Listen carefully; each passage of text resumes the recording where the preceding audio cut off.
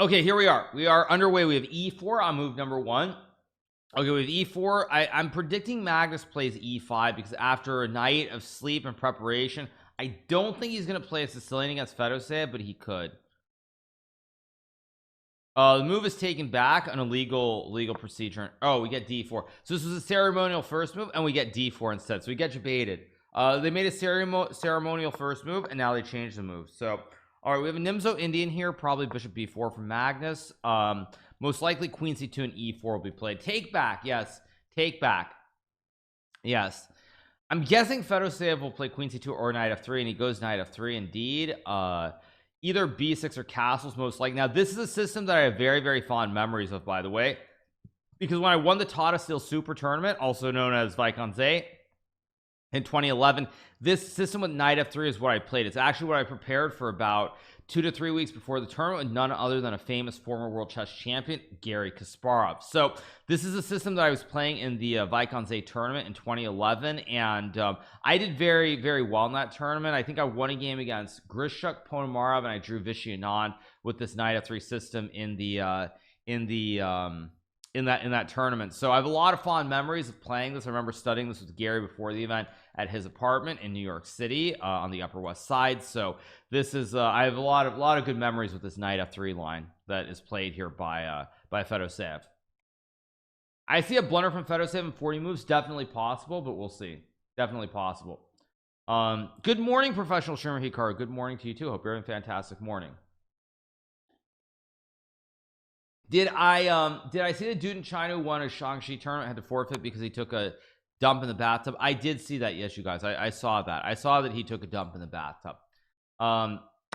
Yes, and of course that led to speculation that he was using anal beads, of course. So yeah, I don't know. I actually saw that article off stream yesterday after my stream ended on the Guardian, and I'm gonna be honest, when I saw it, a lot of my faith in the world, I started to lose a lot of faith in the world. Not that I had any faith left in the world, but that kind of was like, you cannot really be telling me that this is it. That's how you get from point A to point B.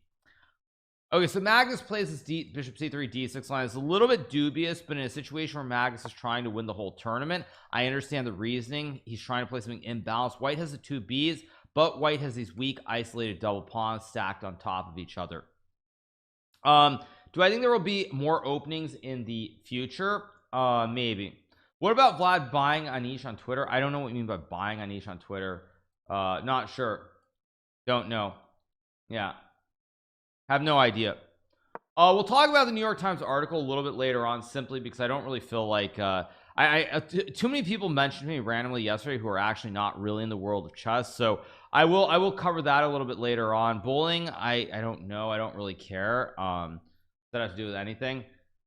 I mean, my general read of situation is at this point Kramnik's just chasing clout. That's my general read of it. He's just chasing clout. He likes the attention and notoriety, trying to be popular, and he feels good getting all this, having the spotlight on him. That's my general takeaway at this point about all of it, but I'll cover the New York Times article later on, and we'll go from there. So let's see what Fedosea chooses to play here.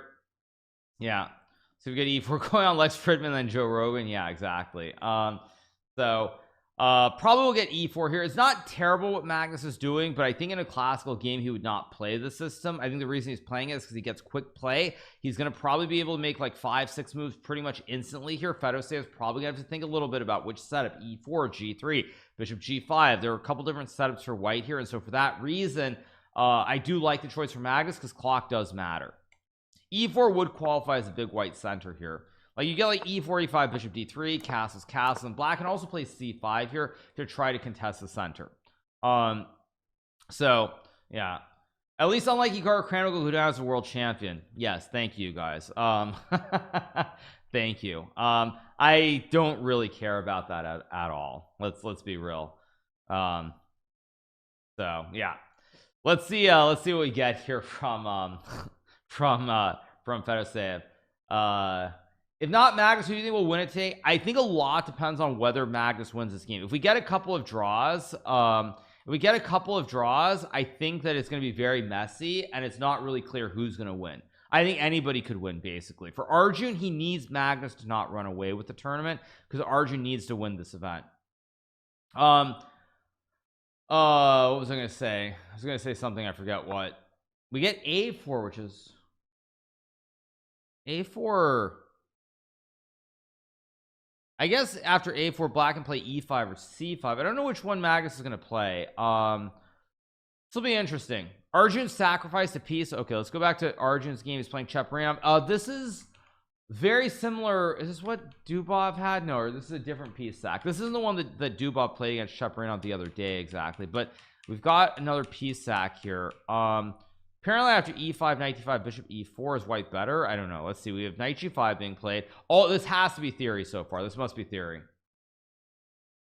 Thank you, everyone. Exactly. We have knight g5 being played, which is a check. King e8, king g8, king e8, maybe e5. Okay, both players still moving instantly, by the way, so this must be known prep. Knight g4. Okay, so we're gonna see very early on who is in prep or who is not in prep. This game is very sharp. I'm not super, I mean, I think I've seen this position after knight a5 before, but I don't remember the details of this specifically. Like, I'm pretty sure I've seen this position, but I don't remember the details, as I said. So this is gonna be wild. Show their camera, as I told you ABD plays the other day. Yes, I know that I could show their camera. I'm within my rights, and I know how fair use works. But that being said, I'm gonna probably get some nasty emails saying, oh, you're stealing our cameras, you're stealing our rights, or whatever other nonsense, even though it is fair use. And I'm just not really in the mood for that right now. So for other events I probably will, but for this one it's not really, I'm not in the mood to get some angry email from FIDE when they're in the wrong legally. And so if I know they're in the wrong legally and I just don't really feel like dealing with it, you know, why should I? We get h3 played here. Computer says knight c6 is actually the best move. We'll see if knight 6 is played here.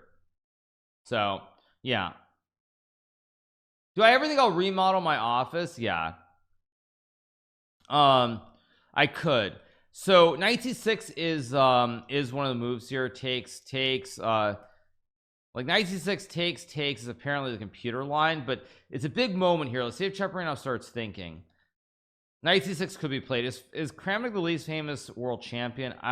In the modern day, a lot of people do not know who he is. That's simply the reality. What do I think of the whole shoe situation? Oh, you mean the Anna Maya situation? I mean, I'm aware of it. I think the problem with it ultimately is that they're big double standards. I mean, Nepo very clearly is flouting is flouting the right word? Yeah, he's flouting the dress code. Magnus has been wearing t-shirts. Anisha's shoes, maybe technically they're okay, but what he's doing is also very borderline. And so to me, it's just very clear they're double standards, and the double standards should not exist. That's the big problem with it. And also I find it just kind of rubs me the wrong way, because, like, you know, the people like the Anisha, Magnus, Nepos of the world, obviously they're getting preferential treatment to begin with, but then secondly, it's like you go after the person who's like not the big star, where like $100 probably does actually mean something. And so it feels like you're intentionally penalizing the person who it affects a lot more. If you were to find Magnus or Nepo, or any of those guys, they could obviously, $100 is a drop in the bucket to them, but finding her for that, just, it really feels it feels wrong to me. It just feels really wrong. So all right, this game is still going instantly. All these moves are all these moves have been played very quickly. Let's move back around. Okay, so Magnus's game, what do we got? We got a4, we got c5, e4, e5, d5, h4, h6. Computer really likes white's position here. It'll be interesting to see if Magnus can do something. Computer likes a5, which is interesting. I expect knight f8, knight g6, probably something like this. It's crazy that the Arjun game is 0.00. Yeah, this Arjun game is extremely sharp. This should all still be theory. But on the other hand, if Cheparinov doesn't play super accurately, if he doesn't play all top moves here, he is just going to lose the game out of the opening. So I think it makes sense for Arjun to play this. Because if Cheparinov makes one wrong move, he will just lose. Yeah. So anyway, let's keep going. For some reason I feel like Kramnik made some history or somehow got a lot of notoriety. I mean, he is a former world champion. He did beat he did beat Garry Kasparov. Like, the chess contributions to the game itself cannot be understated. that he's made. But just because you play great chess does not make you an expert in other fields. Magnus played king d8, king c7. Now it's interesting, computer does not like black's position here that much, but Magnus is in a situation where if you can go like a5 and b6, I mean basically I realized why b6 there's a5 here and white tries to play on the queen side. But if Magnus goes a5 here and we got like this position, for example, I guess knight f8's bad, but something like, actually it looks pretty bad. Yeah, it looks actually, more I look at this, more I don't like Magnus's position, because white is a great control over the light square, f5 h5.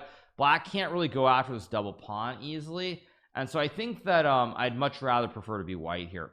But that being said, Magnus will try to maneuver his pieces around the board, like something like, if you can get something like this, for example, and get this knight here, maybe g6, just maneuver all around the board. He'll try to reroute the pieces. Can I show Dubov's game? Sure. Dubov is playing Kirill Shevchenko. This is some kind of exchange, Spanish. Nothing too exciting so far. What else do we, wait, why does Maxim have a king in the middle of the board? Also, why does white have a rook in, wait, is this a Petrov? No, it's a Sicilian. We have a 4-knight Sicilian. We have this, okay, takes castles.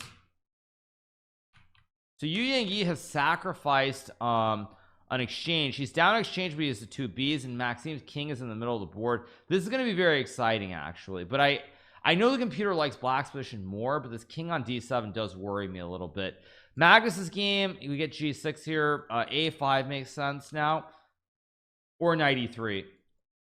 One of these two, a5 or knight e3. Magnus is also trying to go h5, I think, down the road as well. Do I think Nepo's still salty on his world championship loss in his target because he said he lost a couple million by losing to Ding? Did he actually say that somewhere? I didn't see him say that he lost a few million. He lost a few million by losing. That's okay.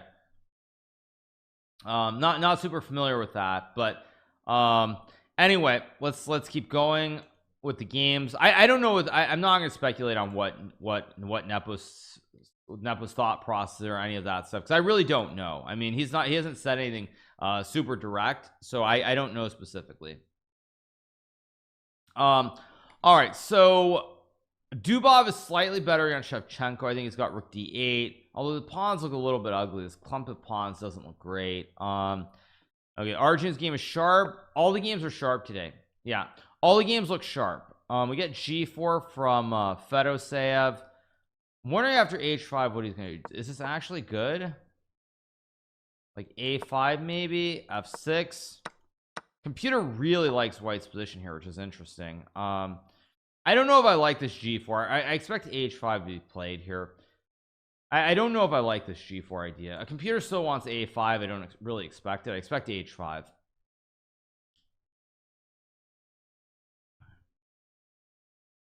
But listen to the interview with Nepo. He mostly complained about issues, lack of support with the Federation. From the Russian Federation? Nepo was complaining about support from the Russian Chess Federation. Are you serious? Wait, really? Wow,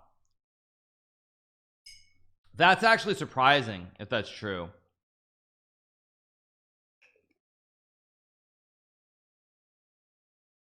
Okay, Magnus does play a5 here. I think the idea is just, the reason computer loves it is now you can play something like b6 and your queen side is very, very stable. If you go b6, white is a5, and white can always play on the queen side here, and there's some pressure towards your king. But after a5, now the king on c7 is very, very secure. It's very, very secure, so it's not shocking that he did this. I do not normally wake up at this time, no. Why is there so much drama in chess? I think there's, whoa, h5, wow. Computer really does not like this move. I don't really know why. Oh, because Magnus can put the knight on b6 and go bishop d7 and rook queen e8. That's why, because he can eventually go for something like this. Not this, sorry, let's say takes here, and eventually what's going to happen is he gets this kind of like queen e8 to hit the pawn. Still going to get sharp. It's still quite sharp. There's queen c1, queen a3 and pressure. Still very sharp. We'll see what happens. He could of course go g5. Actually, does g5 just clog the toilet? Kind of, it does. Actually, how does black lose here? This might just be computer says white's winning, which is interesting. Really? Wow. Interesting. So we'll see. But takes knight b6 makes quite a bit of sense here. Check out the Argent game. The Argent game has been chaos the whole way through. This is clearly preparation so far. But see, the problem here for Cheparinov is that he's very low on time. He's got 7 minutes and Arjun is 14:50. Arjun has not used any time yet. And this is the danger. This is one of the big differences between rapid and classical chess, is that in rapid, Cheparinov is in a lot of trouble here. In a classical game, I think Cheparinov would probably be completely fine with like an hour and a half on the clock to think, but it's so sharp, and one wrong move and he's just going to lose the game.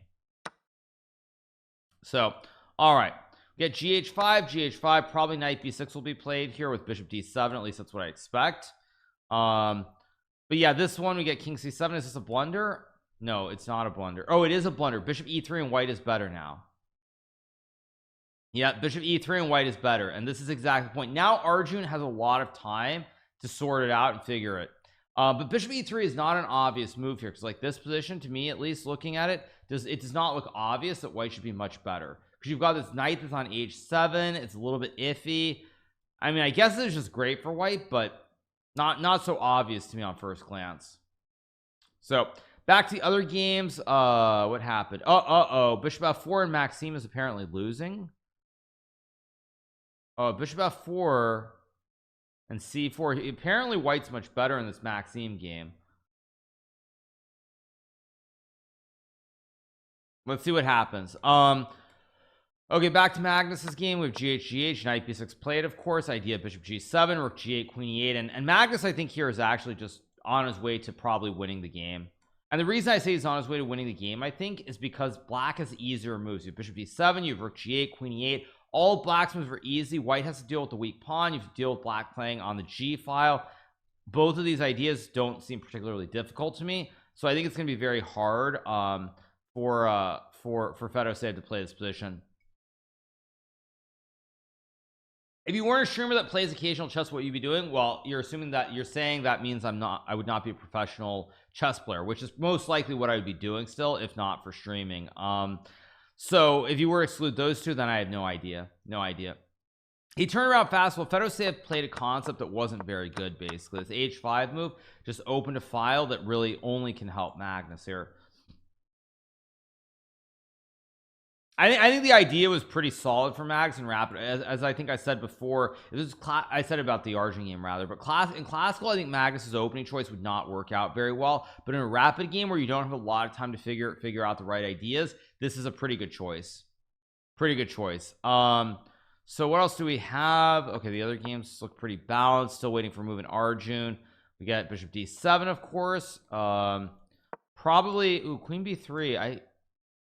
I don't know if I like queen b3, but the idea is that if black goes rook g8, now you have rook b1 and white actually wins the game. And if you were to play rook h8 to take the file, then you lose a pawn on h6. There's some justification to this move.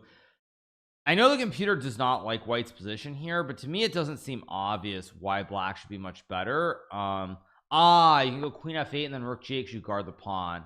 Wow, what a move. Do I have a team for candidates? I do have a team. I do have a team of people for that. Now Magnus goes knight e8, idea to play knight g7 and f5 here. But after bishop e3, knight g7, queen c2, apparently queen b1, white's okay. I still would rather be black here though, objectively. I mean, we'll get something, maybe even king d2 with rook b1's an idea here, like f5, or actually, the more I look at this though, if white gets to the, if Fedoshev can get to this position with rook b1 still in the air and this good bishop here, it's not so clear cut what's going to happen. It's not like he's just winning. You said multiple times your career is ending. What do you mean? Well, if in general terms, I've said before, I don't intend to play chess forever. That's I think everybody knows that. I don't have like a specific timeline, but I would say, okay, we got bishop b3, king d2 as expected. Quick moves from Fedoshev here. Rook b1 still in play, rook g1 still in play. I have to say I don't really love this position. MVL's game is very sharp. I don't want to say he's going to lose because neither player is a computer here. But But yeah, like you know, I don't have like a specific timeline, but I would say that again, I don't intend to play chess forever. That's the bottom line. So we'll see whether it's a couple years, whether it's like 5-6 years. But you know, at the end of the day, like I don't intend to play chess forever. Yu Yi is having a good event, yes. I really like Dubov's position here. C5 to go knight c6, knight d4. I know the computer's not in love with it, but I do think Dubov's in great shape to win this game. And Dubov is one of those players who, if you're Magnus Carlsen here, you do not want to play Dubov. He's one of the most dangerous players in this field. So he's a very dangerous, he's a very, very dangerous player. Out of all the people near the top, he is the player that I would not want to play. Apparently f4 is good here, but why? You can go rook hf1. I mean, this is very inhuman to me. This doesn't look this doesn't look normal. Computer likes it, but I assume we're gonna get takes and rook hg1. Something like this, and rook g1. Well, more dangerous than Magnus? No, but if you're Magnus Carlsen, the only player at the top who I would be afraid to play, the only player I'd be afraid to play when I look at the standings near the top is Daniil Dubov. He's the only player who's very dangerous, and it's because he has a lot of he has a lot of these like silly sideline tricks in various, he has a lot of sideline tricks in these silly openings, and he's very, very aggressive, a very, very creative player, and he's one of those guys you just don't really want to you want to play. He's lucky he escaped Vincent with a draw. Well, I mean, Magnus was also winning that game and he messed it up completely. So I expect we'll get takes in rook g1. This seems pretty obvious to me, rook g1 here, although I guess rook hg8 hangs a pawn, you drop back. I expect we'll get, he plays rook b1, rook a6. Why did he do that?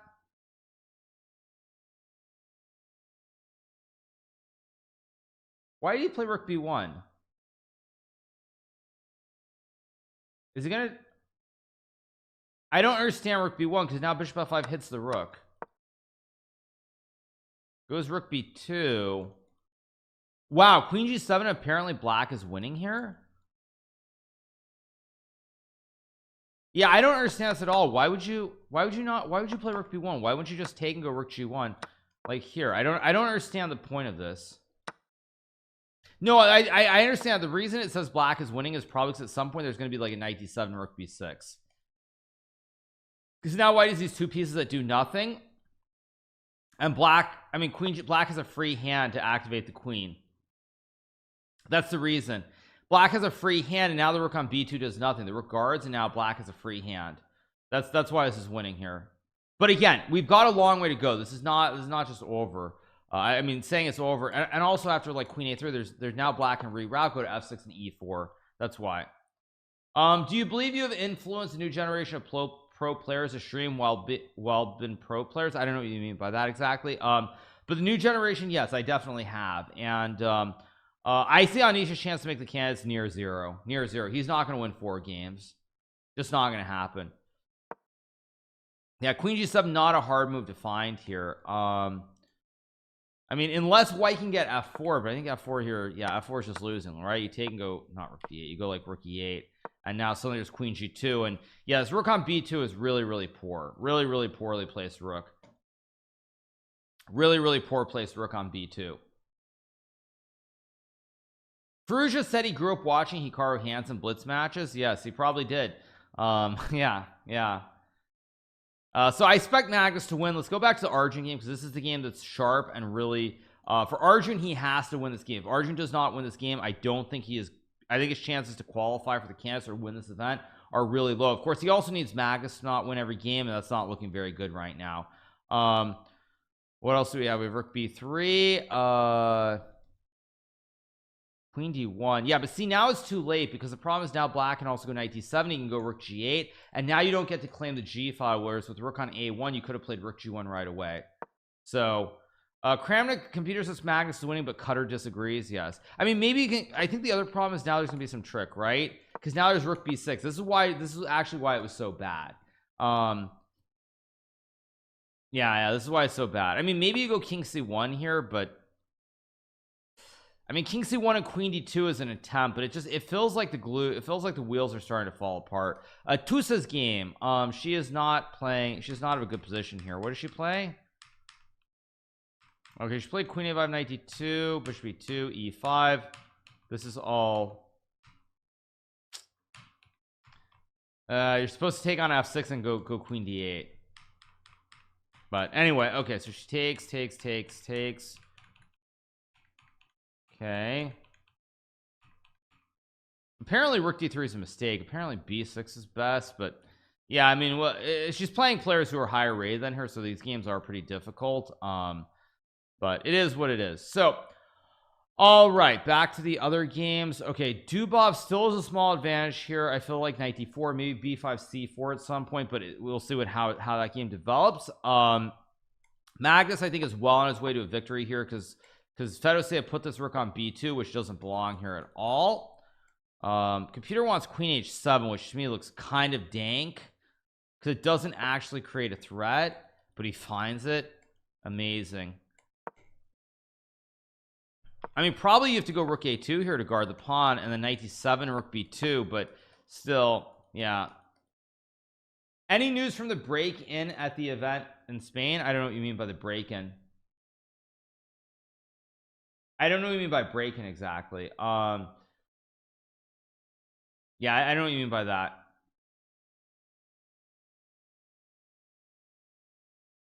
People had stuff stolen? Wait, what, really? I have not heard about. Wait, what? I've not heard about this. The viewership is not good. Hikaru needs to play the next one. You mean on Twitch? Let me mute the tab.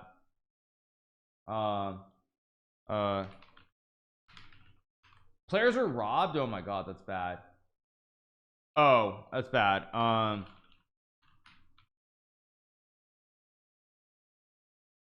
Let me see.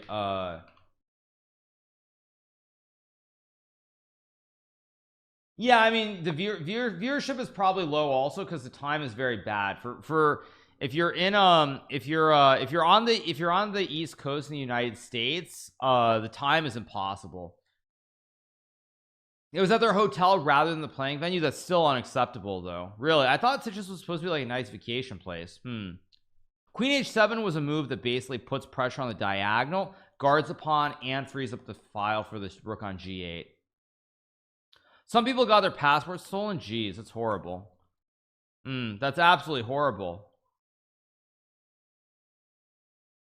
Okay, yeah, but I mean, I would say, like, for this event, for people in America, it's impossible really to follow unless you're insane. Yeah, unless you keep crazy hours, it's not possible to really follow. It's good for Europeans, obviously. I don't know if I like what's happening here. Magnus is still better, but there's queen d1, queen b3. It's still better for Magnus, but I'm not so sure he's going to be able to take advantage of this. Like, there's queen d1, queen b3 with queen b6 and queen b7. I mean, computer says rook b8 black's better, but I feel like this is starting to trend in a direction that's not wonderful for Magnus after queen d1. He's still better, of course, but like, I mean, you're supposed to go what, rook, wait, not rook f8, rook g8. Is this actually winning after queen b3? I guess it is, because you can just go king c8 and the queen holds everything. But f3, rook h1, queen b6, not queen b5, queen b6. Probably it's still winning because you have queen c7, and the endgame has to be good for black. Maybe not so clear though. Maybe not so clear. I'm kind of shocked that Fedosea has not played queen d1 because it's the only chance he has here, unless he's looking at something wild like takes an f4. But I think this is just good for black right after rook g8. Yeah, this is just good for black. I mean, he might be trying to play f4 hoping for takes and bishop c5, but after f4 there's always rook g8. Arjun game, come on. Arjun's game is, wait, what the heck, did we just get a blunder?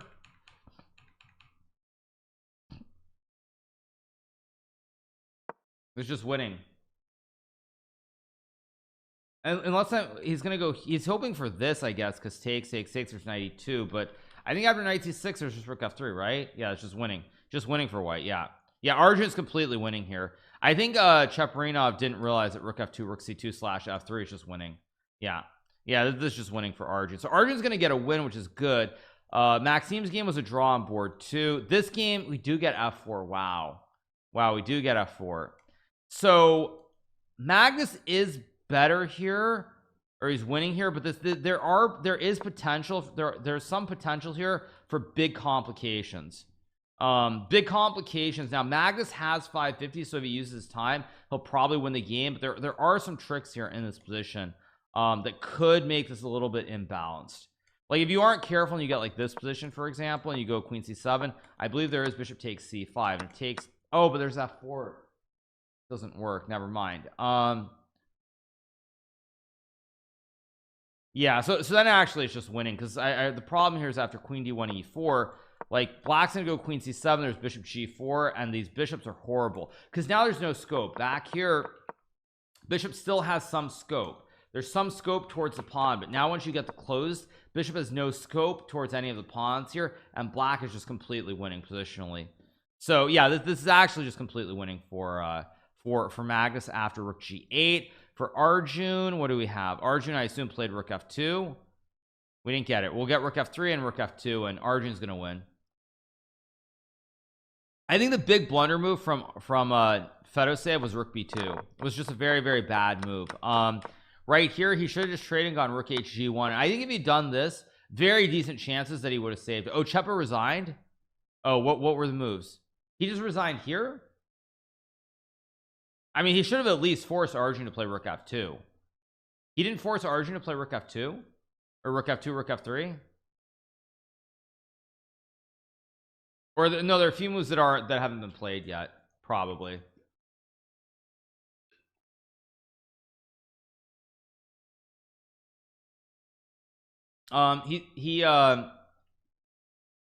He saw check at 30 moves.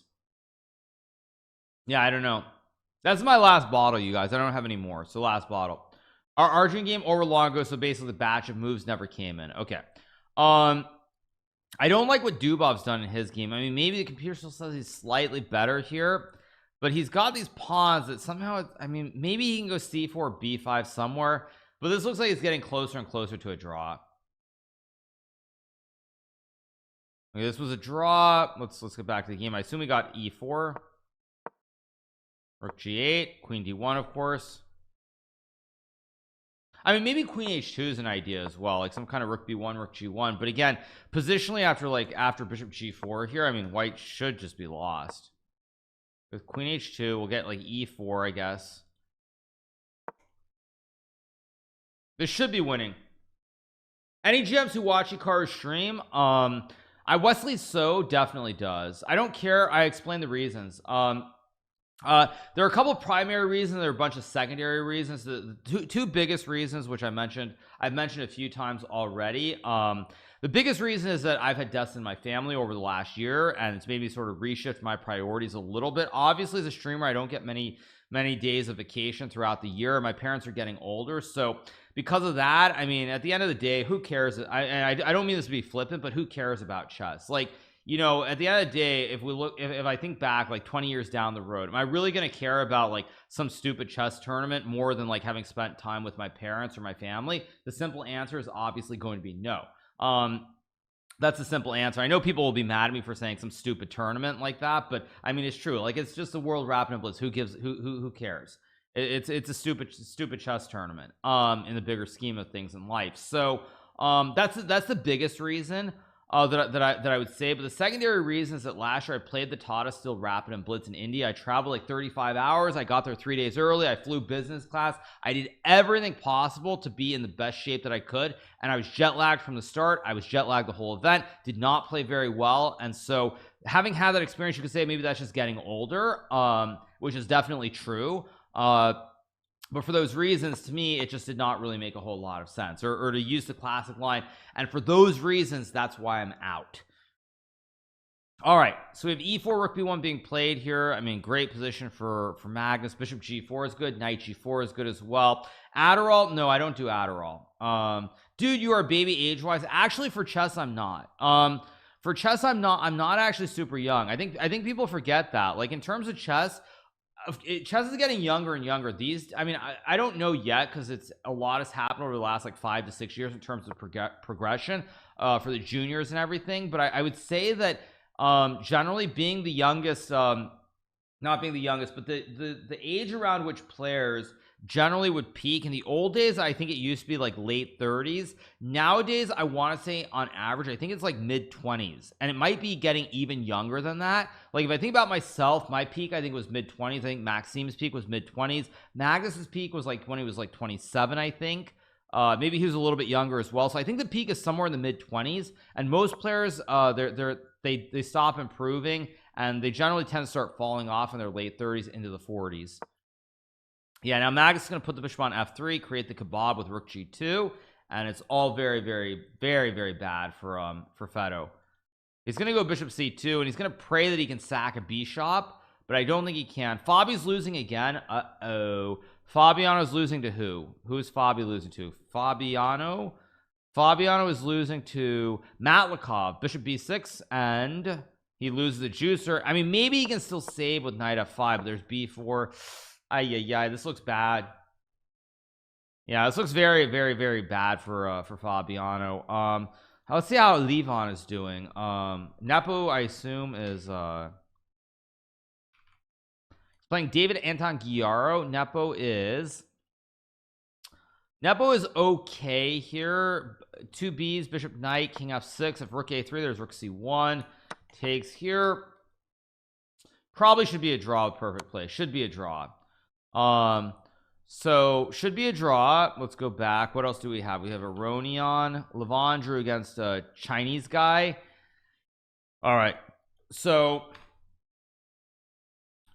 let's leave it here on Magnus with bishop c2. Arjun's game, how did Arjun win, by the way? Because you guys said he won. Oh, the board's just completely glitched in the Arjun game. Never mind.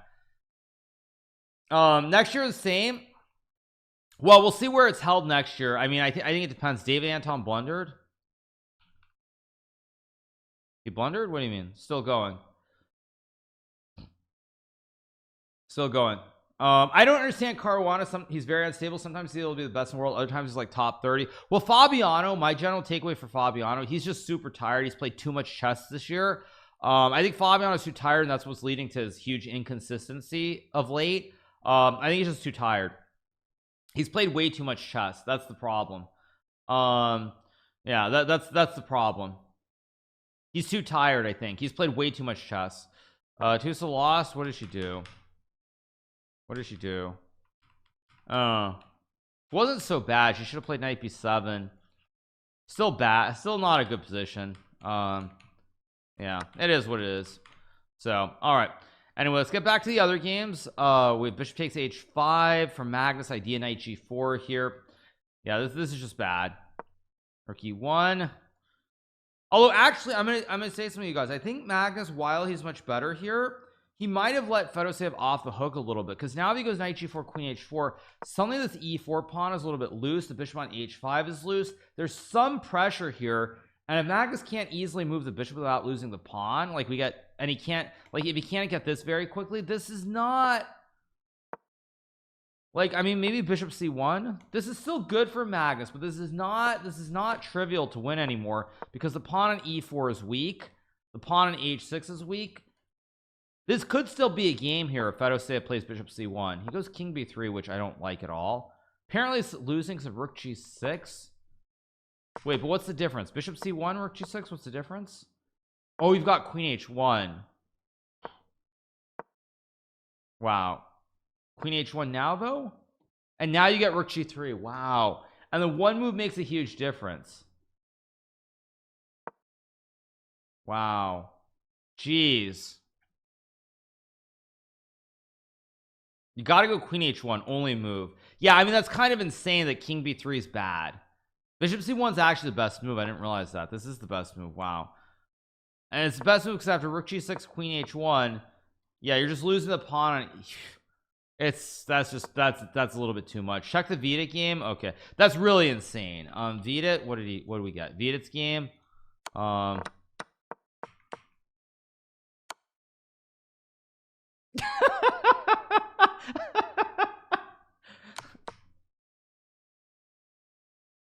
Yeah, that's jeez. Okay. Let's move back around. We have Queen H1. Jeez, Magnus finding all the best moves. Bishop D2 only move here, by the way. Only move, I think, now. Yeah, only move. Let's see if we get Bishop D2 though. It's still not over. Actually, now it is, because there's Rook H3, Bishop F3, Knight G4. Now it's over. Yeah. Yeah. I mean, not Nepo, sorry. Fedosev's had a few chances here. Like, Magnus led him back into the game, not in the game, but he had a chance to save it still without King B3. And earlier, I mean, he really, this Rook A2, this Rook B1 was a huge stinker from Fedosev. Yeah, that's just lost. I mean, you can even just go H5. I mean, even it's just gross. No, Magnus is gonna win. We have a draw there, Dubov drew as well, by the way, so big draw from Dubov. Magnus is gonna have white in the next game, so Magnus is looking very much like he's gonna, I mean, unless he doesn't win the next round with white, it's looking very much like he's gonna win this tournament now. Looking very much like he's gonna win. So let's see.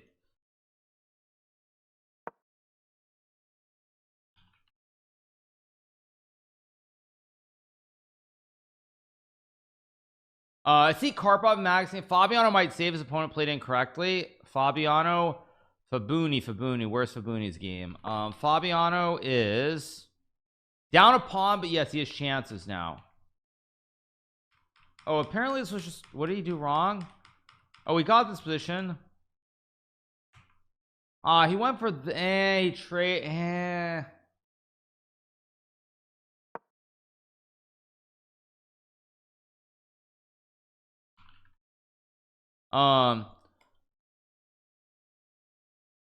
Yeah, I mean, I can understand takes. I mean, yeah, I mean, Fabiano's gonna save this now. This will be a draw. B6, Rook B5, and he'll draw the game for sure. No, he'll save this for sure. There's like no doubt.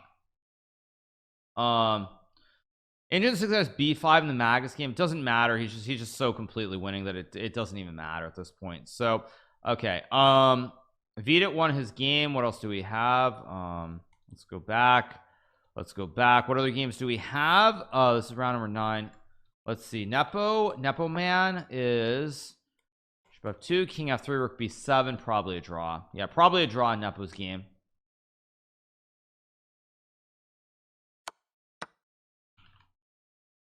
Now takes, what's going on? Takes D6, maybe D6 D7. Let's see. Rajabov getting killed by 2 rooks versus the queen. Okay. Yeah. We'll see. Okay, what else do we have? Oh, we've got this game. We have Nepo. Actually, what is Nepo's score? Nepo is kind of creeping up, right? Nepo is on what? He's on, he's +2. He's on 6 out of 9. So if he wins, he'll be on 7. Actually, Nepo could be a very dangerous opponent for Magnus to have to face. Actually, Nepo could be very dangerous. Yeah, but the 6.5s, like, Nepo's another guy that Magnus does not want to play here. Magnus blundered? No way. No, Magnus is just winning. He didn't blunder, did he? Nah, he didn't blunder. Nah.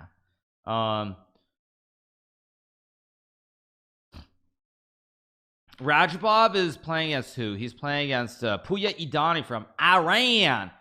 It looks like white is a little bit better, but it's not easy to prove. Not easy to prove at all. Yeah. This is not easy to prove with the bishop going to E6 to hit the pawn. Yeah. How to pronounce the last name? It's like, it's very easy because everybody knows, you know, they're the Kardashians. So yeah, the name of course is Porkashian. Of course I'm trolling. It's like neither name is pronounced correctly because here in America you mispronounce everything. But no, it's a Porkashian. Just like the actual proper way to say it, the name would be like Kardashian, not Kardashian. But anyway, yeah, the last name of course it's just a P instead of a K, same thing. But anyway, let's move back around. And let's see. No, she lost to Gunina playing Gunina. So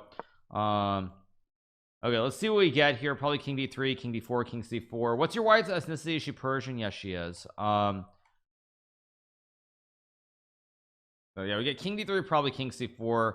How when is winning? Who is how when? How and when? When how? Who's how? Who's how when? How when is winning against Tigran Petrosian? Okay, how when? Yes, how and when? I know exactly. How and when is he going to win the game? Ha ha ha ha ha ha ha. Okay. Let's go back to the other game. I don't know why I'm laugh out loud. You so funny. Yeah, exactly. Yeah. I don't know. I don't know why I started laughing at that exactly, but I did. Anyway, let's go back to the Puyi Donnie game versus Timur. Timur's probably gonna save this game. It'll be a draw. Noob rookie jokes. Yeah, that's not a very good joke, I know, but for some reason I thought it was funny. So yeah, who is going to win? No, you is going to win. Yes, exactly. There are a lot of those Chinese jokes. Yeah, it sounds like you were recalling Rush Hour. Yeah, that's what I was thinking of. Fabi, I assume drew his game, right? Yeah, Fabi's game is going to be a draw, or is it? Wait, B7 H3. Fabi might draw this game, but it's not clear cut. Magnus, of course, won, right? Magnus, I assume, won. I didn't even look to see the finish, but he won, right? Yeah, Magnus. His game's still going for some reason, but he's winning. Rook d3. Yeah, just rook d3. GG. Okay, let's go back. What else do we have? David Anton Hikaru is playing against Nepo. Nepo's trying to win. Is this winning? Takes. Not clear. We get rook b8.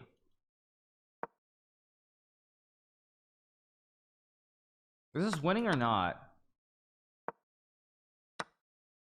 No, this is probably going to be a draw now, I think. I think this is a draw because rook b2, there's just rook f7. Yeah, Nepo's game is going to be a draw. I mean, it should be a draw, but I guess it goes on still. There's like bishop c6. I mean, is this actually winning? There's rook h3.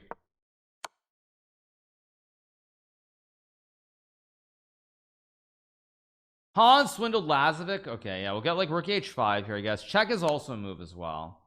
Actually, why doesn't check just draws? Yeah, he should probably check the king away to d4, and then rook g5, g3, and you just bring the king back. Where's the Hans game? He's playing Lazovic somewhere. Barry Beret. So you guys said he tricked him? Where did he trick him exactly? I'm just going back. It looks like Hans was always better. He had the two B's. I mean, he always had the two B's, so Fabiano is losing again. Like I said, I'm not surprised that Fabi was, if he messed it up and he's losing, because this endgame looks very hard to play. Yeah, endgame looks very hard. Magnus wins incoming. Love you videos. I'll do a video after. But yeah.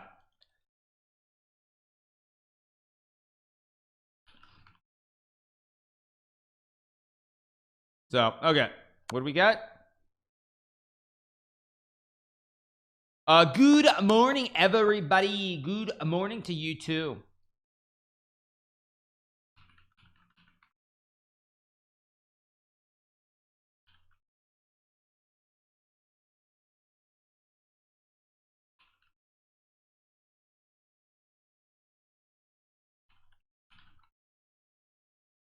Do I sleep over? What do you mean, do I sleep over? When did I wake up? I woke up about an hour and a half. No, not an hour. Yeah, hour and a half ago. Before the games began. So I'm fairly out of it. Yeah.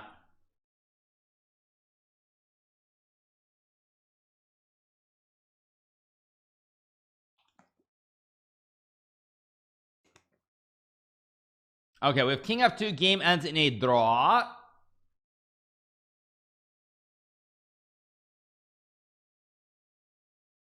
Okay, so Nepo draws his game. What else do we have? Very few games remaining. Fabiano still draw, or wait, is he drawing? Wait, is this a draw? It's an edge pawn. Is this actually a draw? I think this is a draw. Let me refresh the page.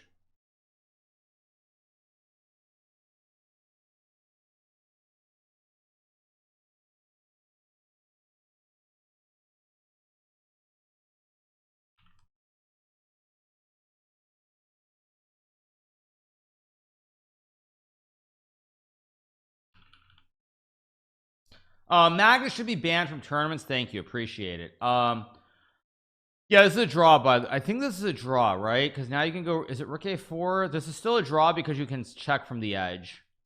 If this wasn't an edge pawn, there would be chances. I think you should be more expressionless over the board, prevents opponents from blundering when you're losing. Well, I would say that generally, in terms of being expression, generally you, like, at least in classical or rapid, you won't see me show major expression unless it's completely lost. Like I won't show expression unless it's completely gone. Yeah, it's like there's like, it doesn't just happen when it's a little bit worse. It's like when it's completely busted. Rajabov blunder. Wait, what? Wait, Rajabov. Wait, what? Rajabov. Oh my god, Rajabov trapped his queen. What the heck?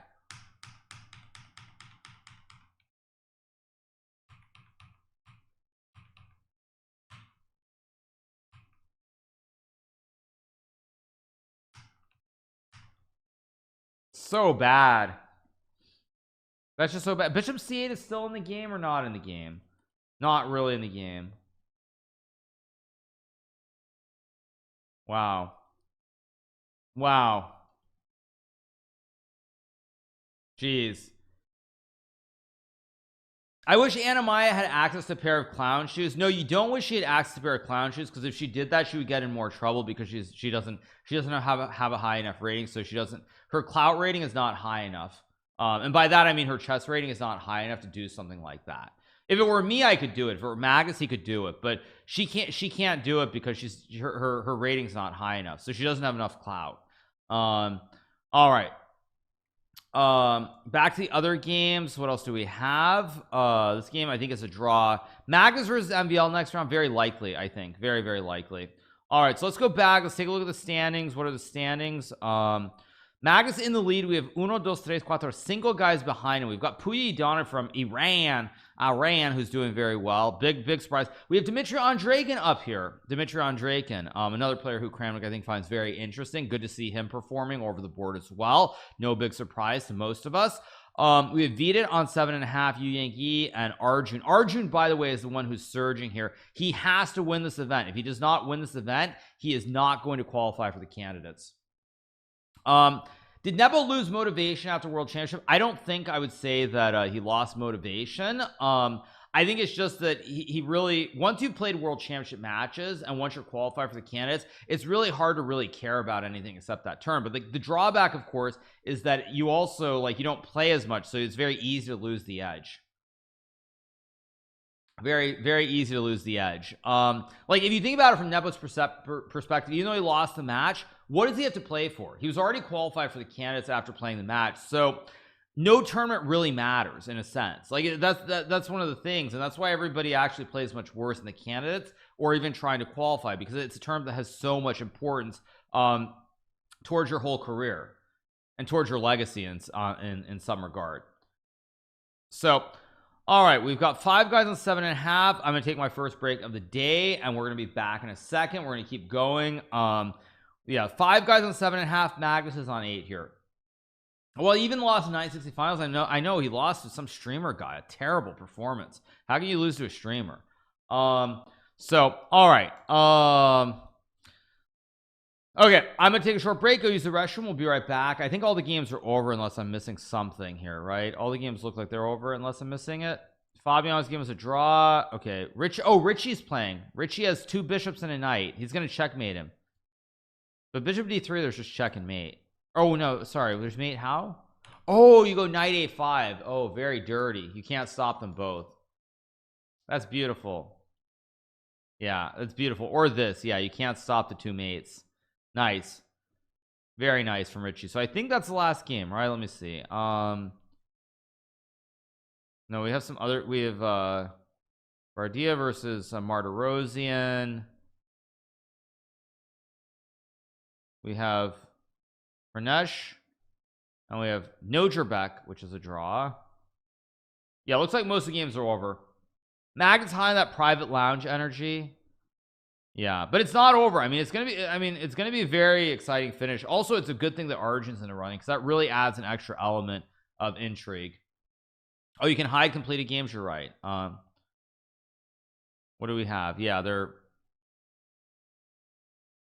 Oh, but there's this game. There's this game, which if it's still going, is going to go on for a long time. Noterbeck is something the bed. Okay. Yeah, but Noterbeck's playing at home. I would say Noterbeck. I think another player who's played too much chess. I think he's very tired, and he had that great result in the Chess Champions Tour. So I think that that in my opinion, I think Noterbeck is playing at home. He's probably tired. It's all kind of it's probably he's just out of energy. He's just struggling.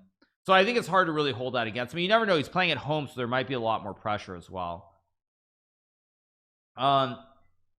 If players come from countries that are afraid to join the event because of their locations, FIDE take care of security. For example, Israelis. FIDE doesn't like do security specifically. But I would say that generally they try their best to do. I mean, they try their best to make sure that the players are okay. And like, I'll give you a specific example. There was a World Cup that was held in Azerbaijan this past August, and I think there was one Armenian player who did actually plan the event, and I think FIDE did try to make sure that like if he had to go out of the hotel or something like that that like they knew where he was or what was going on. I believe there was one Armenian, but I could be wrong on that, of course, but I think so. I think so, but I could be wrong on that, of course. But I mean, if I think back to the old days, all the way back into security, they play chess, nobody pays attention to it. You got I mean, I don't need to lecture you guys, but I'll tell you, nationalism is a very ugly thing at times, and it doesn't matter what the event is, it can be an issue. So yeah, I think like if I think back to 2004, I played the FIDE World Cup that was held in Tripoli, the capital of Libya. At that time, Gaddafi was still leading the country. And I think that event Israelis did not go and play because FIDE could not, I believe, ensure their. I don't know if FIDE couldn't ensure their security or they just didn't feel comfortable. But basically, the Israelis did not play in that tournament. So yeah. Anyway, all right. What else do we have? Still, these games are going, but they're gonna end pretty soon, I would assume. But we'll watch them, see what happens. Grishuk's on a silent 7 out of 10. Oh, I didn't see Sasha. Like, yeah, there are a lot of dangerous players on 7. Dubov on 7, MVL on 7. But the thing for Magnus, he's gonna actually dodge these guys. He's probably gonna dodge these guys on 7. Fedoseev, he's going to dodge Maxim and Dubov. Murzin also on 7, very dangerous player. Nihal slowly creeping up. He's on 7. Yeah, Kamer and Grishuk also on 7. Noterbeck also on 7. Actually, Noterbeck's won 3 in a row, so he's not doing. I mean, he wasn't doing well because he drew 4 in a row here, but he has won 3 in a row, so he's doing fine. Yeah, Magnus, if he's lucky, he might be able to dodge Dubov, dodge Murzin, dodge MVL completely. If he's lucky, he can dodge all 3 of them. But we'll see if he actually can or not. So the game's going. Yeah, there's still. Yeah, this will be a draw soon. Rook A1 doesn't matter. Isn't Murzin a kid? Murzin is the only player from Russia in terms of the juniors who's really talented. Magnus has Puyi Donnie. That's like a miracle. I hope he doesn't play him. I hope he gets a stronger player than that. But he could play him. I mean, I assume Magnus cannot play Yu Yang Yi. He cannot play Arjun. He cannot play Vidit. He has to play either Andreikin or he has to play Puyi Donnie because he's played the next 3 guys right below him on 7.5. So he drew Arjun. That was the Bishop A3 repetition. He drew Yu Yang Yi yesterday as well, and he beat Vidit, I think, in the first game of yesterday. So he has to play Andreikin or Puyi Donnie. I assume he plays Andreikin if the colors work. Did Andreikin win with black though? He did. So colors don't work for colors are bad for Andreikin. But Idani also, oh no, colors work to play Puyi Idani, so he might play the low 2500 in the next round. Ooh, that could be such a break for, that's such a huge break for Magnus. What a lucky pairing. He's gonna get white against the 2500. Oh, that's a huge break. That's a huge break for Magnus. Huge break. Anish is pretty much done. I don't know where Anish, I'll control F to find him. Anish, he is on 6.5. Anish cannot get there. Anish cannot get there. He still needs to win with the white pieces. Yeah, with the white pieces, big chance. I mean, big chance it'll win. Yeah, I mean, it's very, very, very unlikely that he doesn't win. He's farming. Yeah, farming. Right. So yeah, so basically Magnus is gonna have to play someone dangerous in the last 2 rounds. He's probably gonna get a win and be on 9, and then he's gonna have to play someone dangerous, like Dubov or MVL in round 10. What is with Levon's slump? Levon, I mean, it's just I would say that Levon is just, he's getting old. Levon is getting old. He's 41 years old now, I believe. He recently had a child as well. I mean, it happens. That's why when people ask me like how long I'm going to be playing chess, like somewhere around 40 is when players start to decline. It seems pretty precipitously. Like if you look at Aroni here, he's 27-25, but his rating, I mean, I remember when I beat him in the FIDE Grand Prix, I think it was in 2022 in I think it was in Berlin in February of 2022. February, I think it was. He was still like maybe 27, 40 or 50. I mean, class is permanent, but I don't expect Levon to ever be back at 2750. I think he'll easily maintain his current rating. I would be shocked if Levon really falls below 2700 because the class he has, I mean, he's just such a good player. I don't think it's going to happen. But I also don't think he's really going to go up much more. I think he's going to be stuck somewhere in this like 2730, 2720-ish range for like probably a few years, which is great, don't get me wrong, but that's not competitive with the top players. But he's just getting old. He's just getting old. I mean, he's 41 years old right now. I mean, if you look at this list, there is no chess is definitely not a place for old men, that's for sure. Vishy, I mean, Vishy's a little bit deceptive on the one hand because Vishy just never plays. He plays like one tournament a year. But I feel like Vishy was up there till about like 47, 48-ish. When COVID hit, Vishy basically retired. He's much like me. He plays 1-2 tournaments a year and he maintains the rating. Nothing wrong with that, obviously, because it's not like he's taking a spot for the Canadas or anything weird like that. So Vishy, even though he's still currently 11, I would say probably until he was 47, 48, he was up there, which is abnormal for sure. He's definitely a quote unquote statistical anomaly. So Vishy was definitely a statistical anomaly, a very interesting performance by him, that's for sure. But in general, as we look down the list, nobody else here is like, who's even 40? Elyanov turned 40 and he's back to 2700. Levon is 41. You've got Topolov, who also Topolov just never plays chess. Topolov's 48 years old, he never plays. So like Topolov also a bad example because he never plays. So it's basically Elyanov at 40, Grishuk, but even Grishuk, look at Sasha, 27-32 at 40 years old. Sasha is somebody who, like, I mean, when I think about players that like I grew up playing, or players when I first broke in, I mean, seeing him at 27-32, I always think of Sasha as like a 27-60, 27-70, like top 10 player, like a really, really good player. And now he's sitting at 27-32. He's number 20 in the world. So even Sasha definitely is not where he once was. And then who else? I guess there's Dominguez at 40, but like how many is that? That's one. You've got Elyanov who's still active. You have Aroni who's still active. You have Grishuk who's still active, and you have Dominguez. So basically 4 out of the top 36 players in the world are 40 years old. So not many, that's for sure. Very few. Rapport is low on the list. Where's Rapport? Richie. Yeah, Richie is 27. But see, this is the other thing that I was saying. I think you peak in your mid-20s. I'll change the scene so you guys can see the chart. But like, I can't, like, I mean, I'm not going to look at everybody right now. But when people ask me about performance, actually, I should move this up 1 second. Or I should move this over here. When you look at Richard's peak rating, his peak rating was 2776 at the age of 26. This was his peak rating. Age 26, peak rating 2776. If we go back and you look at myself, my peak rating was 27. You see, my peak rating was 27. We go back, we look at Maxime Vachier-Lagrave as another example. Where is Maxime? There he is. Peak rating 25, like 25, 26, 27. Magnus's peak rating is age 23. Magnus's peak a little bit younger, by the way, a little bit younger for sure. If you look at Fabiano, peak rating 22. Okay, so actually it's interesting. Fabiano and Magnus, who are easily the two best players, they have peak ratings at younger ages, which is kind of interesting. 23, 22. I don't mean interesting like that. Nepo's peak rating has to be pretty old, just like me. Nepo's peak rating must be late 20s. Oh, whoa, age 32. Wow. 32. Definitely on the old side. Interesting. So yeah, I mean, it's spread out. It's spread out. Like Magnus and Fabiano, actually it makes sense that they have younger ones because they are the two highest rated. So it makes sense that they have it at younger ages for their peaks. What about like Wesley? Wesley's probably what, like late 20s also? No, 23. Interesting.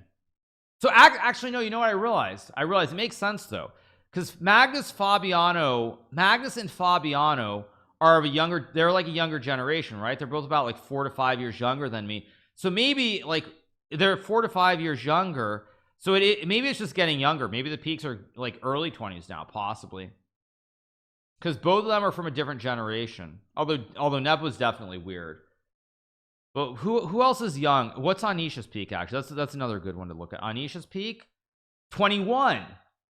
So actually maybe as we get into the younger generation, the peak is like early 20s. That's pretty depressing. Actually, that's pretty depressing if you think about it. Imagine you play chess and you hit your peak rating at like 21 or 22. That's pretty depressing. That's actually really depressing. Really depressing, I'm not gonna lie.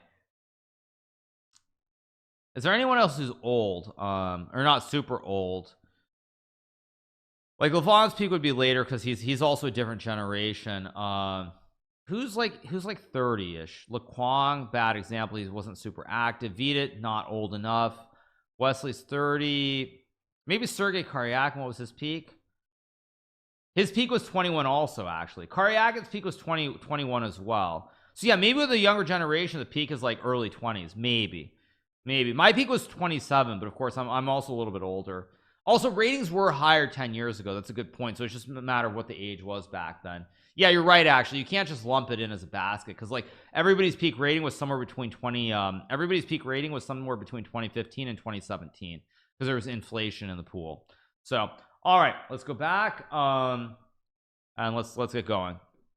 So we should have round 11 coming up in a second. I'm gonna go use the restroom quickly and we will be right back. Give me 1 second. Arjun versus Vita match will be to watch. Okay, we have pairings apparently, you guys are telling me. So rating is relative to the player pool, so you can't look at peak ratings. Well, you're right that it's relative, but also the big problem is that everybody's rating, there was big inflation. Like if we go back to 2700 chess and you look at the peak ratings, like all the peak ratings, I'll change the scene again so you guys can see it. All the peak ratings of most of us occurred during this window in like end of 2014 into 2015 through 2017. Like let's just look. Magnus peak April 2014. Okay, Fabiano's peak October 2014. Aronian's peak February 2014. Then you look at Topolov, August 2015. Mamedyarov is interesting because it's 2018. That's actually, it looks like an anomaly. Actually, it looks like a real anomaly. 2018. But Wesley, April 2017. Vichy has been around since like the beginning of time, so this is 2011. Maxime's is 2016. Mine is 2015. Kramnik's is 2016. Ding is 2018. Grishuk 2015. Geary 2015. A lot of stuff between like 2015 and 2014 and 2017 here. Although actually Vichy's looks really impressive, doesn't this? And then of course you have Robert James Fisher down here, August 4th 1972. August 4th 1972, which just looks ridiculous. Actually, that's ridiculous. 2789 and 1972. That just looks wrong, period. Yeah, I mean that just looks so absurd. I mean that just looks ridiculous. 1972. Vichy's is pretty good though. 2820 and 2011, like who knows what the inflation was or wasn't, but 2011 is definitely far removed from these other ones. Gary's of course is godlike too. March of 2000, 2857. That's pretty godlike. But yeah, Fisher's is the most absurd. 1972, like that's just absolutely ridiculous. 2789 in 1972. What a boss. What a boss. Okay. We don't have round 11 yet. So yeah. Well, no one ever said Vichy is bad at chess. Yeah, probably the games we'll cover are of course we'll cover Puyi Donnie versus Magnus Carlsen and Arjun versus Vidit. Those are probably two big games. I mean, there are other games to watch, but those two are really important because if Arjun doesn't win, he's going to be eliminated from qualifying for the candidates, I think. So we'll see. Select all rounds. Let me refresh. I see round 10. How's this good doing?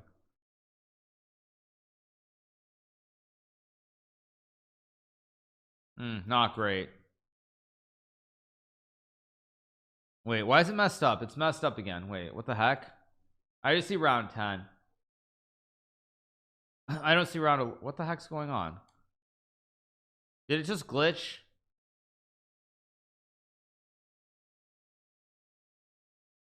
It only shows round 10 still on the page, but yeah. Did I select something on the right side? I just clicked hide completed games. You're clearly trolling. This is an all-time peak feed radio. It's not a WGM list. Yes, thank you. Can I do Wordle while we wait? Okay, let's go to emote. Or wait, how do I do emote? / emote only. Wait.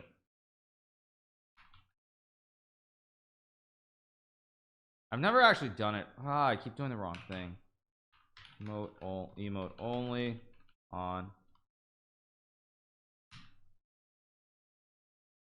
Why doesn't it work? Emote only.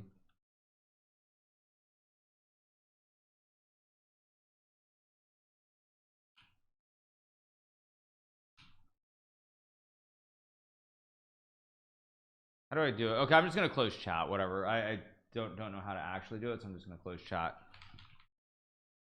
Let's do our Wordle for the day. All right, let's see. What do we have?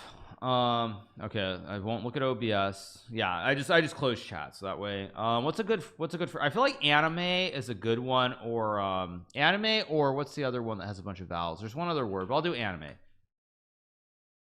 And oh, 3, that's good. Okay. Now do we try to go for a quick score, or do I just try to get it right? I'm gonna try to do it in like 4 tries if I can. So A and E. I haven't used OU or TY. O and U are the other vowels I haven't used. So um um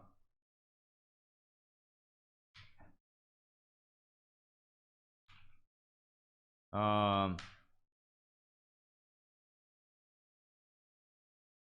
Lee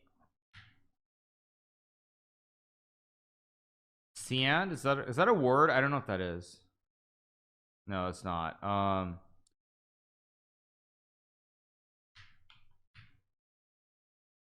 That ENA, that's a word.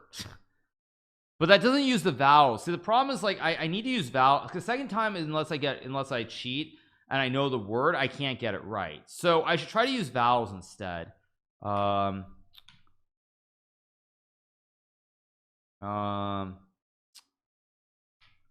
NOAE, NONUE. Okay, whatever. I'll just put a random word. Let's just put a random word to try to get more information. Wow.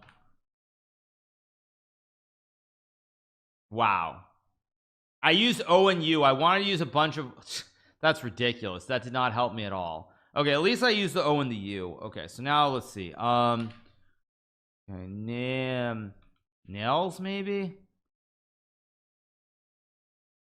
That changes. I use all 3. Is that a word? That's not. Maybe bales? No, but then I don't use the N. Lanes maybe? I use. Okay, that's a good guess. Okay, so A can't be in the first two, N can't be second or third. Wait. Actually, wait, I can figure this. Can't I by process of elimination figure this out? A has to be one of these three.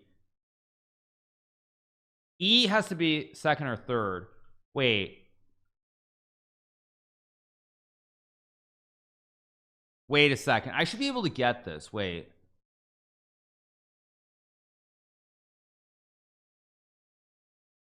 I should be able to get this. E has to be second or third. So let's see. N can't be there.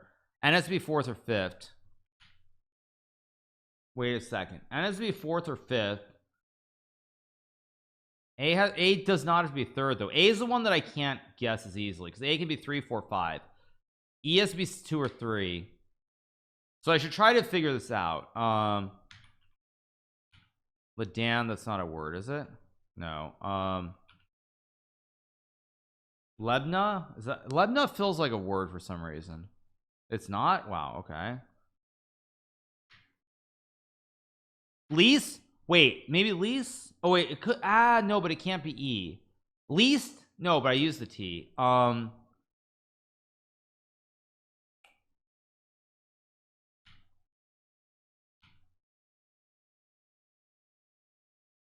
No, leaks? That's not a word, is it? Leaned, no. What else could it be? I used I. It has to be E. I think it has to be E. I mean, there's nothing else it could be like. No, it has to be E because it can't. It has to be E or A. So this has to be correct. It can't be N. It has to be A or a double, I guess. Learn. Wait, learn. Wait, E-A-R-N. Maybe it's learn. Is this right? Yes. Let's go. There we go. Finally, we get it right. Good stuff. Excellent. Whew. Yeah, we got it. Yeah, I mean, I got it. That was pretty good. Okay, let's go back to the chess. We have round 11 coming up. Let's get going. Yeah. Okay, with this game, let's pull up the other games. Round 11. Let's pull up Vita's game, and this one will be the third one. This should be round 11. I mean, I guess I could have gotten it in 3 if I hadn't randomly gone for it, probably. But like, I mean, the reason I did Pouty was because I just killed all the vowels. I think that was correct, wasn't it? Was it correct to do a random word and just kill IOU to kill OU? I mean, I killed 5 letters, and killing the O and the U I think was pretty important, wasn't it? I thought it was pretty good. I don't know if it's a good strategy or not, but I mean, unless you're cheating or you get extremely lucky on the second one, like unless you happen to guess a really good second one, it was not correct. I'll teach you later. Okay. I thought using the O and U is right, because otherwise you just don't know where it goes. But I mean, maybe I'm stupid. I mean, it's not like I've studied the strategy behind all of it. But yeah.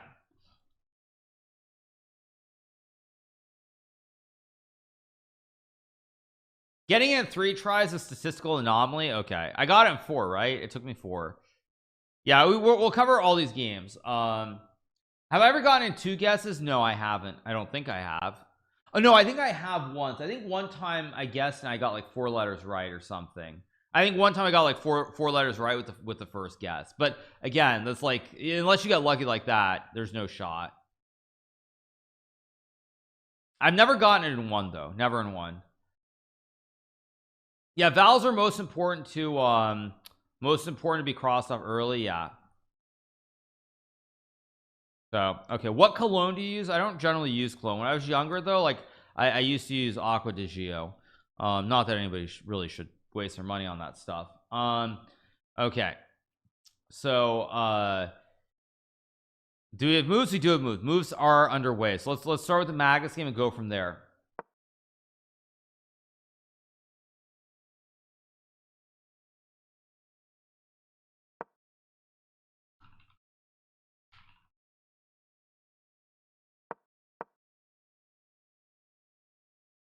These days Hikaru just rolls out of bed and boots up the computer. Yeah, I'm a streamer, you guys. That's what streamers do. But to be honest, it's just because it starts so early. Otherwise I would probably I would probably like shower and be ready, but the problem is these games are too early. Puyi Donnie playing d6. Magnus correctly goes bishop c4, understanding his opponent is big theory guy. So probably knight 6 or bishop g4. Your shirt is nice, thank you. I'm wearing my dad's shirt. It's a classic like collared shirt that you wear to work when you're sitting at the office. There's e6, there's knight 6 or a6 or g6. There are 4 different moves here that make some sense.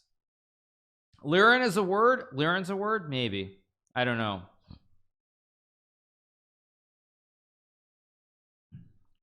FIDE dress code friendly shirt. Yeah, exactly. E5 is playable, but against a guy like Magnus, I've never played E5 here. I would just never do it.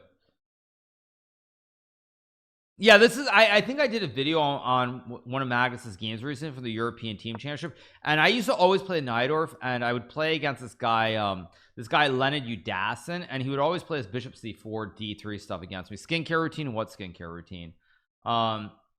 So yeah, what skincare routine? Yeah, Levon has also done it as well. Levon has also played bishop c4 d3 online, but when I was young as a kid, there was this guy who used to always I also used to play with Marshall, the grandmaster, called Udassin, and he would always play bishop c4 d3. Who's making the decisions at FIDE? How are they so incompetent? I would say the reason they make so many mistakes is mainly because they don't have enough staff, because they aren't a billion-dollar organization. Okay, Magnus goes a4 here. Probably got like bishop g4, maybe knight c6 here, or castles. He castles. Weird opening by Andreken. Oh, by the way, let's see Vidit's game. Oh no, Arjun didn't fall for a quick checkmate like his countryman Ganguly. Oh, very sad. Arjun didn't blunder a mate in 8. That's a shame. Now bishop b5 is not a move that I'm super familiar with, by the way, from Arjun here. Okay, Andregen plays h4. This is I believe that I've actually played this with white. I've faced this. I'm almost certain I've played something like this with white. I'm also pretty sure that I faced this as black too. Yeah, I feel like I faced this g4. So Arjun is a big prep guy. Yeah, Arjun to me is a very, very good player, but I think his big strength is actually prep. I don't think his natural abilities are as good as some of the other players at the top. I mean, I think his prep though is very, very dangerous. His preparation when he gets his openings and he's grooving, he's really, really good. Very, very good. When he gets like when he's in just like normal positions, he's outside of prep. A little bit weaker than say Vidit specifically, I would say. Prague also I think is a much more, Prague's prep is good, but I think Prague's game is very well rounded all the way around. Like Prague's prep is or not Prague's prep, but Prague's natural ability I think is far higher objectively. I think Prague is better just playing he's better just playing natural positions, has a much better natural feel than Arjun does. We have g5 played here. I believe that I could actually know who I think has played this against me. I think I played against this player Salem Slave from the Emirates. I could swear I probably had this, especially against him online after bishop g7. Magnus is not going to lose with the white piece. With the black pieces maybe, but not with the white pieces. Not against an old guy. If he was playing a young kid like Merzin, it could definitely happen. So okay, we have a4 played. Okay, nothing super exciting to watch there. Back around the horn. There are some big matchups, some really big matchups. We've got like this MVL versus Vinny. We have Noterbeck versus Shevchenko, Fedosey versus Sarin, Dubov versus Giga Kuparadze. Lot of big matchups. A lot of big matchups here. So we'll periodically tune into them. If Prague is mid, then the rest of 99% of the world is mid too. Prague is not mid, no. Prague is actually doing things in a much smarter way, I would say. Like when I compare Prague to say like Gukesh, or I mean Arjun lesser, because Arjun still plays too much as well, but I feel like very specifically Gukesh has played way too much chess this year, and so like the quality starts fluctuating much more drastically when you play too many tournaments instead of doing a lot of prep. And I feel like Prague is one of the guys who's actually done it the right way, where he's played a little bit less, and so he's been very, very focused.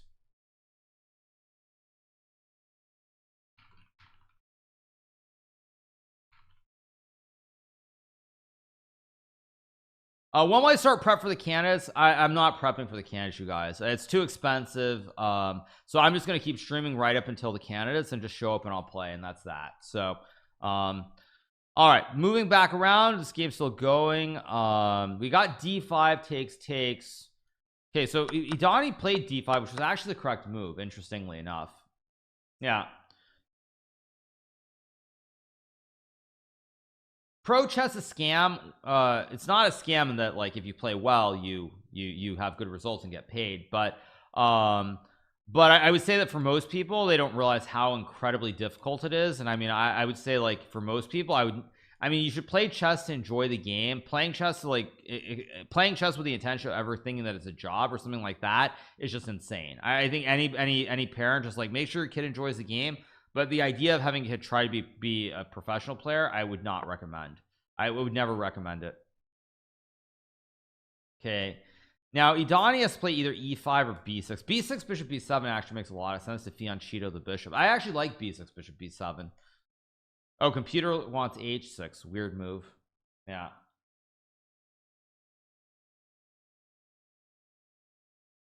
Chat, who is more rich, Fabiano or Nepo? I assume Nepo, because one of the big Putin supporters, one of the oligarchs, is his main sponsor.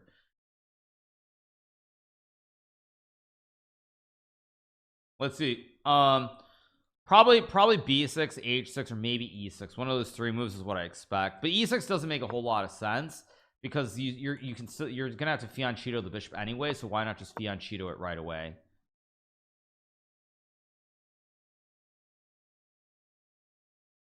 Yeah, I mean, e5, h6, or b6. I mean, h6, actually, I know it's a computer move. I don't really expect it. I expect e5 or b6, but e5 has drawbacks too, because after knight d2, there's pressure with knight e4, pressure on this diagonal. He does play b6. Very nice move. What does fianchetto mean? Fianchetto means when you put your bishop on a diagonal like this. Oh, Vidit's getting married after the tournament. Wait, is that for real, or is that a troll? I hope that's a troll.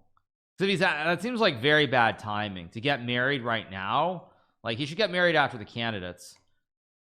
Nope, it's a troll. Okay, yeah, it's a troll. Okay, yeah, no, I hope it's a troll, and the reason I hope it's a troll is because for Vidit, getting married right before the candidates would be a huge mistake. That'd be a massive mistake. I don't understand e6 versus bishop b. Why didn't he just go bishop b7 right away?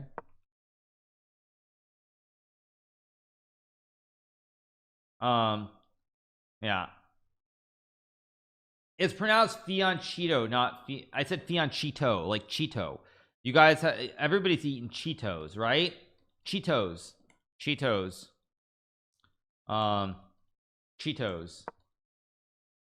Wow, knight b3 with the idea of a5.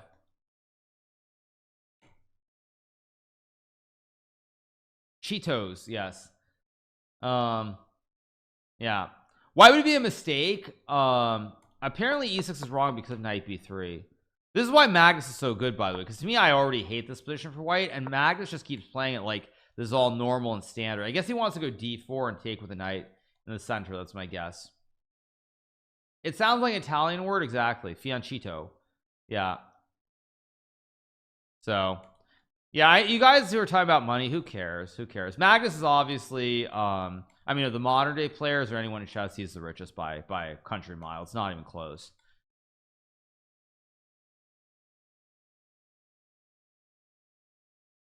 Oh, the market's approaching all-time highs. I'm not doing too badly myself, if I may say so.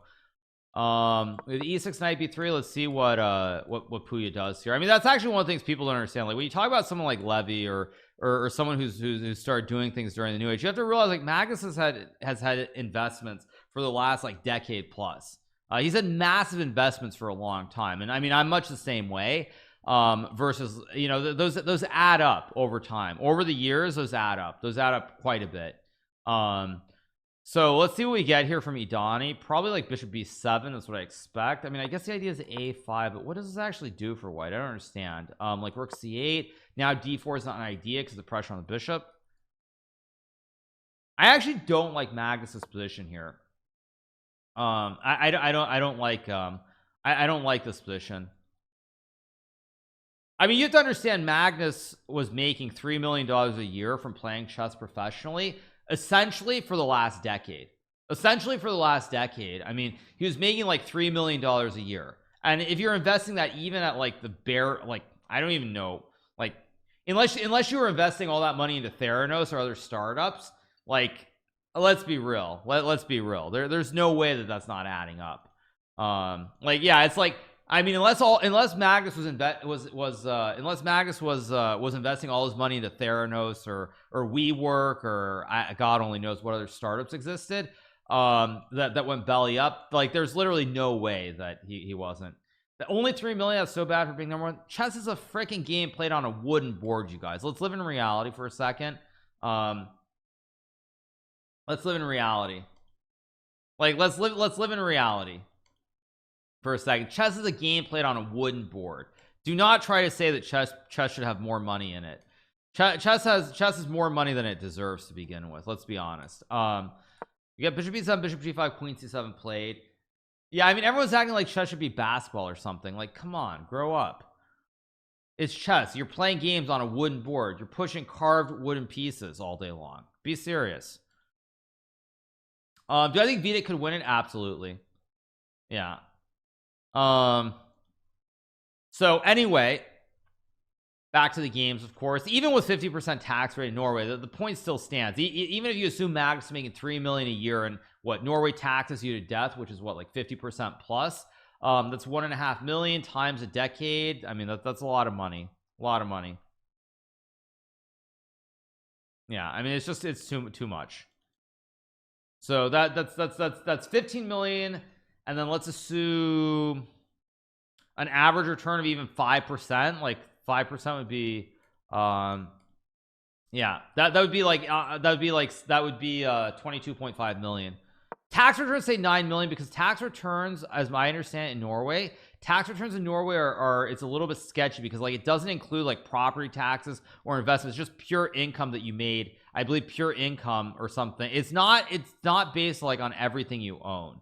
So it's a little bit deceptive, at least from what I read. It's not, it's income related, so it's a little bit deceptive. It's not actual like net worth. So anyway, other games, let's move around. So I don't know why we're talking about it. I would never pay that much tax. Sure, I mean, if you want to live somewhere where there are no services, that's great. Or you can just go to jail. That also works. Or you can just give like a Republican or a Democrat $100 million plus, and they'll just give you a pardon after like a year. But unless you happen to have those options available, it's kind of hard to avoid paying taxes. Let's refresh the game. Andregan's game looks messy. Yeah.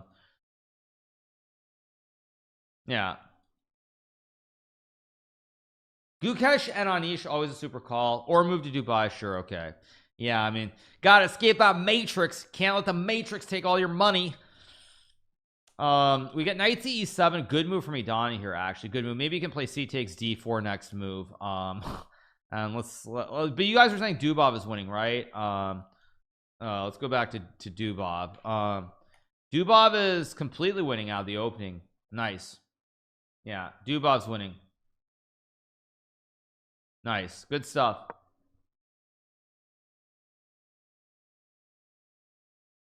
All right, moving back around to you guys said Nihal was winning also, right? Nihal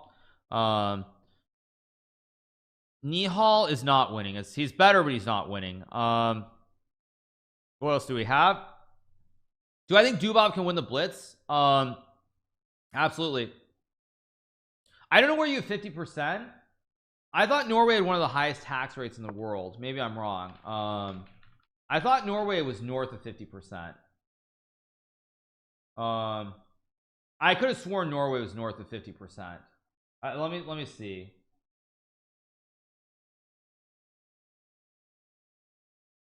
Maybe not. I thought Norway had an insanely high tax rate though, but I could be wrong on that. Norwegian tax ranks 17th at OECD. I don't know what that means. Don't really care. Oh, Norway has a 53% tax rate. Okay.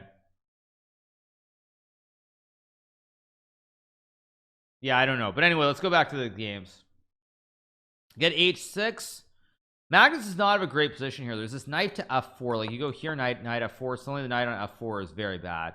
It depends on the salary. Let's just say you're making too much money. What is the rate? What's the top rate in Norway? Individual taxation. Share capital tax. I don't care about capital gains. 26.6. I can't read all this stuff forever. Someone just tell me. Oh, it's 47.8 or 46.9 is the highest rate. Okay, so it is higher, but actually it's not 50 plus though. Okay, so it's not so bad. It's not so bad. Chess is boring. Chess can be very boring. So apparently after rook a8, black is much better here, but again, we'll see what happens. I'm actually surprised how good this is after rook c8, but yeah. Anyway, get a5 here. By the way, Arjun again has a good position. Probably takes and d5, knight c3 maybe. Oh, apparently this is not clear. d5. Oh, there's f3. Because after d5, f3, bishop h3 is met by rook f2. Okay, yeah.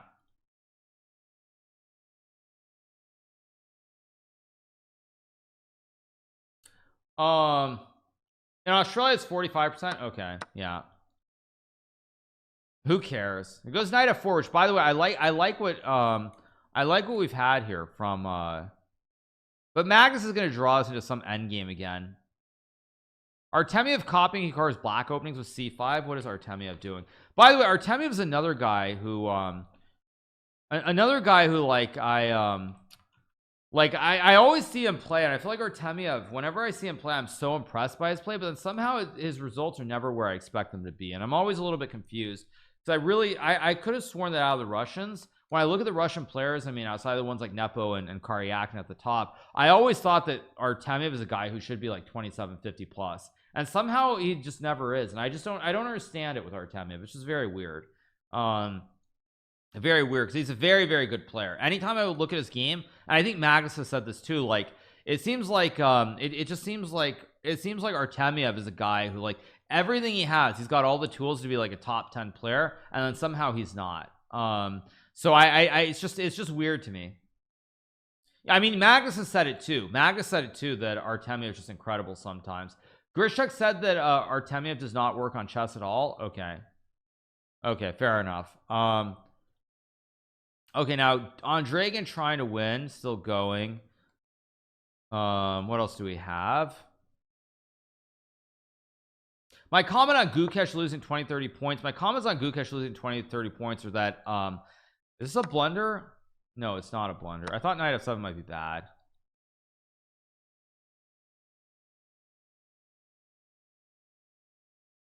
Queen g4 apparently the best move. I'm not sure Magnus is going to win this game, honestly, because his position's okay, but it's not a great position. Black has a 2Bs here as well. So anyway, greatest thing to come out of Romania is the song. Yes, I agree. The song is like one of the all-time greats. Oh, it makes me feel really old.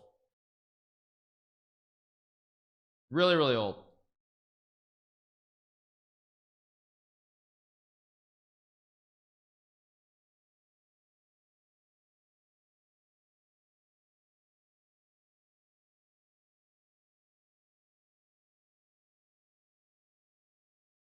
All right, turn it back down. Let me turn it back down.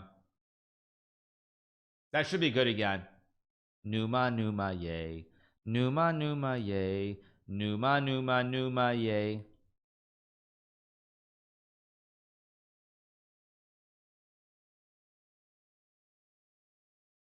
Okay, sound should be good, right? Does it sound good again? I turned it, I jacked it way up, but I didn't see where it was at before.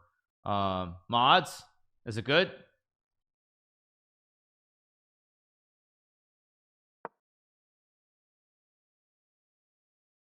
Yeah, I'm just trying to make sure because I didn't see where I had it at in OBS, so I jacked all the way up and then I didn't check and see. It's good. Okay, cool. Did Magnus go queen g4? He did, of course. I mean, this looks very equal, but we'll see. I mean, the problem for Magnus here, I'll tell you guys the problem for it's a little, make it a little bit lower. It should be very close to where it was before. Okay, I'll put it down one little bit. Dubov won. Yeah, Dubov riding the wave. Get bishop f1. Problem for Magnus here is he has some issues. Like he's missing the bishop pair, and he doesn't have a good pawn structure. There's no major imbalance here. I don't expect Magnus to win this. I think he'll draw this game. He could still win, obviously, but it's not a Magnus kind of end game here. His opponent has the bishop pair, and it's not really a clean outpost on e5 either. Like both these knights are in the line of fire. He's up on time, yeah, but I mean, I assume he'll find some way to win this in the complications, but if his opponent keeps moving quickly, I'm not sure. Check who Fabiano is playing. Fabiano is playing Tigran El Petrosian, and he is better, but long way to go. Okay, let's keep moving around. Dubov wins. Big win for Dubov as we look at the results. Dubov is creeping up there. Dubov is the one guy, I said it before, if there's anybody that Magnus does not want to play, it's Dubov going into the final 2 rounds. Only one. It's crazy considering Tigran cheated against Tigran was playing against yes Tigran, that's right, that was Tigran played against St. Louis in the Pro Chess League. Yes, he played Fabiano and Wesley in that event, right? I forgot. Yes, you're right, he did. Vincent is giving Maxime a chess lesson. Okay, so Maxime's getting schooled. That's what I take that to mean, right?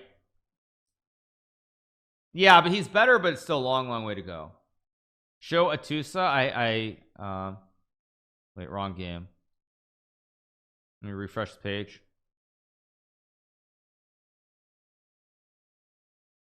Wait, what happened to the women's? Let me go back.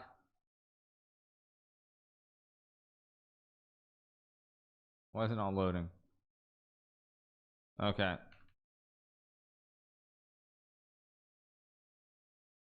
Wait, why is their game not showing? Game hasn't. Oh, do the women get a break and their last round starts at the same time as the men's? That's why. They start at the same time as the men. Okay. That's why. Yeah, that's why. Okay, let's go back. Vidit's game. Okay. Arjun must win this game. Arjun doesn't win this game, he's not getting into candidates.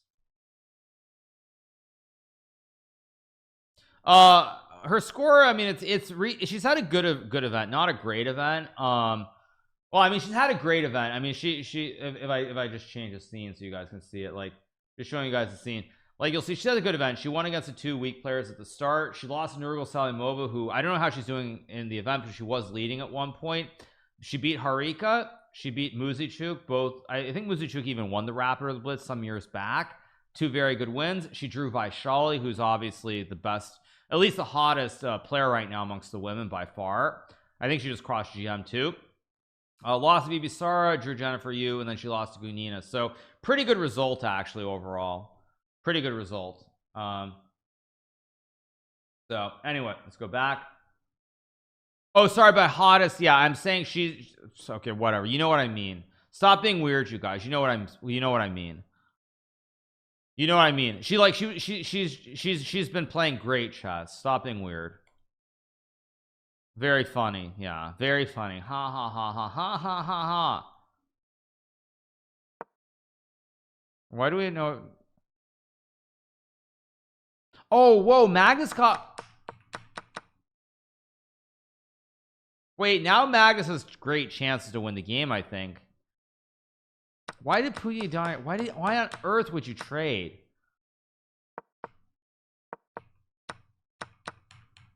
No, I think Magnus is going to win now. Why on earth would you give up the bishop pair?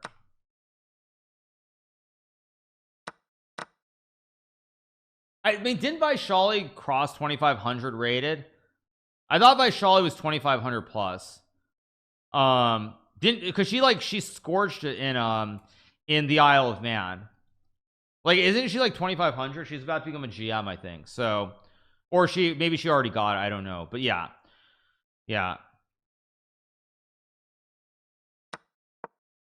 So anyway, all right, let's see what we get here. For Magnus, there's rook a6, which is a good move, but then rook b6. I mean, it's probably still a draw, but it's just like, I mean, if anybody can win, it's probably Magnus. Like, it's still probably a draw, but we'll see. Goes b4. Wait, rook fc8. I mean, Magnus has chances, maybe, but this should be a draw. The only problem for Idani here is the time situation. That's the only problem. Arjun is losing. Arjun is losing. Of course, you guys say he's losing, but probably it's slightly worse. Oh no, Arjun is actually losing. Knight d5. Wait, but queen f3. Oh, knight b4. Okay, I mean, let's see if Vita can find these moves. Let's see if Vita can find these moves. Most promising junior at the moment. Depends on the age category you're talking about. Yeah, depends on the age category. Vinny's messed it up. He's no longer cleanly winning. We get 95 from Beat It. How come no women choose to play in the open section? Because they have no shot at winning the prizes, and in the women's section they can win real money. Like, there are almost no women's tournaments that have let me just go back. If we click to home, we'll click on results. If we click on the results, not results, sorry, click on the prizes. Yeah, first prize is $40,000, you guys. There are literally no women's tournaments in the entire world outside of maybe the women's candidates where you get $40,000. Literally no tournaments. So why would the women play in the men's section where they have no shot at the prizes and pass an opportunity to make this much money?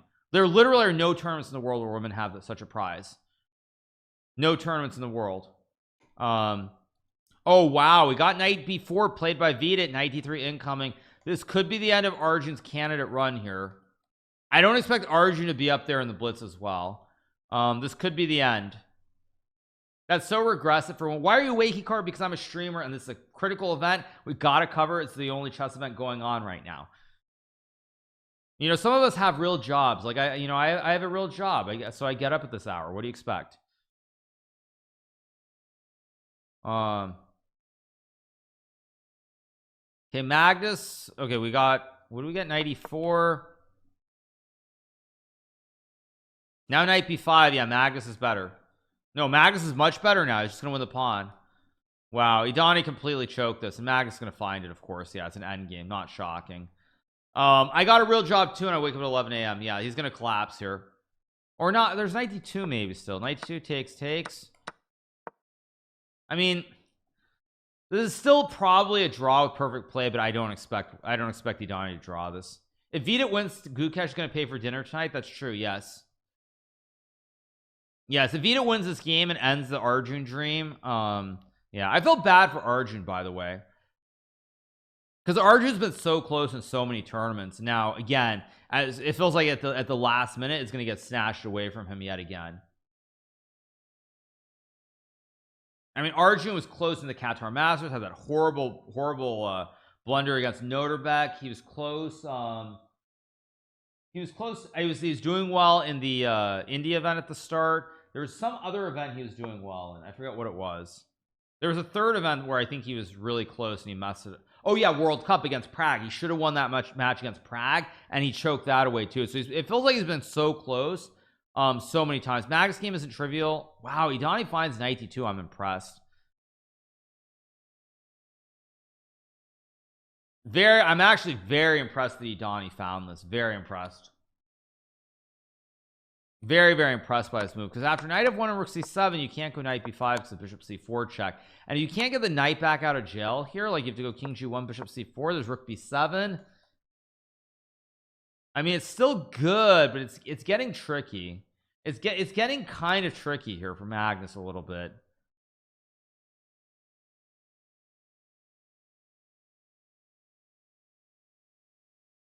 I still expect Magnus to find a way to trick him, but I think Magnus is going to start using his time.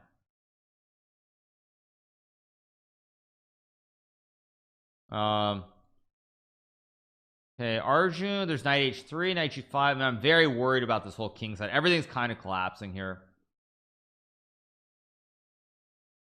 Did I see Dubov's game? Like I said, Dubov's game is an example of why out of all the players that Magnus hasn't played, he's the one guy that you do not want to play. He's the one guy you don't want to play.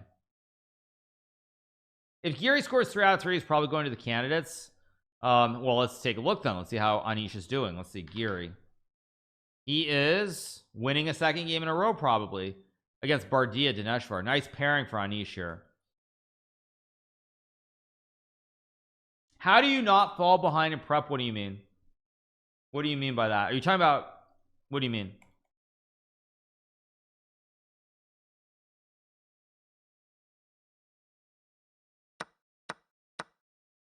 Knight h3, knight g5 played. Yeah, I think Andregan winning 2. Andregan, another guy you don't really want to play either, by the way. 1 2 3 4. He's got this huge horsey horse on f6.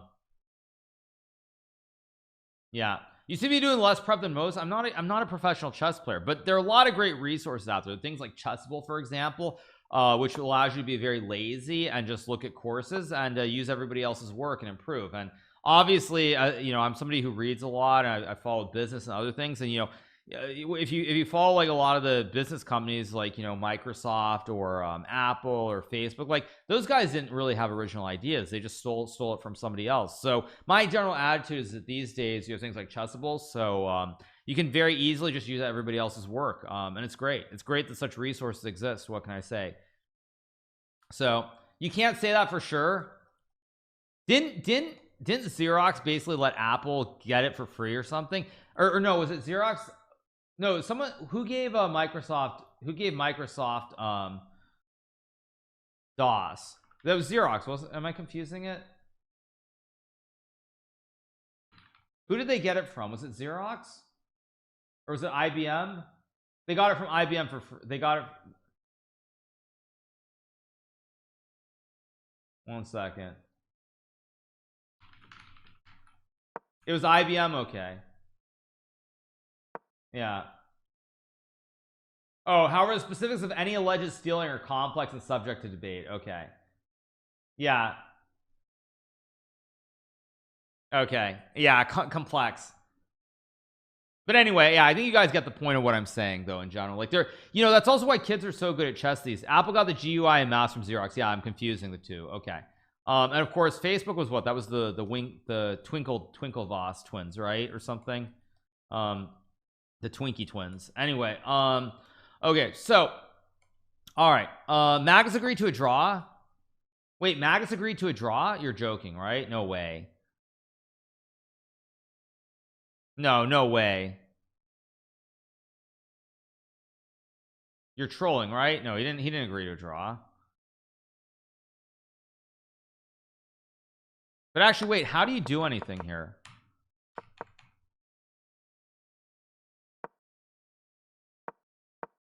I mean, how do you do anything?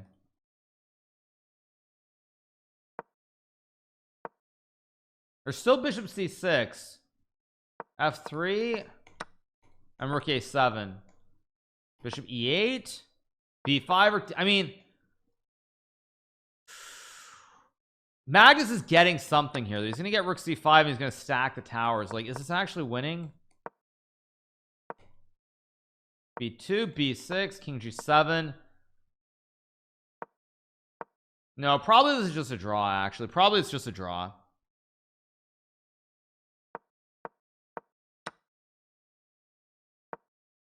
b5 takes, probably bishop a4. I mean, still some chances for Magnus to win this, but really hard to see it. As long as this guy finds bishop a4, it'll I'm pretty sure it'll be a draw. It's the last little trickiest to find. Yeah, bishop a4, of course. He'll win by magic, possible. But yeah, bishop a4 is the last important move that black has to find here. He makes a mistake, though. Is this a mistake? King f8. He made a mistake here. Yeah, he didn't go bishop a4, and now it's tricky. Still chances, but Magnus's game, if he doesn't find king f8, Magnus is going to win the game here. Yeah, now you'd be very, very accurate. Bishop d5 was a big mistake. Bishop a4 with rook b6 was the correct way. Vida's +4. Okay, let's go back to Vida. Yeah, Arjun is gonna, I mean, zeros for a computer is not the same for a human. That's what people seem to miss. Yu Yangi's winning now. Oh, Andregan blunder. Whoa, what did Andregan do? Oh, he blundered this. He was +2 with a3 here. Yeah, he blunders, right? He played rook b6. But how's this winning? Knight c8. Yeah, because actually your king can't get close. White's king just comes in, you don't get knight d6, or you don't get king e8 of knight d6. Is this, yeah, he blundered. I mean, bishop d5 was such a bad move. Vida's +8. Yeah. Oh boy, oh boy. Queen e1. Oh, the dream dies for Arjun here. The dream dies. Oh, Arjun. Ooh. Oh, the dream dies for Arjun against a fellow Indian. Oh, that's so brutal. The dream dies for Arjun. I mean, he could still win the blitz, right? But I mean, it's very unlikely. Oh man. Oh man. Sag. Very sad for Arjun. That's really tragic. Wait, what? Oh, he's gonna try to draw this one. Is this a draw or not? No, White's winning here. White's winning. Yeah, White's winning.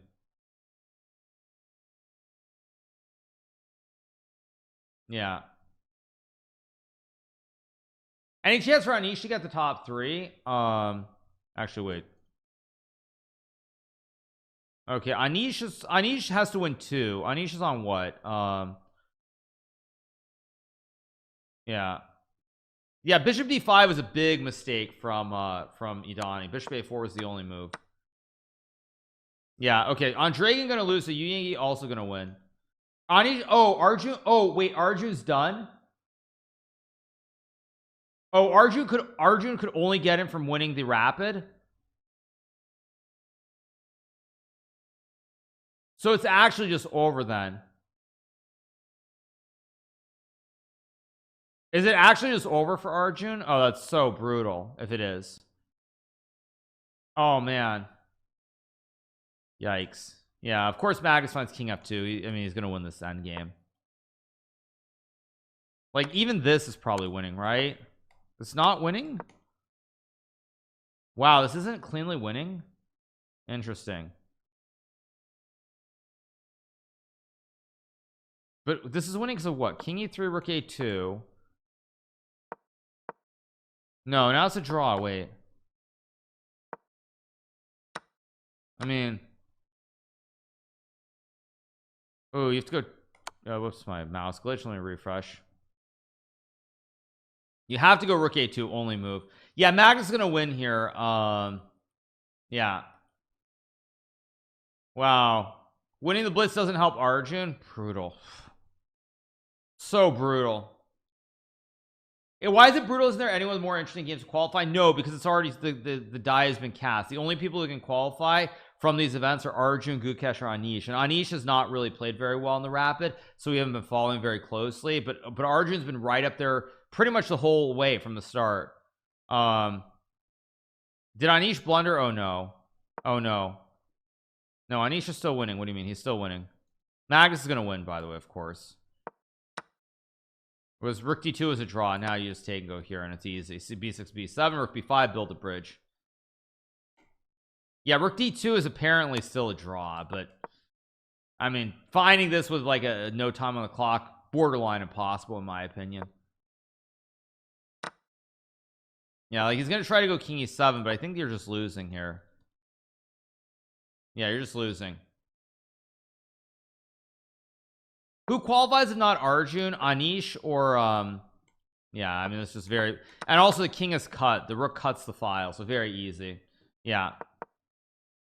Oh, it says it was winning anyway. I mean, the big mistake by Idani was giving up the bishops. Like, that was just completely insane. Like, rook c8 here, for example. Why would you ever give up the 2 bishops? That's just a rookie mistake. Like, Wesley, for example, loves the bishop pair. He never would have taken the knight on e5. Never would have taken this. It was very, very bad choice by Idani. Very, very bad choice. Bishop a4 is a little bit less, so I mean, he should have played it, but it's not as crazy. But giving up the bishop pair for no reason is just insane. Because actually, one of the commentators, Peter Lecco, is like, he likes to use this phrase, and he's like, you know, when you get the 2 bishops, he's like, he always says gratis, which of course means free in Latin. So he's like, anytime you get the bishop pair for free, there's no reason to give up the bishop pair. So yeah, that move was very, very bizarre from Idani to trade the bishop for the knight. I mean, just insane almost. How is Vita getting all these results? Yeah, now I think b7 just wins. You have rook b5 to build the bridge. Very important you have rook b5. Because if you had to go king c7, I mean, actually this is still winning, I realize, because even this is winning, right? Because if you go f4, the king is still cut by a row. So yeah, Magnus wins. Let's go. What do we get? g5. Yeah. What else do we have? Yeah, hide completed games. Okay, Fabuni is winning against Tigran El Petrosian. Let's go back to Anish's game. Anish has D's knights, and he's got the rook on the second. So Anish probably going to win. Noterbeck's won 4 in a row. Okay, let's see. What are the results? Noterbeck. Yeah, whoa. Where did Noterbeck come? Wait, no. Where did Noterbeck come from? Yeah, where the heck did Noterbeck come from? He came from like out of nowhere. Yeah, he came from like out of nowhere. 4 wins in a row. Okay, wow, not bad. Yeah, now Magnus is going to get 2 difficult pairings to end the tournament. He's going to get Noterbeck. He's probably going to have to play Noterbeck and Dubov. So we'll see if Magnus can actually, if Magnus can win a game, because he's going to get the big boys in the final 2 rounds. Yeah, he's gonna have to play one of the 2 big boys here. Yo. Check out Atusa's game on Lead Chess. Fine, let's go to Lead Chess. Yo. It's what, round 10?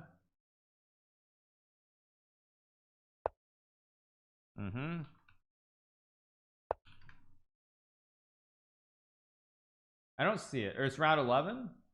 No, it's round 10. Let me mute the tab. I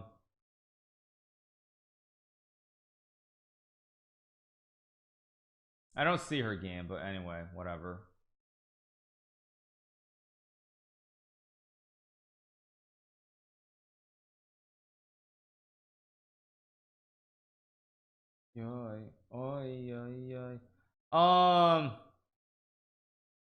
She's better, but it's got a long way to go. She's better, but long way to go. Vita on fire lately, 2 tournaments. People forget that, like, people get hot for 1 or 2 tournaments and they start acting like someone's like the greatest player ever.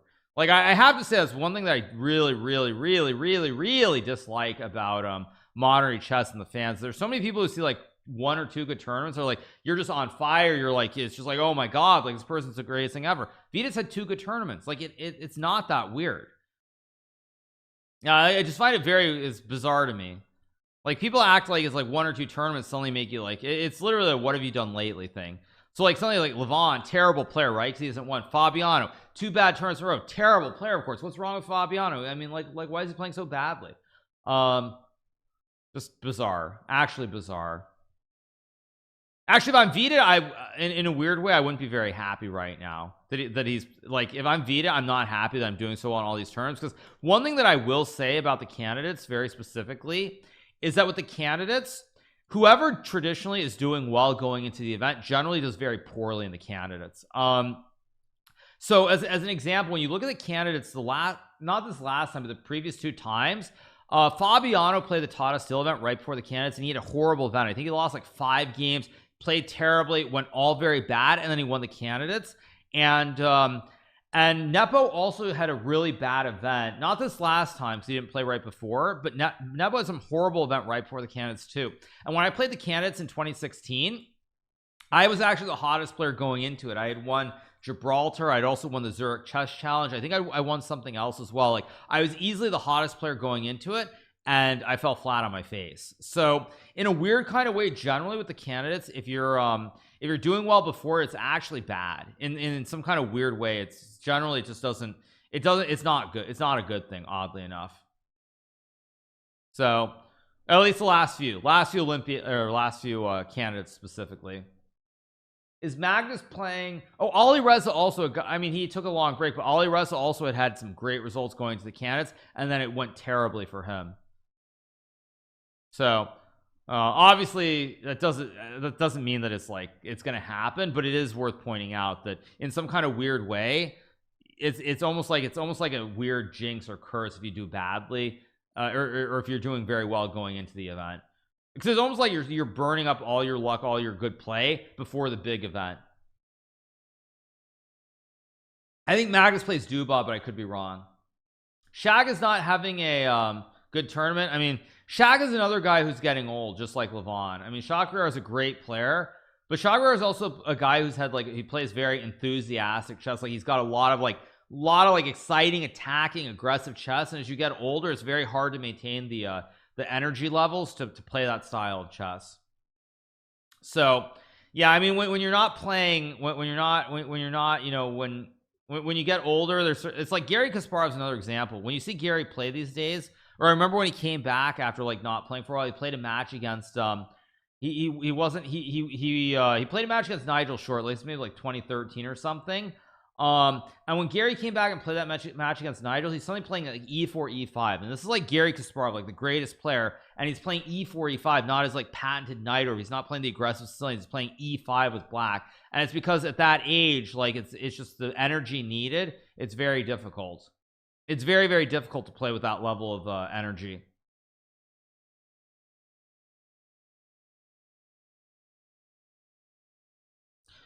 All right, still a few games going. E5, no, you guys, E5 is not bad, but I mean, if you follow Gary Kasparov was the guy who played Sicilians, played very aggressive chess, tried to win with both colors, and then you see him play E4 e5, and it's like, really, Gary, you're playing E4 e5? It's just because at that age, the energy needed to play like with that sort of energy, it's very hard to maintain those levels. That's the bottom line.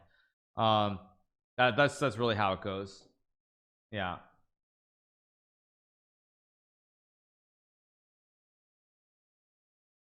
Atusa blunder terribly. Oh, great, lovely.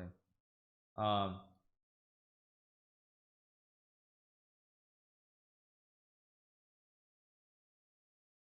anyway, how's Prague doing? Prague is not having the best result ever, which, if history holds true, by the way, that means that Prague is probably going to do well. Yeah. Djokovic playing tennis at 36 is more energy than kids at 20, and people cannot play chess at 40. I mean, maybe that'll change, but I for whatever reason, chess generally is one of those things where it's like, if you're in the Prague, by the way, is winning a Zhu Zhangxi. What's he have? Prague having a very stable tournament. I mean, he's not lighting it up because he doesn't have enough wins, but he's having a very stable event. Lost to Merzen. He has 1 2 3 1 2 3 4 wins. He's about to get a 5th win. I mean, he's going to be on 7.5 out of 11. Very stable result by Prague. So yeah, 7 out of 11 is very commendable. It's just it's not enough to win the event. I'm forgetting World Cup, dude. I don't care. Like, seriously, you're missing the point of what I'm saying. Stop trying to justify something that, like, we're talking about a general topic and it's acting like it's some big deal. So okay, what else do we have? Garayev is playing a 24-60. These all look like lower boards. Yeah, like, yeah. Magnus versus Prague, I don't think that's going to happen. But Magnus is going to have to play he's going to have to play the two most dangerous players left. Two players who he could lose to. The two people, like, if I look at this list of players near him, the only two people I think here who could really give him a big scare or beat him are Dubov and Noterbeck. They're the only two people I see. Maybe MVL, though he's down at 7.5. So They're the only two people who I think can beat Magnus up here, and he's probably gonna have to play both of them to finish the tournament. Like, there's no one else who I'd look at this list, I'm like, wow, they're very dangerous for Magnus to have to play. Anish is on 7.5, by the way. Anish now has a shot, but he's gonna have to win. You guys, I can't find her game. It's on Lead Chess, so stop. I really don't. I don't want to hear it. Like, I'm trying to cover this, and you guys are being all weird.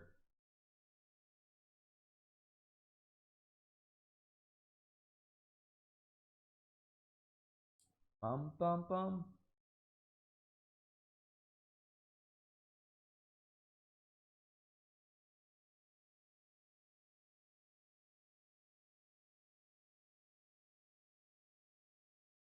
G5? What the?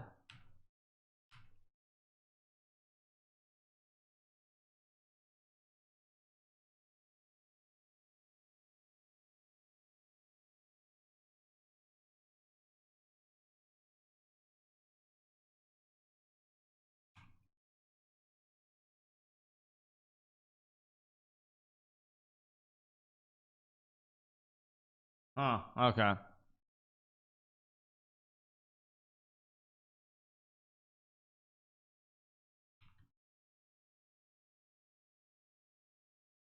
All right.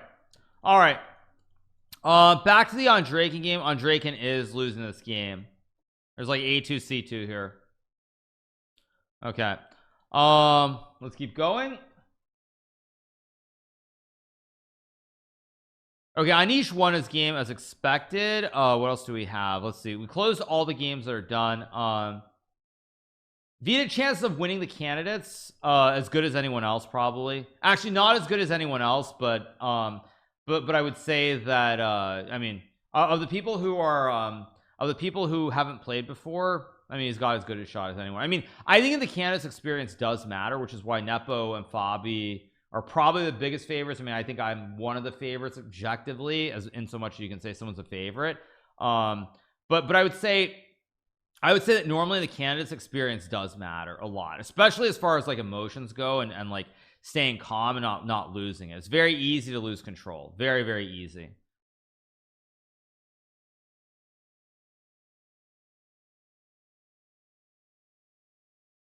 I mean, of course, I would say, like, right now there are three of us on paper who are favorites, but you know, at the end of the day, there could be a big favorite, and that would be Magnus Carlsen if he chooses to play. So Magnus has not officially declined. I mean, we all assume he's not going to play, but Magnus could play. No, I mean, I think the chance of Magnus playing are about like 0.01%. That's what I would say. You think he's been winning for 1 hour? Yes, he's been winning for a long time. I wish Magnus would play the candidates. Yeah.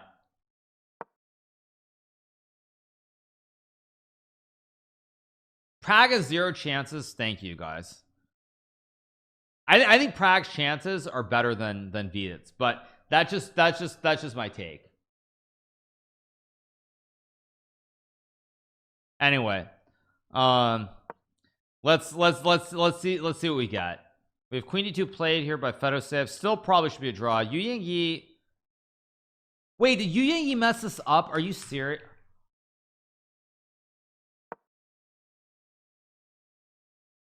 What the heck? I mean, A2 and King. I mean, are you serious?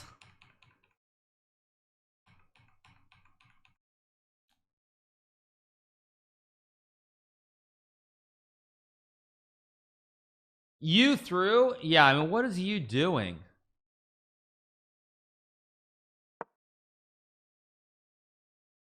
Is this a threefold or not? Like, King E3 is the only move here. Or is this actually, wait, is this a threefold? Wait, the king was on E1 once. Oh, wait, the king can't go back to D2, can it? D2 would be a threefold.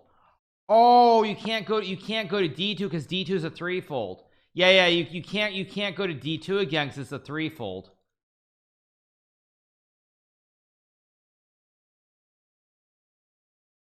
Yeah. You can't go there. So now yeah, now you've rook a8 and it's a draw. And if rook b2 c2, then white can just keep checking because it's a stalemate. 3-fold means a 3-fold repetition.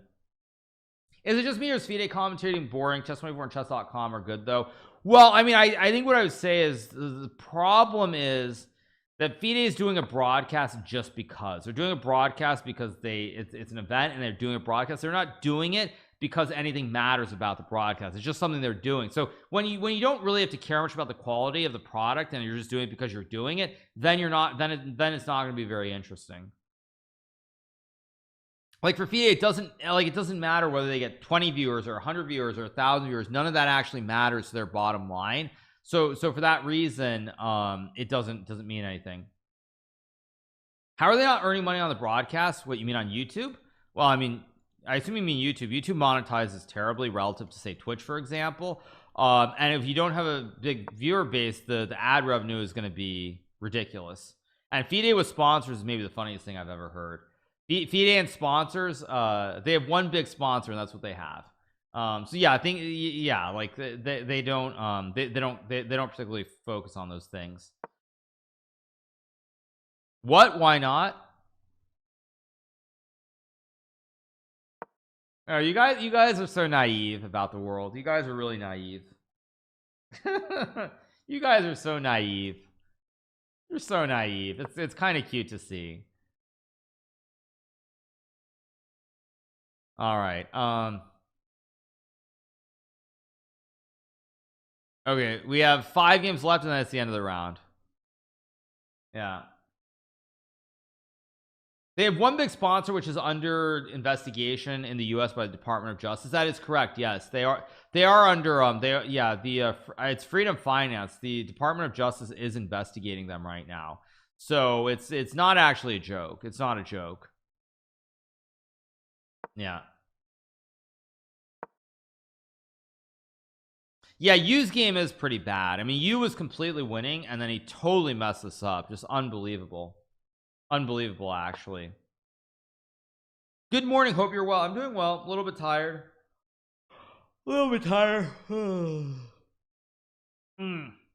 But we keep going. I also did it get on my shirt? It didn't. It just ended on my shorts. The coffee had spilled on my shirt. That would have been really bad, but it didn't. Anyway. Okay. So this is gonna be a draw pretty soon. Yeah.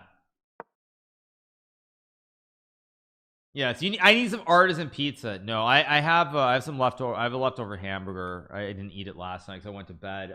But yeah, I need some food soon. That's a draw. What else do we have? There are handful of games left. Handful of games.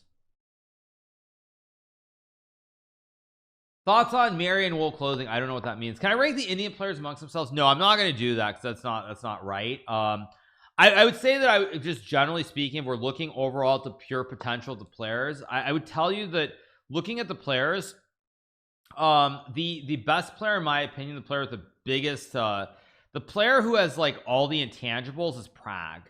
I would say that when I look at like just like the pure skills, I always feel like Arjun is the most complete of all the Indian like, I mean like not Anand obviously, but of the Indian players, I feel like Arjun has all the tools to be like a 2750 plus player. He should be the best, but somehow in the critical moments something always seems to go wrong.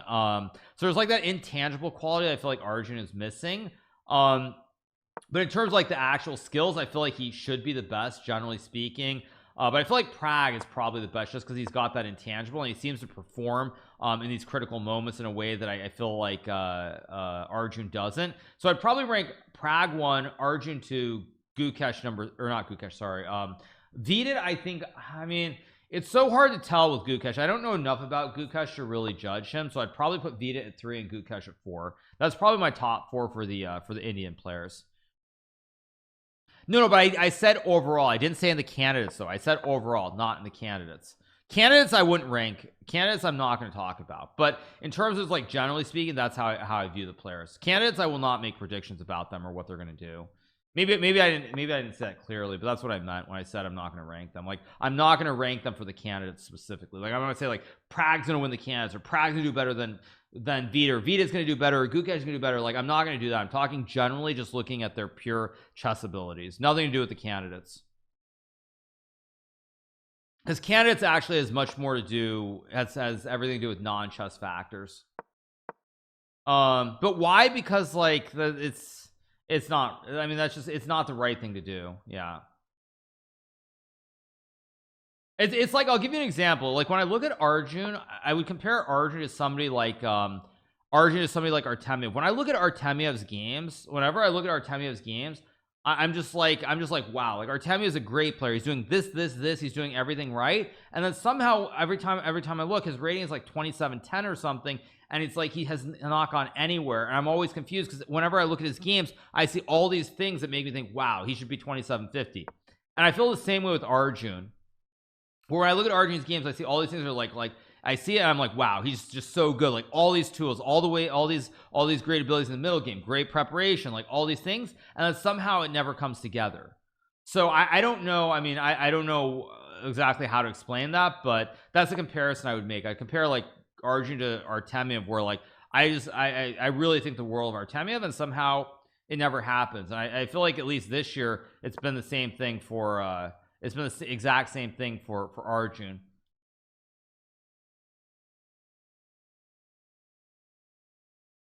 Okay, what do we have? Still a few games left. Whose game is this? This is Fedosev's game. Yeah, probably rook d7 here, or queen c7. Maybe there's queen d1 here. Queen d1 to go queen d5 to go for mate. Artemiev catching strays. Actually, I'm complimenting him greatly, but I don't know how that's catching strays.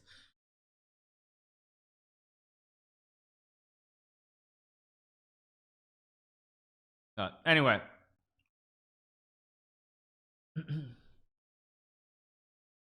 I love the chess24 events page much more than chess.com. Yeah, I'm sorry, you guys. I got some bad news for you. Pretty much every professional chess player prefers chess24's events page to chess.com, and chess.com is shutting chess24 down very soon. So yeah, unfortunately, the days are very dark. The days are very dark as we move into the future. What can I say? Literally every like all the top guys I know, they all prefer chess24, the events page, whether it's like online, whether it's the mobile app, everyone prefers it. And it's gone, you guys. It's going bye-bye. It's going bye-bye. Am I going to take a break from streaming to prepare for the candidates? No. Why would I do that, you guys? Streaming is how I make a living. It pays much better than playing a stupid wooden game on a stupid wooden board. Be serious. So yeah.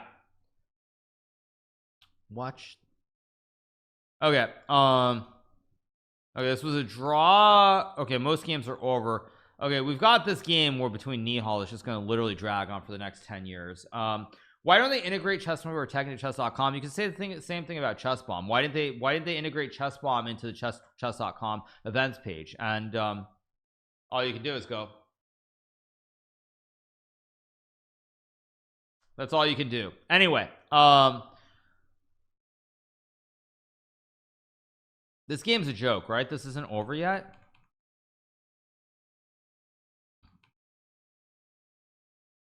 This must be a joke. How is this game still going? Just why not realize that you have to push the pawn to g6 and then bring the king over and check?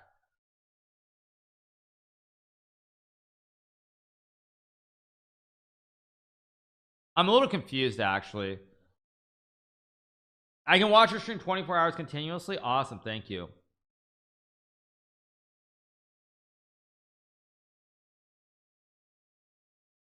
Do I think the Fed is going to cut interest rates? I don't expect them to cut anytime soon. I mean, I'd be surprised if they do.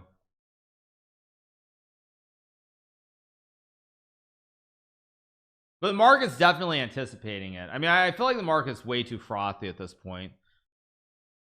Way too frothy.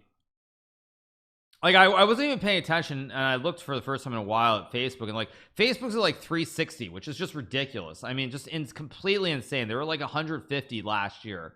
And I mean, it's not the only example like that, but there's so many stocks that have just like gone through the moon to the moon again. And it's just very, very weird. Very, very weird. Yeah, I mean, six cuts is not happening. I mean, it's just not happening. Just not happening. Gone through the moon, gone to the moon, I guess what I should say. But yeah, it's just like I don't think so. I think they'll cut, but I don't think they're gonna cut. They're I think you'll be lucky. We'll be lucky if they're 3 cuts. I really do. Because I'd also argue if you look at the, like, not to be political, but you look at the polling numbers and you look at the general view that Americans have like on the economy and other things, it does not reflect what the stock market is showing at all. It does not reflect it whatsoever. Like, people do not feel like the economy is doing well. So okay, rook b1 or rook b8. I don't know why this game is still going. Like, I mean, because like if you look at the stock market, it's like literally we're at all-time highs. Like, everything's great, but you look at all the polling numbers on the economy and nobody's happy. Like, the actual people who have to go out and buy things, like, the prices are not, they don't feel good about where things are. Have I heard of Vivek Ramaswamy? Of course I have. Of course I have. I lost a nice little bit of pocket change on one of those stupid Vants that he created. One of the Vant stocks. He had like Axovant, Rovant, Myovant. I think he had created another one of the Vants as well, and like all except for one of them went to dust. They all did terribly, and one of them happened to do well. So yes, of course I know who he is. Okay, let's see what we get. Probably rook b8 here. I don't know why this game's still going. This really should have been over like 5 years ago. Fedosave and Nihal still going. I don't really understand who's I don't understand who's trying to win this game. I don't understand. Is Nihal trying to win, or is Fedosave trying to win?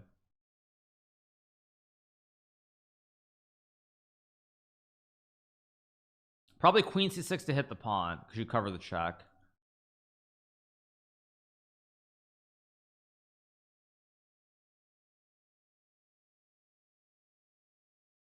This should be a draw.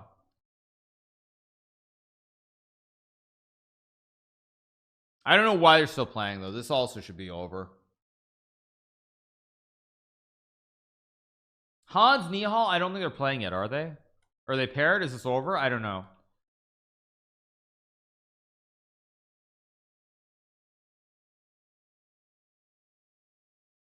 Schedule for this tournament sucks for us in California. Yeah, if you're on the East Coast, it's a disaster.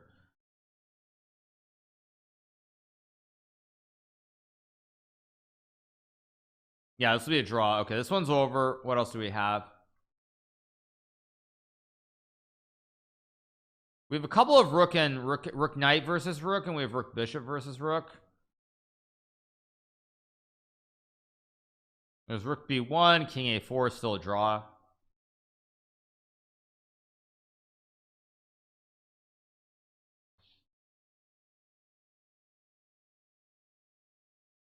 Okay, this one's over. This is a draw. So basically all the games are over pretty much. Let's take a look at the results. We have Magnus in the lead with 9. We have Vita on 8.5 with Yu Yang, Dubov, and Andrejkin and Noterbeck on 8, and then a bunch of people on 7.5. Oh wait, who got to 8? Oh, Andrejkin. Oh, Andrejkin drew the game. That's why. Yeah. So 4 guys on 8. I assume this means that Magnus is gonna have to play. He could get lucky and avoid Noterbeck or Dubov, but I think there's a very high chance he's gonna have to play one of the two of them.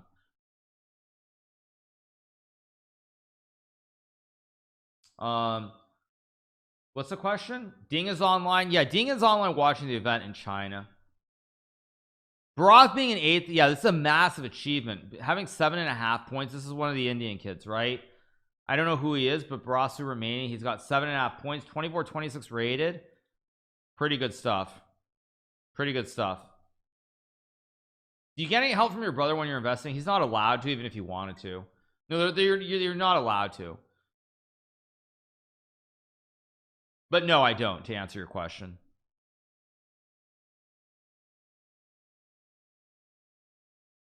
Okay, so all right.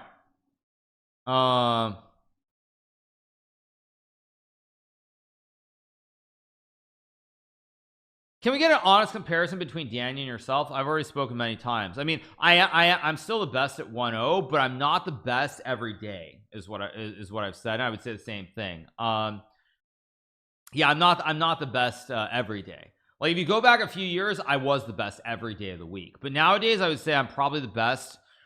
Probably like I would say like 4.5 days out of 7. I'm probably still the best. But those other 2.5 days, I'm not the best. Danny's better than me. I mean, not just Daniel, probably Magnus as well, and others too. Yeah, like if I'm not on my day, like I can lose to Andrew very easily as well. So yeah, which days? Which days? So I mean, I've done very well against Nihal in the recent the bullet brawls. I think I've had a pretty good score against him, but what was I gonna say? I was gonna say something. So yeah, on average, I'm still the best, but I'm only the best probably like 4.5 days out of 7, I would say. So it's still on average on the best, but it's not as consistent as it once was. Andrew Tate, yeah, or sorry, Andrew Tang, sorry. Okay, we have Rook H1.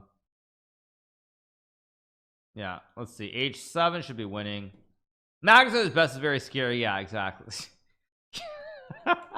Oh, anyway, H7 is winning. You go here and here, and you just win. Okay, let's get back to the game. Okay, what else do we have? Do we have any games?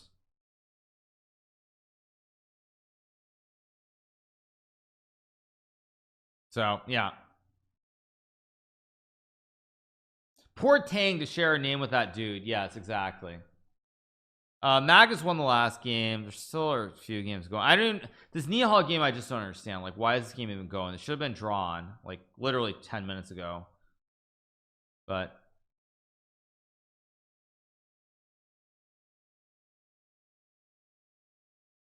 okay, this one's about to end. This Grave game is still going. You against the Andrew Tate in chess boxing, who's winning? He's good enough at chess that he wouldn't lose in 10 moves. So I think that tells you all you need to know. Yeah, that tells you all you need to know. I mean, he was a world champion kickboxer, right? Like you can think what you want about him, but he was like the world champion in weight class, wasn't he? So yeah, you guys, I mean, like, don't be weird. Anyway, final 2 rounds is going to be pretty exciting. Let's see what happens.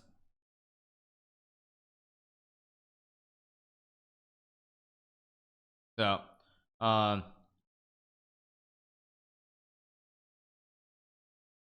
they 8 this game. What move are we on? The capture was on move number 89. So we are on 99, 109, 119. So 139. So we still have another like 20 plus moves to go in this game.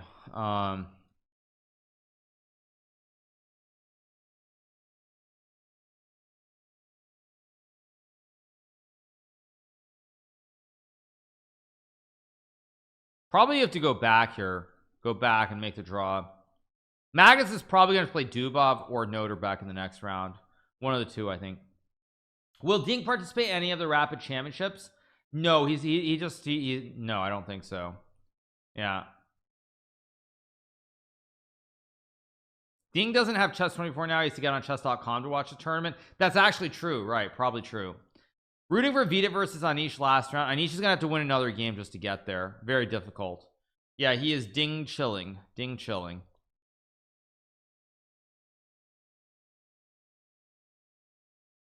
The arbiters will force the other game to end pretty soon. Oh, it's already over. Okay. So yeah, there's just this silly Fedosave game that this game should have also been over like 10 years ago. Wait, it's still a draw, right? Yeah, still a draw.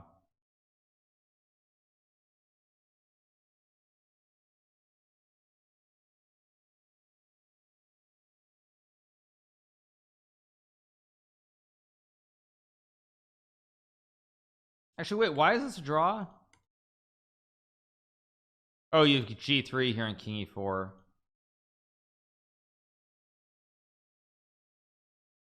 Is Ding only playing the World Championships now or what? Something like that, yeah.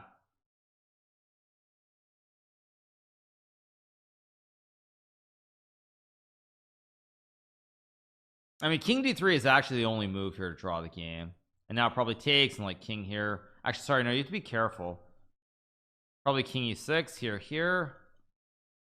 Yeah, you still have to be careful here. I don't really understand what either player is doing in this game, honestly. There's also G3, which is just a draw.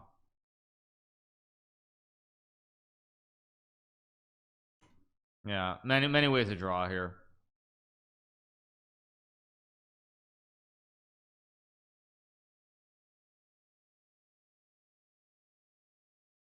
Is Wesley playing any turns before the candidates? I do not believe so. No. This will be a draw. All right, I'm gonna take a break once this game ends, and then we will take a short break. I'll come back and we will have the final 2 rounds, which should actually be pretty good now. King F5, and we'll get a draw finally. Yeah, finally.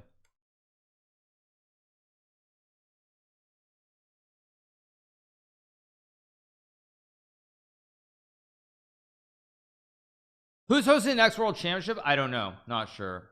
Okay, it's a draw, right? Yeah. Yeah, so Magnus in the lead, Vita at half point back, and then you have Noterbeck on Drake and Dubov and Yu Yangi all 1 point back. They're all 1 point back. That one's over.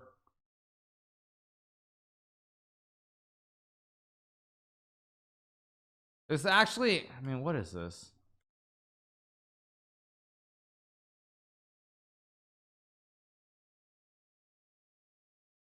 King D3 should be the final draw here.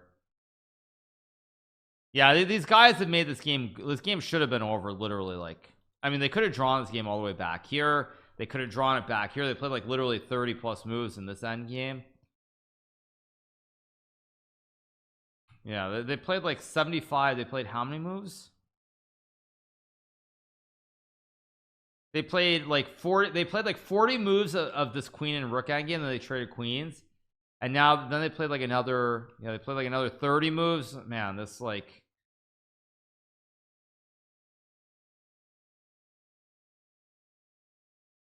what is Nihal doing? Nihal's trying to lose. Did I see the Gadmator tweet? I don't think I did, but I could check. 100%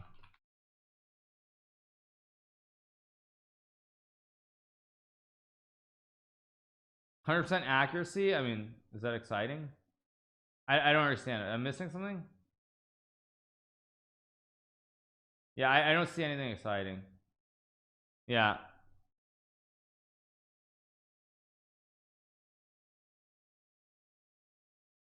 I don't even understand. Like, why is Nihal doing this? Nihal can only lose this position. Like, only Nihal can lose. Black is a king and a queen and a pawn. Like, why would you go into this endgame if you're Nihal? Like, only you can lose here. This is just completely ridiculous by Nihal to do this rather than making a draw. I mean, maybe he thinks it's still a draw anyway, but only black can win after king h3 and g2 g1.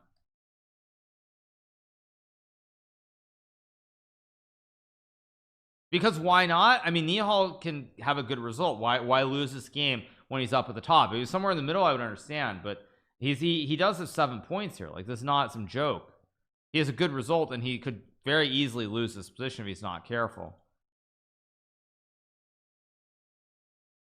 I mean, it's still a draw, but he's got to be very careful here in this end game.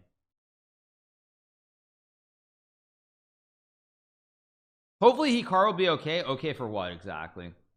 I don't know what okay for what. Yeah, I don't know what okay means.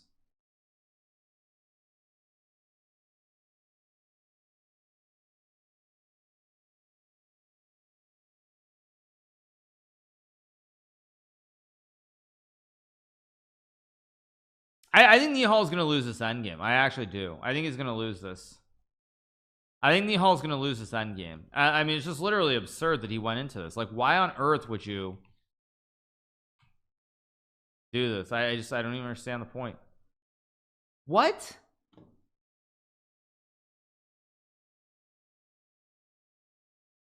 the heck?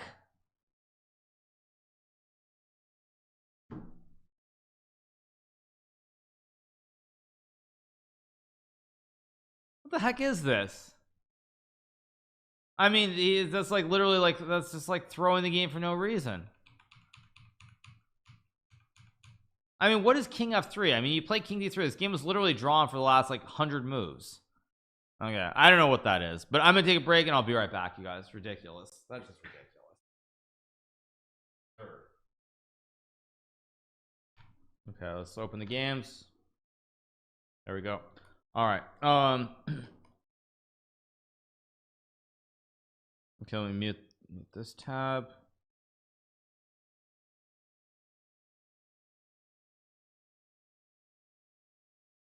What else do we have? Dubov's game, and what's this one? What else is worth watching? Fabiano's game looks very sharp, so let's watch that. And then what's the last one? Let's watch Maximus. All right, here we go. All right. Let me change the scene, of course, and away we go. There we go. Yeah, there we go. All right. So, okay, here we go. Noterbeck's game. What do we get? We got this.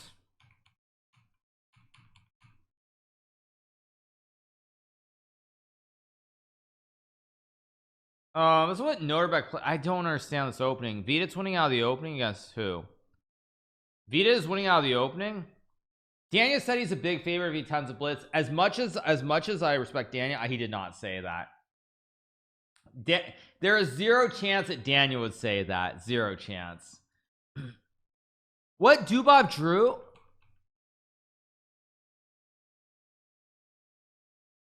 What? Huh? What? Vita is winning out of the opening. Did I miss something? Wait, what is Fedosave just melting down? Wait, what? Did Fedosave just forget how this line goes? You're supposed to play b5 first. Wait, what? Either Fedosave is super tired and just exhausted from the previous game, or he has some kind of weird theory, but I think he's just mixing up his lines. You're supposed to play b5. You play b5 and then you go bishop d6. The heck? I don't understand. I'm just confused. Fabiano's losing out of the opening now, you say? So you say, okay. What's Fabi's game? Fabi's game. Oh yeah, this is this via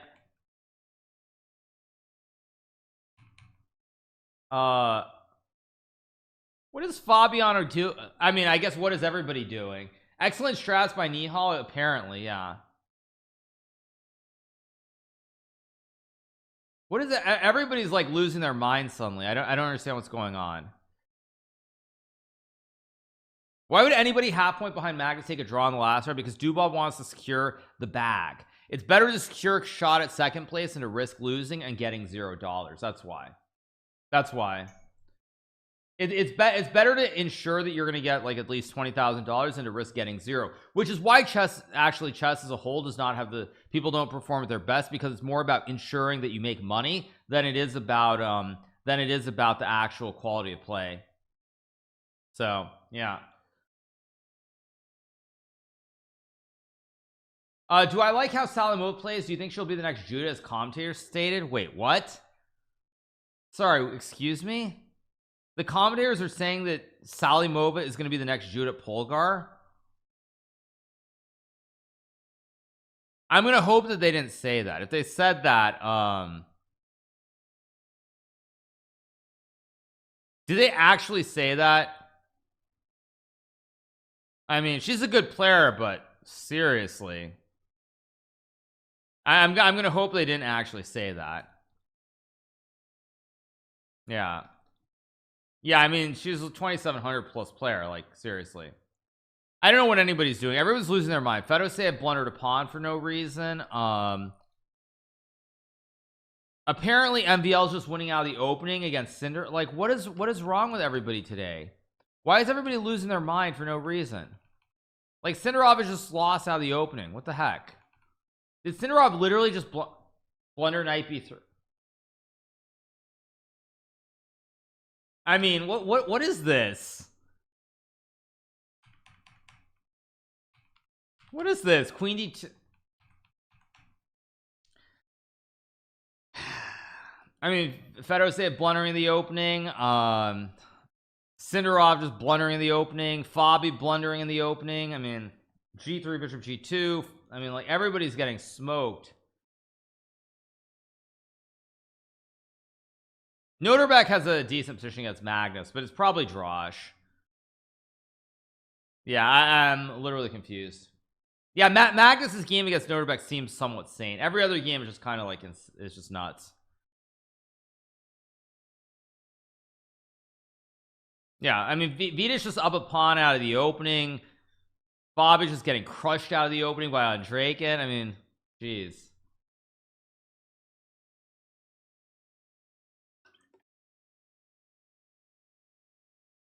Do you think it's fatigue? If it's fatigue, then it begs the question, is the format right? Like, is the format right, or should there be a break? Or not a break, but should there be less games? Yeah, it's only the third round of the day. There's still another game. Yeah, that's it.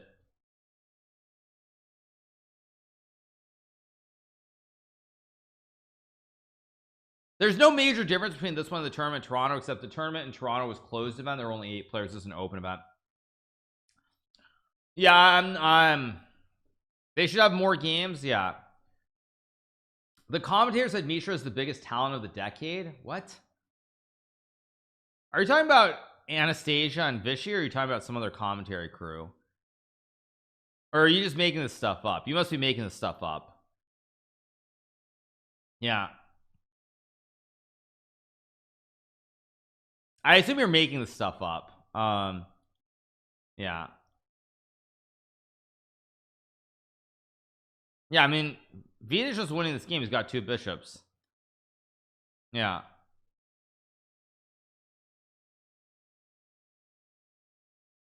Dubov's draw makes no sense. Now he has to win just to finish in 10th, maybe. Yeah. Commentator said Noterbeck is the next swap. Now that I know is a joke. That's a good one. Vita's just winning out of the opening. Fedosave just blundered his lines. Yeah. Yeah. No, people are just trolling now. They're just trolling, but yeah. No, Vita's just winning. I mean, this is just insane. This is just completely insane from Fedosave. Just out of this world insane. Magnus's game looks drawish objectively, but if anybody's better, it's probably Black actually here. So I mean, even Noterbeck has gone to an endgame against Magnus for literally no reason at all. Yeah. Commentator said Hikaru is the next Tristan Tate. Okay, dude, seriously, not funny. Not funny. Okay. So Salimova video is it's social media, not the commentator. Okay, that's reasonable. Yeah, that's reasonable. Yeah, that's reasonable. That's reasonable. Yeah, I mean, if a commentator said that, I'd be disturbed, because they should understand how good Judith was. Salimova's decent. I would say, like, I don't know what her rating is over the board. I would say 2,500-ish, maybe a little bit above that. But like, Judith Polgar was 2,700 plus. Like, you got to be real. Judith Polgar was like legitimately a boss. Like, really, really, really a boss. I can't stress it enough. She's 24, 23. So yeah, I would say 2,500-ish, reasonable. Yeah, like, it's reasonable.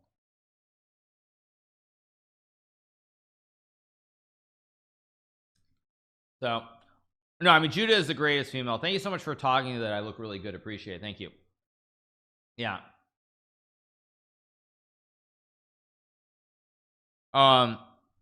So all right, I don't know what Noterbeck's doing either. Magnus has an end game. I mean, it's completely equal, but no chance for White to win. So I guess Noterbeck's happy with a draw here for some reason. Yeah,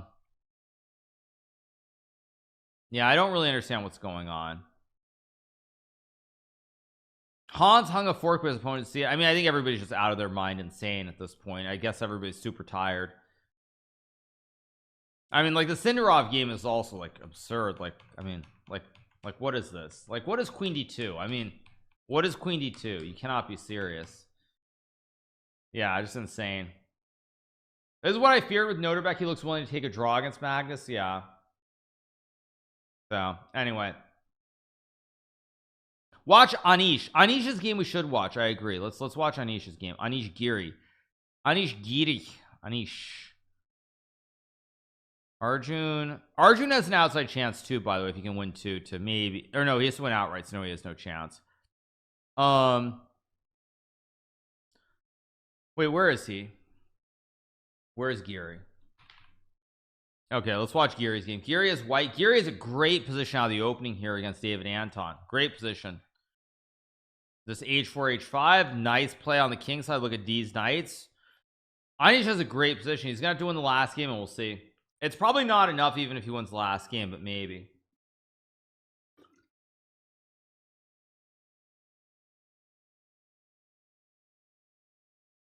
Could Judah Polar win against you in a prime? Absolutely. Anish Giri has terrible tie breaks. Okay. Oh, right. He's probably down at the bottom. So he's playing the weak players. So, okay. Fabian, a world of hurt here. Did I see Fabian beat it modeling for FIDE? I mean, I saw it and I thought it was just all, again, I mean, I don't particularly care what they choose to do. But like when they do stuff like that, it's like that's when you realize that all these chess players, you know, when they talk bad about FIDE and they say this or that, they don't do this right, don't do that right, and then they go and do stuff like that. It's like that's when you realize that nobody in chess actually has any morals, and everything they say is just like based on how they feel at that moment. So yeah, talking about Fabiano much more than Vidit actually, because I don't think Vidit's really said much about FIDE at all, but Fabi's been very vocal about it, and then you see it's just like, dude, what's going on? So all right, let's see what we get. What was the game? I was looking for a different game. Which game was I looking for? Okay, Magnus's game very drawish. Very drawish. Probably just bishop b3. You can trade and go c4 here. Oh, Anisha's game. Yeah, Anisha's game is still going. Arjun has no chance. That's the problem. Anish played 95. Not as great, but still good enough. Yeah. Okay, bishop e6. Not b5, of course. b6. Very drawish. Very drawish. Yeah, very drawish. Yeah, Noterbeck's not going to get winning chance. This is going to be a draw. I thought, as I understood it, Arjun had to win the rapid. Blitz does not get him enough points. That's what I thought. I mean, my understanding was that Arjun had to win the rapid. That even if he wins the blitz, it's not enough to qualify. But I could be wrong on that. That's what people were saying, but maybe it's wrong. Yeah, so Arjun's done because like even if he wins the blitz, it's not enough. Yeah, it's really unfortunate. Magnus said he thinks blitz should give more than rapid. I don't know. That depends on how you view rapid. Yeah, it depends on how you view rapid. I mean, on the one hand, I would say yes. On the one hand, I would say no, because rapid is slower. So if you can win games in rapid, that actually means a lot. But I would also argue, frankly, as far as I'm concerned, none of this should count. Like, it should just be classical chess. Keep it simple. Don't allow rapid and blitz to count for the circuit. Just keep it simple and have it be only classical tournaments. That's the obvious correct answer. Which is just like, there's no need for any of these events to count. They shouldn't count.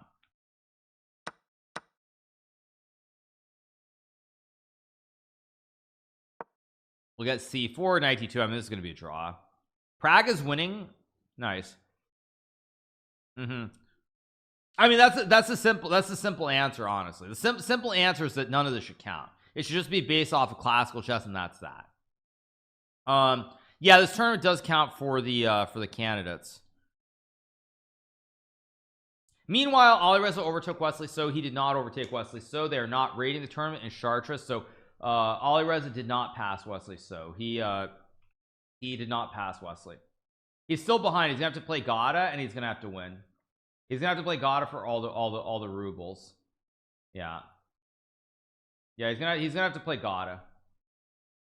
If Gada doesn't lose him, he's not gonna get. Well, actually, yeah, he's not gonna get the spot. I think he has one more game, and it's against Gada Kamsky. I think in the final round, unless I'm mistaken. Yeah, Gada is, out of anybody that you could randomly run into in tournament, Gada is the last player you want to run into. even if God is rating is lower, he's not as good on average. He still is a former world champion contender, and he's doesn't, you don't just suddenly forget you forget your class. God might not be as good as he once was, but he still has great fundamentals, great understanding. Vita is Vita not winning yet? I mean, I stopped looking at Vita's games. He was winning. No, he's still winning. Magnus drew. Ew. Ew. Ew. We get a draw. Okay.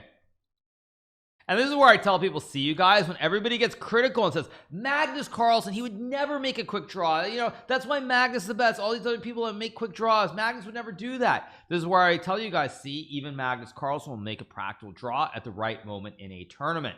So moving back along, let's keep going with the other games. What else do we have? Let's see. So okay, so Vita of course has been winning since like move 7. Fabiano is still in a lot of trouble here, but he has chances. Maybe rook a4 a4. Oh, you can take. Oh wow, white's actually winning here, but he goes knight a4. Let me refresh the board. So if Vita wins, he's tied for first. Yeah, Magnus has lost 0 games. Yeah.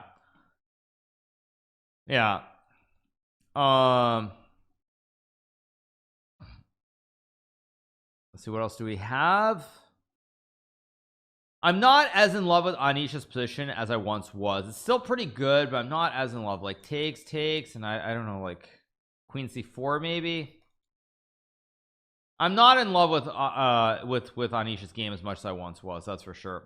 Magnus is gonna have to play Dubov. Yeah, Sindarov apparently is back in the game after f4, but I don't know why, but apparently he is.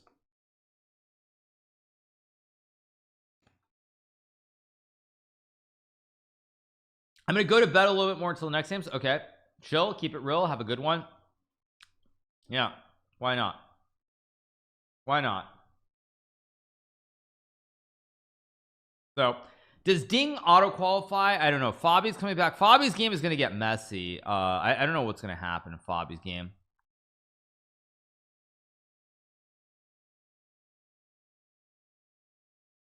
Why am I not playing this event? I already spoke about it. Yeah, going to bed until New Year's 2024. I don't know if you can do that. That's 3 days, you guys. I don't know. That's a bit much. Yeah, next round is going to decide it all, it looks like. Magnus just wants to sleep in his private lounge. Yes, exactly. Yeah.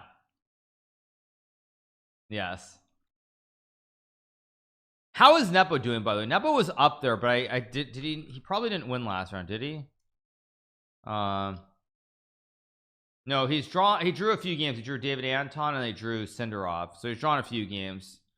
Yeah, so he's not quite up there, but still. No, there's still one more round after this. One more round, you guys. One more round.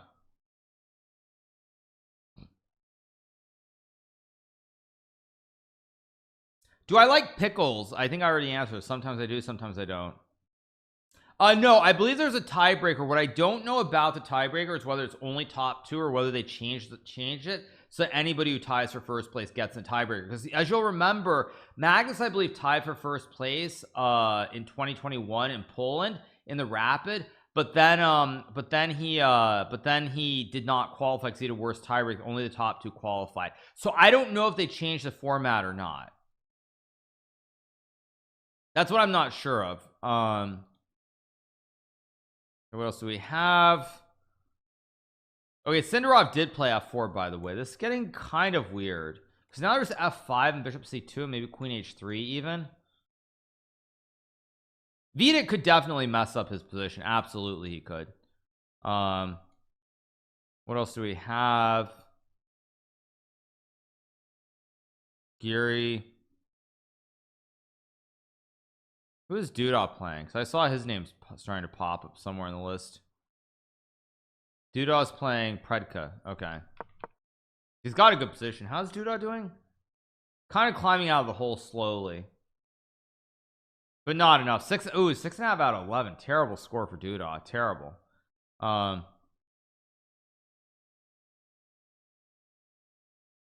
Fabiano's game's still better for white, but long way to go. Let's see, Merzin versus Levon.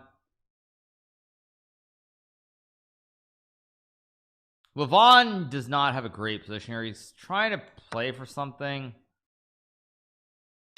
I mean, this does not look great for Lev. Yeah, does not look great. After the blunder of Nihal, Vlad left the table without setting up the board. Is that bad? No, many people do that. He was probably just happy the game was over. F3, knight F6 here. What else do we have?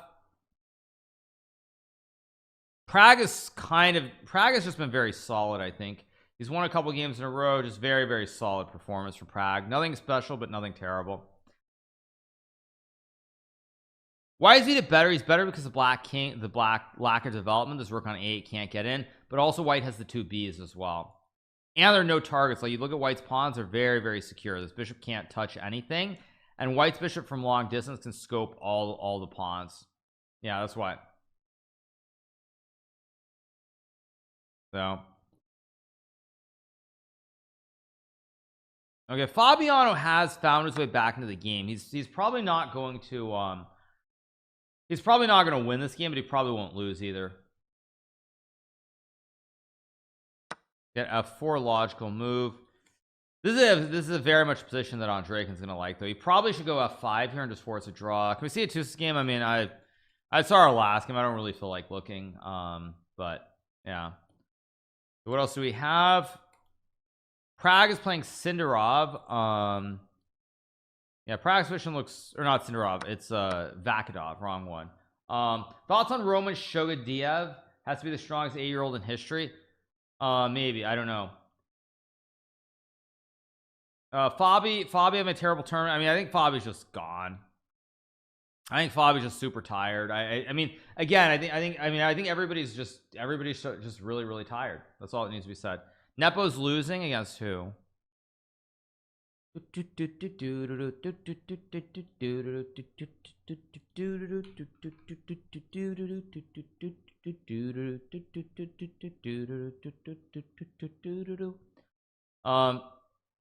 Rook c2, and apparently Nepo's just getting cooked.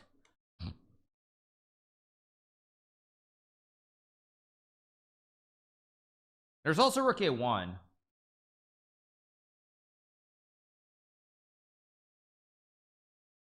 Fabi will talk about being jet lagged and how the travel is so bad on his podcast. Fabi has no right to talk about it, though. Like, I mean, I like Fabi, I respect him, but he has no right to talk about it after he basically said he wasn't going to go play, and then he did go and play. So okay, Nepo in trouble. Let's move around. What else do we have? Oh, Vita got an extra, or wait, no, he is 3 here on the queen side. So I don't remember the event where the kids were shouting. That was actually that was FIDE World Rapid and Blitz. That was last year's FIDE World Rapid and Blitz. I was there. That was in why don't I remember where that was last year? Why don't I remember? I can remember the playing hall. It was Kazakhstan. Okay, Almaty. Yeah, they paid Fabi. Actually, I want to clarify that too. Like, FIDE does not pay players money to show up. At least they never have. Like, maybe they changed something and they did pay Fabi or some amount of money to show up. But I mean, as far as I know, they never pay people money. So when people are saying like he got paid or something, that's not true. He didn't get any special conditions. Magnus doesn't get anything either, not for this event.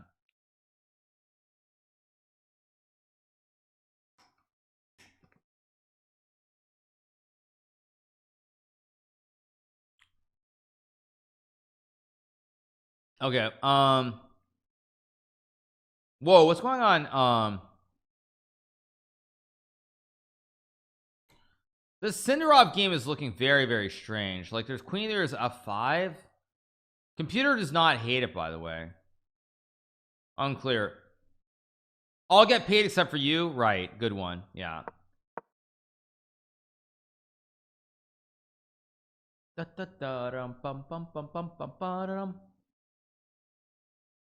Probably you take and go like king e3. I mean, Maxime is better here, but I'm not sure if he's actually winning this game.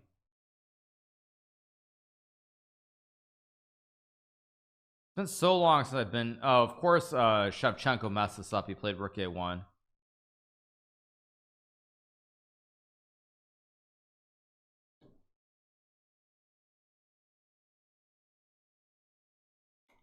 Yeah, what is Shevchenko even doing here? Fedosev's, wait, did I close it down? Where's Fedosev's game? Yeah, I mean, Fedosev's game looks horrible. I mean, white has the 2 pawns here. Unless Fedosev can get the pawns rolling on the king side, he's gonna lose this game. Or queen side, I should say.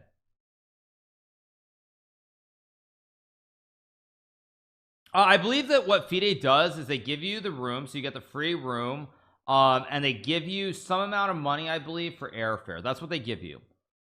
They don't give you, they don't like give you like $25,000 to show up or any of that stuff. That's that's like non-FIDE events when they're appearance fees. So yeah, I mean, I think people were speculating on that, thinking that there were like people were being paid. That's not, the FIDE does not do that.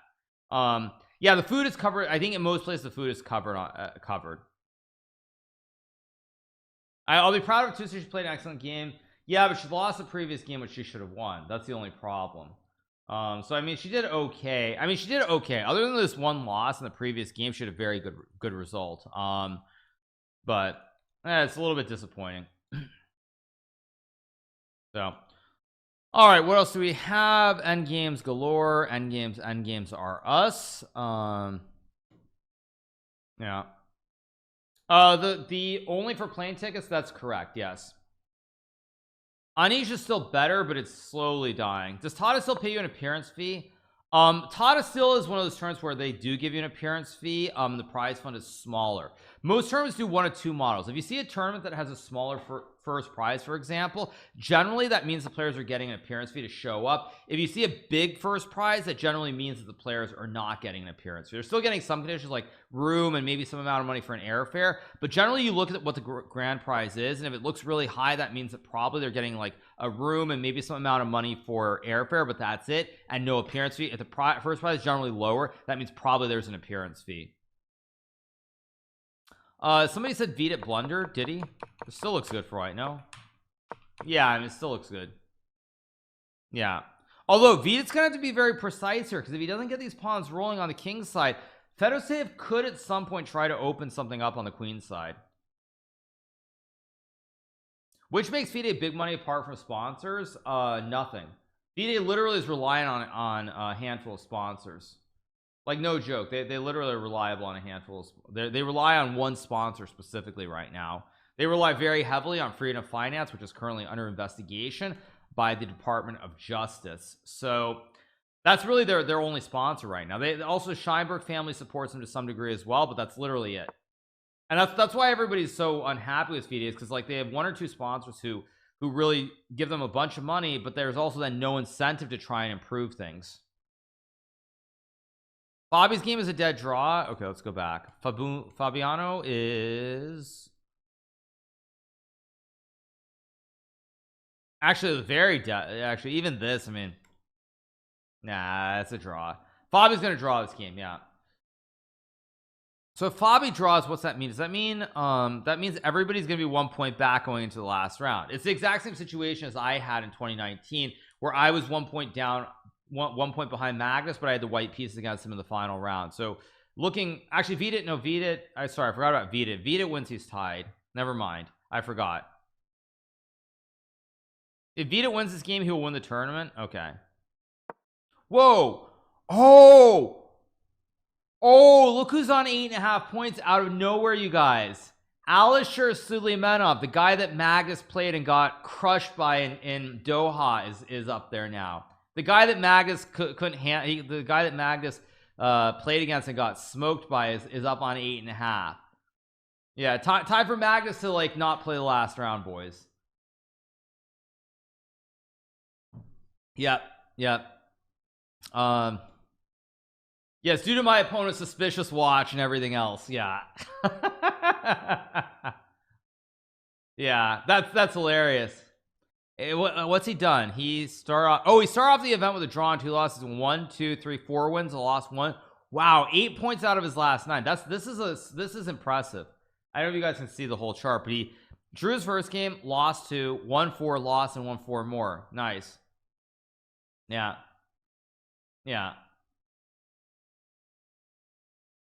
That'd be a nice last round pairing, right? Yeah, Suleimanov's the guy that, you know, that beat Magnus, blew him off the board. That would be a funny last round match. Watch Magnus lose again, and then what's the excuse? Okay, let's see. Yeah, let's get back to the games. Let's see what we have here. Where's Nepo? Nepo is playing against Shevchenko. I didn't take a look at his game recently.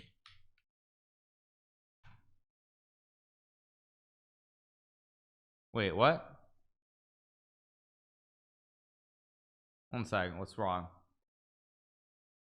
How dead is the New York Times Kramnik article from 3 days ago? I don't know, but I'll probably cover it either today or tomorrow, depending. Yeah.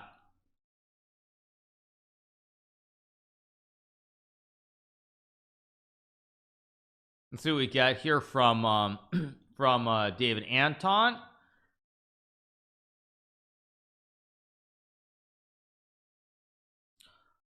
Maxime is still apparently better here, but it's not easy to win this position. I see tweets between Anish and Kramnik, no, but yeah, I mean, it's very clear to me that the Kramnik's enjoying the attention. He's enjoying this like notoriety or attention, probably more than he should be, but it seems very clear that he's enjoying it a lot. So yeah, see what we get here from Sindarov against he'll probably take and play rook a5, rook a7 if I had to guess. Yeah. Today in 1987, Vishy became the first GM from India. So he became a GM literally 3 weeks after I was born. Jeez, that's insane. Actually insane. Okay, so Vida is still winning here. But let's see. Yeah. That's amazing. Yeah. Amazing. It's wild. Why do I feel like we got a blunder in the Nepo game? We got some kind of blunder, but go back.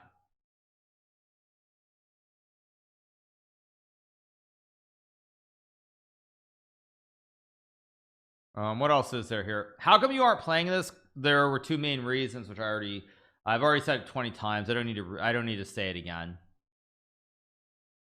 So I'm actually getting tired of saying it. Yeah, getting tired of it.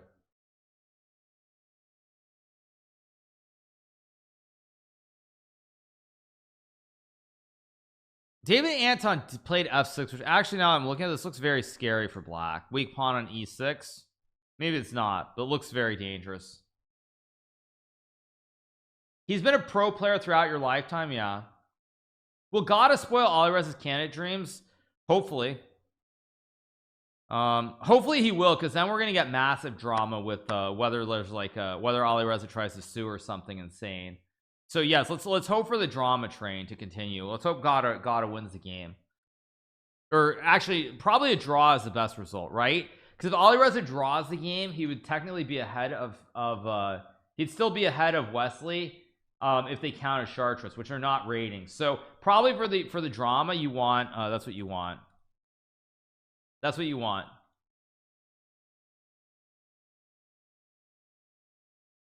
Yeah.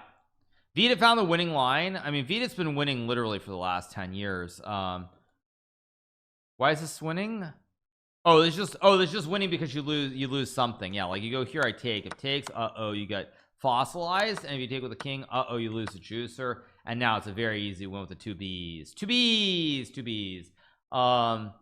So why do I want to take a look at that game, you guys? Why do you keep, like, I don't want to, because I'm only going to get annoyed most likely. I told you, like, when I look at lower rated games, much lower rated games, the eval bars swing, it's all nice and fine and funny as long as you aren't rooting for anyone. But when you actually are rooting for someone, then it becomes unpleasant to watch, and it's just not enjoyable. So I mean, I don't know why you want me to cover it. Yeah, it's like you guys are asking me to cover it, and like I can tell you what's going to happen. Probably I'm going to look and I'm going to get annoyed. There's going to be like 1 or 2 blunders at least in the next probably 5 moves. I'm going to be very upset. Yeah, I mean, you guys are asking me to like do this, and fine. I'll find her game and take a brief look, and I'll tell you whether I'm actually going to look at it or not.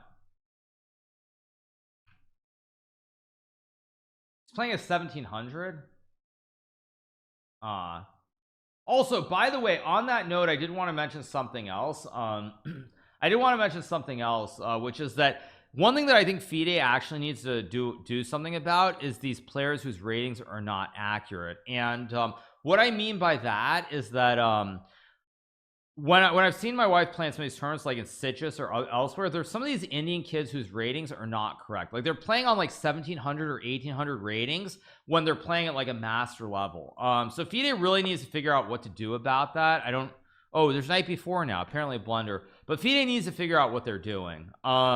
Because there are these kids whose ratings are completely wrong relative to how good they are. Isn't bishop b6 just winning now? Is rook d8? I think it is.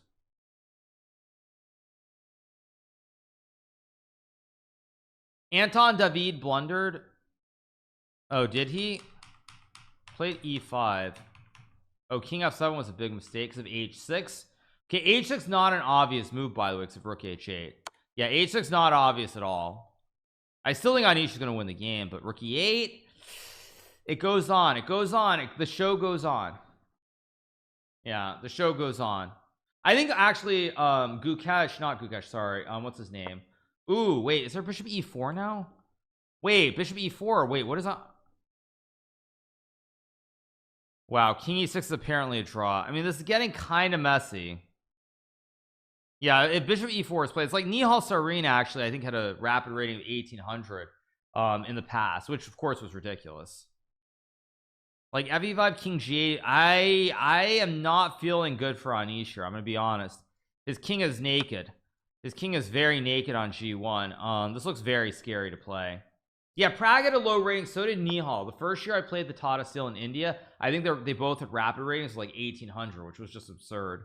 So anyway, all right, takes probably king g8 if I had to guess. King g8 looks like a safe move to play here.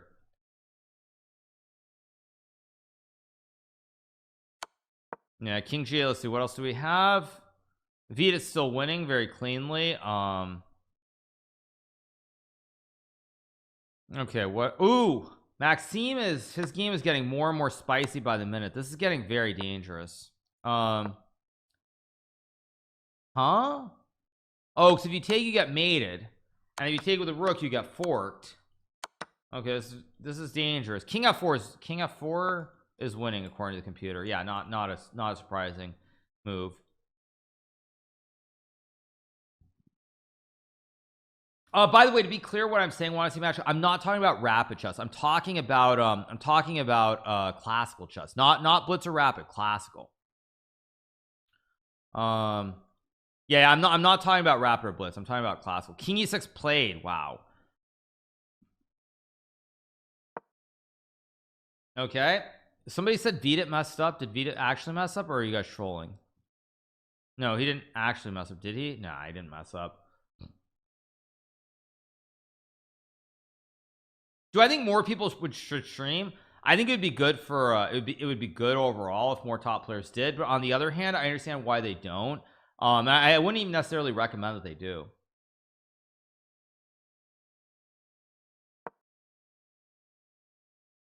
So, oh, is this actually winning or not? They do, just not full time. No, I'm talking about strong players. I'm not talking about Anton's winning. Wait, what? No, he's not winning. There's rook f1. I mean, it's still very murky. King d7. This game's very murky. You have competition then, that's not actually the point. What I'm saying is it'd be very good for it'd be very good, but the reason they don't, and I don't blame them, is because like you have to spend a lot of time streaming, and if you're just starting out, you're not guaranteed to make any money whatsoever. That's the biggest reason. Let me refresh the board. Like, I mean, as a chess player, if you're like 27-30, you can go to an exhibition where you just get paid X amount of money for showing up to play simultaneous or do a lecture or whatever it might be. With streaming, you get $0. Nothing is guaranteed. It comes down to whether you build a community and whether people subscribe to your channel. So you can spend like probably 20 hours and make essentially like $100 for 20 hours of streaming, and then you spent 20 hours, it's taken away from your time to study chess and everything else, and it's not worth it. So that's why a lot of that's why a lot of top players I think don't do it, because it requires a lot of Vita through. What did El Vita do? Played rook b2, bishop e6. What there's knight f4, bishop f1. Rook a3. I don't know why. Well, Anish, I mean, I wouldn't really talk about Anish as an example, but the example I would use is actually Ali Reza. Ali Reza is the guy who, if he had stuck with it, I think he could have potentially been a very good streamer and made a very good living from it, better than he does from chess potentially. So, yeah, bishop d5. I mean, I'm guessing that he just missed that bishop f5. You could trade and go check. That's my guess. Well, Anish could stream, but there's also the problem that it depends where you are. So one of the big problems, I think Vita's still gonna win, but one of the big problems is that Anish's audience is mostly Indians. It's from that part of the world, and of course they're very enthusiastic about chess, but that part of the world in terms of monetization, it's difficult to monetize it. Yeah. So king e3. Wait, rook a3. Wait, rook a3. I guess you can hide the king on c2. Let's go back. Okay, Maxim's gonna win. What else is going on? Arjun is probably gonna save this game, bishop c6, but Anish is losing. Actually, Anish is not clearly losing, but he is not going to win this game. If he doesn't win this game, he definitely has zero chance to qualify. Wait, no, now he is going to lose because he has to go a4 and you just take. A4 is the only move, or else you're getting mated. Maybe rook f2, but then queen b1. Yeah, pretty gross.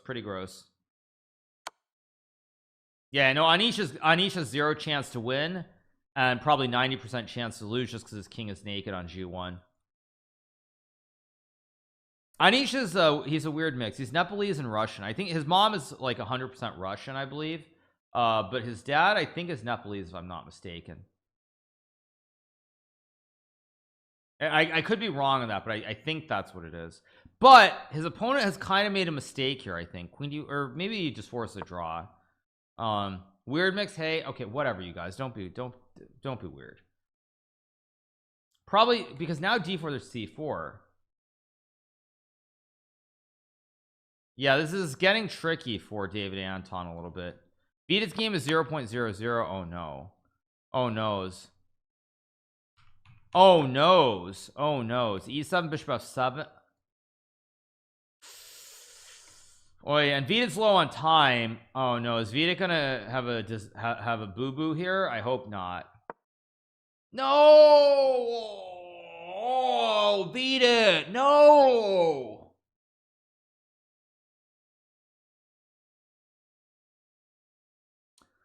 Oh, Vita. Just when we had gotten past everything, just when we had gotten past his failures. Oh, he just choked it. He choked it away. Fedosev's gonna win this game and be like in clear second place now, I think. Unbelievable. Absolutely unbelievable. Oh my gosh. Fedosev should not have beaten Nihal, and he should have lost this game. That is insane. Oh my god. How Nihal literally messed it up. I mean, you cannot mess up a game more than Nihal messed up that previous game. And now Vita's winning out of the opening, and Fedosev and Vita messed it up.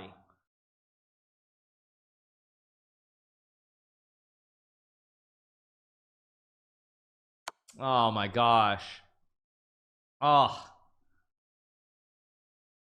Oh, it's no, I mean, it is basically over. Let's go back to well, I don't know why I have this game up here, but let's go back to Anisha's game.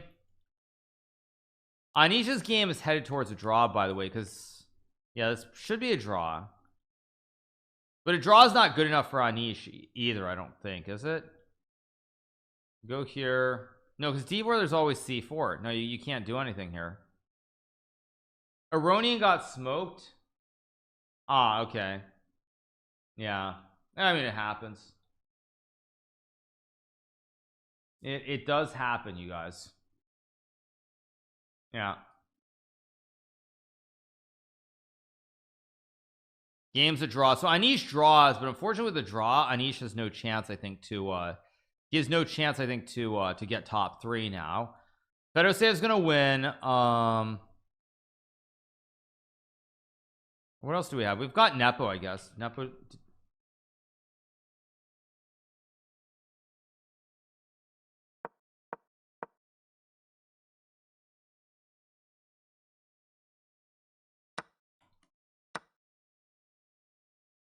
I mean, Nepo is a little bit worse in the endgame, but I think he'll draw.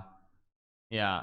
Indians cursing Fedo save right now. Yeah, I mean, insane. Yeah, I mean, now there's gonna be like no drama. That's what's really sad about this. There's gonna be like no drama at all. That's what's really sad about this. Now there's like almost no drama whatsoever. Wait, it's back to zeros? Wait, what? Wait a second. It's back to zeros. Here we go. Okay, let's see.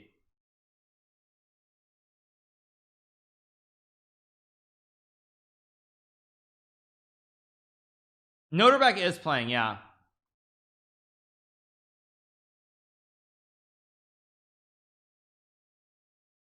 Yeah.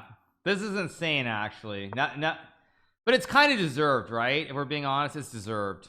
Rook f4 easy move to play because everything's under attack. If he goes king e3, I'll scream. There's no way. He'll play rook f4 and rook f8.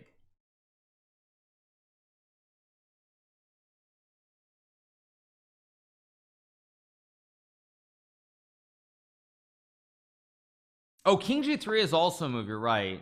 Actually, king g3 is a logical move because now you try to push the peeps. Try to push the wide peepos.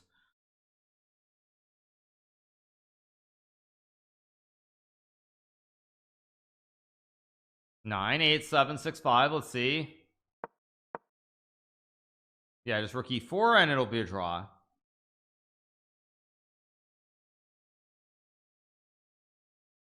Should be a draw.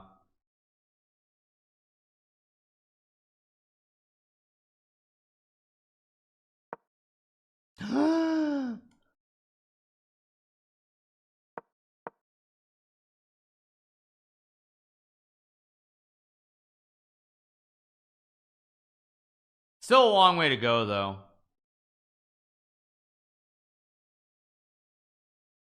I mean, rook f1 is a very hard move to play here. Rook f1, rook f6 is winning, apparently. Oh, but you can go rook f1 and knight f5. Rook f1's a hard move to play, though. Thing is, Fedosev doesn't really have many moves, though, so rook f1, if you see the idea of rook f6, it's not insane. Or rook f7. Actually, rook f1, rook f7 is... Oh, if he finds rook f1... Oh, no! Oh, no, he found it. Oh, no. Oh, noes. Oh, no, this is it for Vita. He's done. He's done. Or no, rook f7, there's still h6 maybe, but I think knight f5 just ends the game, right? Knight f5 is good, but it might not be the only way. Well, let's refresh. Let's see what we got. King d5, and now knight f5 ends the game. Beat it. Yeah, knight f5 just ends the game.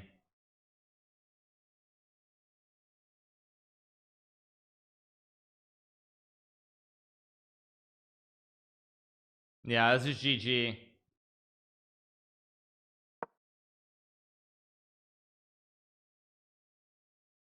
I think just rook f7 is good enough. Yeah, I would just go rook f7 here. Actually, rook g1 also. Rook g1, rook f4, not so clear. Probably rook f7.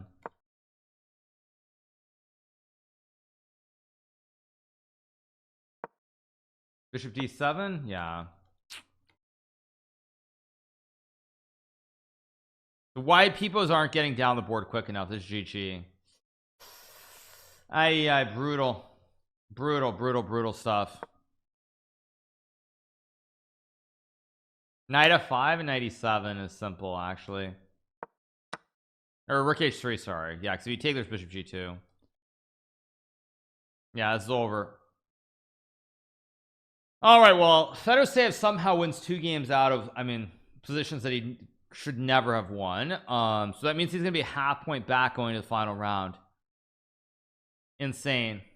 Yeah, dark arts, I agree.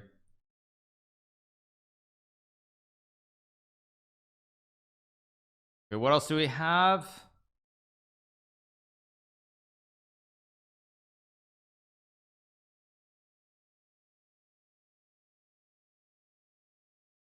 Vita's reaction is hard to watch. Yeah, he's probably really sad right now. Yeah.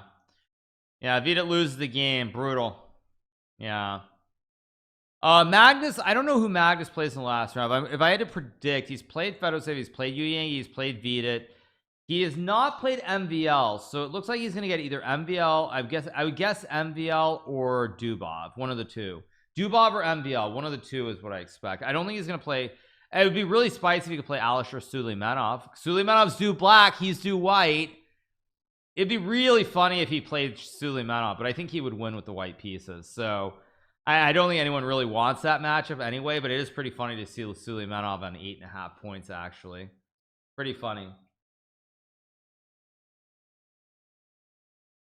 Oh, there will be a tiebreaker. You can't see the score. Oh, are there too many? Oh, now you can't see the score. Sorry, too many rounds now. You're right. Yeah. So now you can see the scores. Let me move my cam. Yeah, like you see, like he's on 9.5, 9, and there are a bunch of people on 8.5.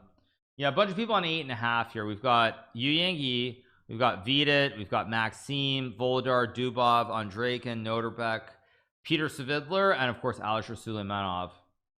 No, it's 13 rounds. There's 5 rounds of first hit. It's 4 and 4, so one more. Yeah, Alisher wears a watch. It's in the bag. That's true. Yeah. Yep. But I would say none of the pairings are particularly wonderful for Magnus here. Fedosave is 9 points. Yeah, he's had 2 miracles. His win against Nihal was ridiculous. His win against Vita, where he was lost out of the opening, was even more insane. Qualified for what? I don't know what qualified means, but no, I mean, you don't know. He's gonna play either, probably he's gonna play either MVL or Dubov. So yeah.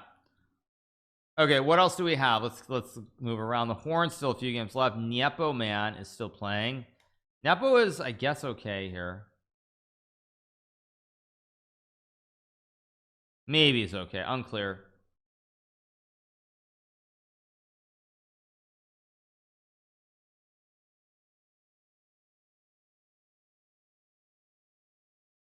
Yeah, knight g3. Of course, queen c8's winning, but nobody would ever play this. This queen b7, I think, or queen c7. Nobody would ever spot this. So he goes knight g3, rook d4, of course.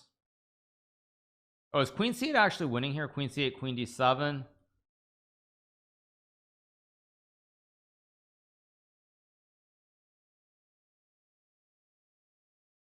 What about Merzin? Merzin is also on 8.5. Magnus can lose and be top 3. Unclear. Depends on the tie break. If MVL, Dubov, Alisher win against Magnus, do they have some tiebreak scores? I don't know. I mean, Magnus is probably going to just draw and get through, but we'll see. Wait, is there queen h1 now? Wait, queen h1? This takes queen h8. Queen h1 looks very strong here. He's going to play queen h1, of course.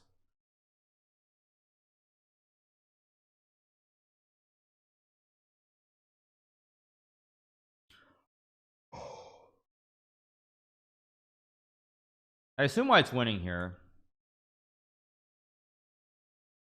Rook d3 maybe, or rook f4, rook c3 also move. We'll see. Women's side will have a tiebreaker, maybe. Yeah, maybe. Prague will get to 8.5 if he wins. Okay, yeah. Hikaru, miss your thoughts on the Vita game. What did he miss today? I mean, just I mean, he was winning. He got careless and he lost a game that he shouldn't have lost. That's really all that needs to be said. Yeah, Merzin is very young still, 17. Nepo's in trouble. Yeah, like, yeah, I mean, rookie. Wait, what the heck is rookie 3? Did he actually play rookie 3? Wait, what the heck? What is rookie 3? I thought rook d3. Oh wait, no, rook d3 hangs f2, but you can hide on h3.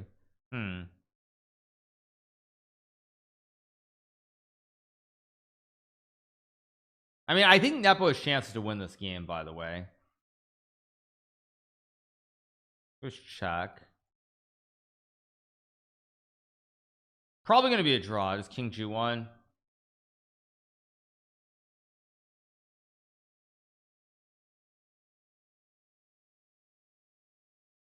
Five.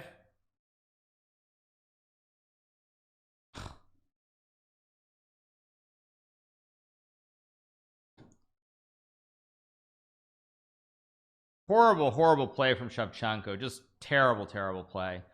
Faustino Oro, by the way, someone we haven't spoken about lately. He's playing against Rinat Jumabayev. How's Faustino doing? Faustino is okay. He lost 3 in a row. He lost to Adiban, Karthik, and Muradli. He drew 1, 2 in a row. Ooh, not having a good tournament actually. Yeah, he's having a very bad event. Yeah, he's having a very poor event. But he is only 10 years old. So, all right.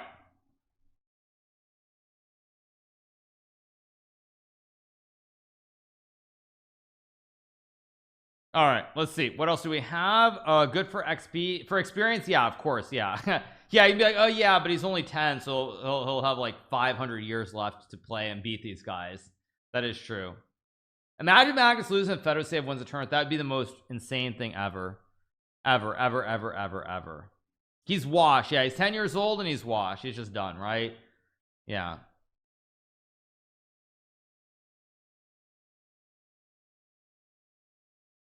Okay, let's see. This game's still going. There's knight f5 actually, big threat.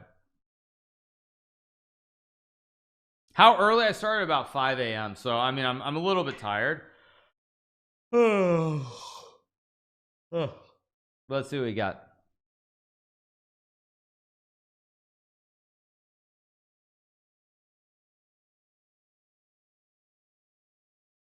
Yeah, tomorrow. I mean, I'm starting at 5 in the next 2 days. I think tonight I just need to make sure I go to bed early. That's all. But we'll see. He actually played it, really?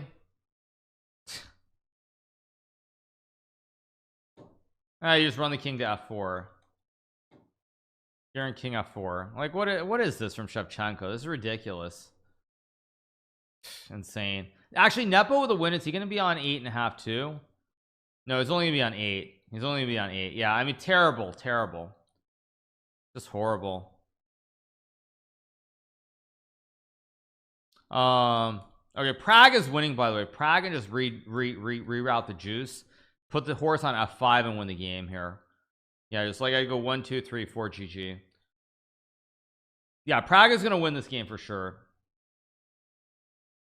Although I don't like king a4, I'm not gonna lie. I would have just gone knight c3 right away, but still same thing applies. Yeah, I mean same thing, like knight c3. I didn't like this because there's always a rook b4 check, but it doesn't matter. You still can put the knight on f5.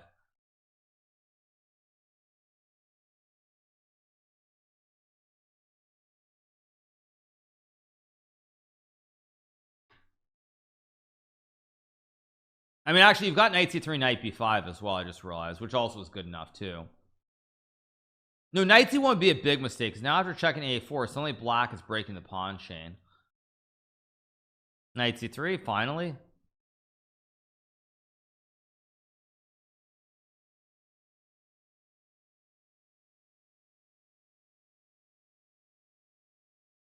I don't know what Prague is doing here actually, but actually I guess I do understand. I think he's gonna go here, and instead of go for one of the slow routes, I think it's just gonna go for this, walk the king and use the knight and win the game. Something like this is what I think he'll try to do.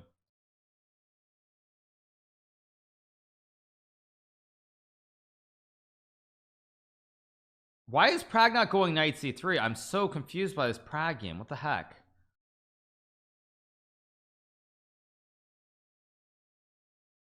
This knight c3, dude. What's he doing? You gotta go.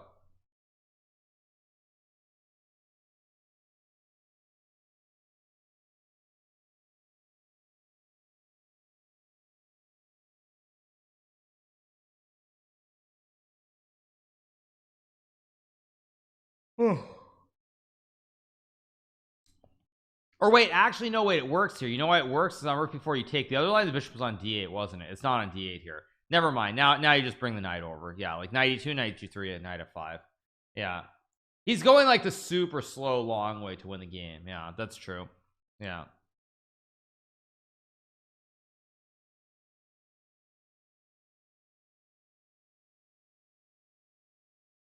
Who's leading right now? The standings are, you have Magnus Carlsen on 9.5. I know it doesn't show next for too many games. You have Fedorsev on 9, then you have a whole slew of people on 8.5.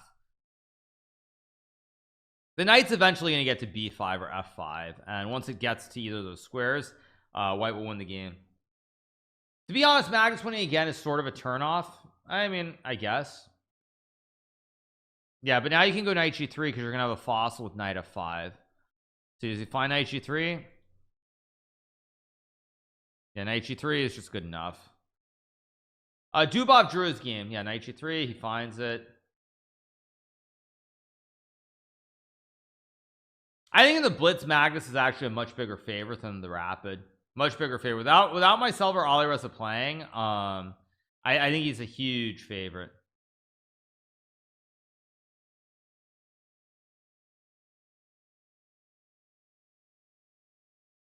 Now probably what white wants to do is eventually bring the rook around, or bring the, actually you can just go king b5 here. King b5, king 6, king d7 should be good enough. What about Nihal? Nihal messed it up. Nihal messed it up. Yeah, gotta respect Alireza for hustling. I mean, I don't know about that. I mean, he could have found many ways to get in well before this, probably, if he wanted to qualify. So it's all kind of weird. Yeah, it's gonna walk the king and take the juicer on d6, and I mean, there's rook b4 and a4, but it still shouldn't do a whole lot. Magnus mentioned the blitzfield would be weaker without you. I mean, without me and without Alireza, it's a lot weaker. A lot weaker. Oh, Nihal chance the blitz turn? Maybe. Yeah, maybe.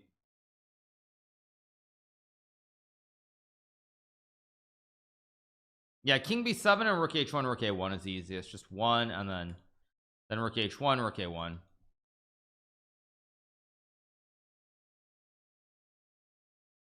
Blitz is 3+1. MVL, I forgot. MVL is a big danger in blitz. MVL is very, very good. Sasha, I don't know about Sasha. Do I think the 40 game is in Magnus was a mistake? I will always believe it was a mistake. But it doesn't really matter now. He is not Kramnik. He is former world champion Vladimir Kramnik, right? Yeah. Andregan could be very good in the blitz too. That's true. Yeah. Yeah, but I'm gonna go make some more coffee because actually I feel really sleepy suddenly. I don't know why. I feel really sleepy. Yeah.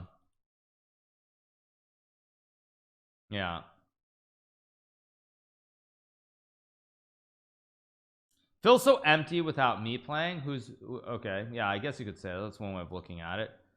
One way of looking at it.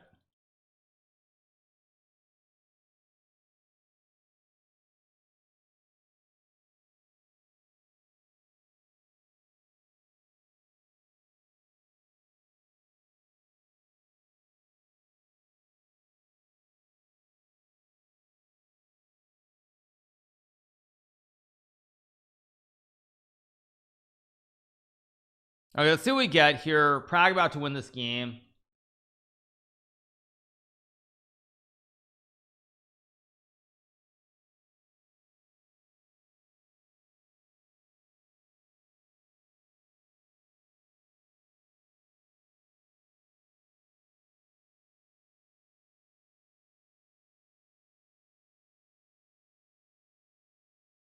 How are you so good at blitz and classical, but you're iffy in rapid? I mean, I'm only like number 7 or 6 or something in the world at rapid. So like, I mean, you guys are acting like I'm somehow like number 200 in the world at rapid. And I gained a very impressive 15 points. I gained 15 points in the Chess Champions Tour. So I had a great result. What can I say?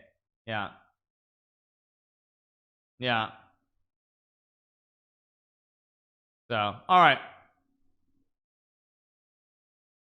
You were once 2780-ish. My rapid rating is 2746. I mean 2780 maybe. Yeah. Magnus is gonna play Prague. I don't know who he's gonna play. Is it me or you get more viewers here? I mean, it depends. If I stream on Twitch, I'll probably get more viewers on average, but you know, that's not the only thing that matters. Okay, Prague wins the game finally. I think that's the last game of the round. Or no, it's not. It is the last game of the round. Okay, I'm gonna go make some coffee because my eyes are trying to fall asleep on me. So I'm gonna go make some coffee, and I'll be right back in like a minute or two. I'll put up the results. I'll change the scene so you guys can see the whole results, and we'll be back in 1 second. So I'll be back in 1 minute.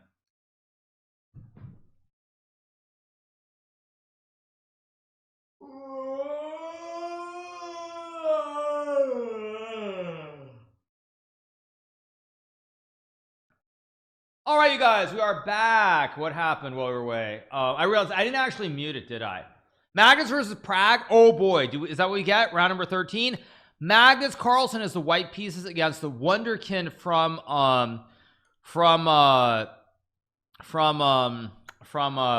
India. Let's see, what are the rounds? Bear is back. Yeah, I never muted. I didn't mute, so when I took a big yawn, I think everybody heard it, right? Everybody heard it. Yeah. Everybody heard me take the yawn. Okay, so it looks like the only games that matter though are Fedosave and Magnus's game. No other games matter. So it'll be pretty easy. We'll just be covering these two games. Actually, while we're at it though, let's take a look. What about the other games? Let's go back. Because no other games matter. What happened to the women's? Because we didn't take a look. Let's see. Results. The winner in the women's section, or I thought I went to the women's. FIDE Women's World Rapid Championship. Okay, the winner, or no, there's a three-way tie. Oh wait, there's a three-way tie between Anastasia Bodnarik, Humpy Canero, and Lake Tingjie. Is there a three-way tiebreaker or two-way tiebreaker? I don't actually know. No idea. Oh, it's a two-way tiebreaker. Okay. Oh, they didn't change the rule. They still left it as a two-way even after Magnus complained in 2021 in Poland. Okay, good to know. Okay, good to know. All right. All right. So we really have two games to cover. We basically have the only games that matter are Magnus's game and Fedosave. That's it.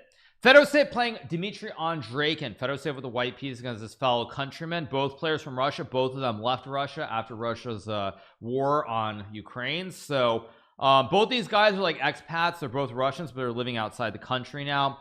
Hopefully one of them can pull through and win the event. Fedosave, is he in Slovakia or is he in Spain still? Because Fedosave left very quickly as soon as Russia started the war in Ukraine. He went to Spain, and I think he was in Spain for quite a while, but maybe he's in Slovakia now. Either way, I think Andreikin is in Slovenia. Okay, and Andreikin is in Croatia, I think, right? I think Andreikin's in Croatia. But yeah, I mean, Magnus is probably not going to lose, but Magnus does play, probably out of all the people Magnus could play, Prague is one of those people that he does not want to play, I think, in this last round. So big games.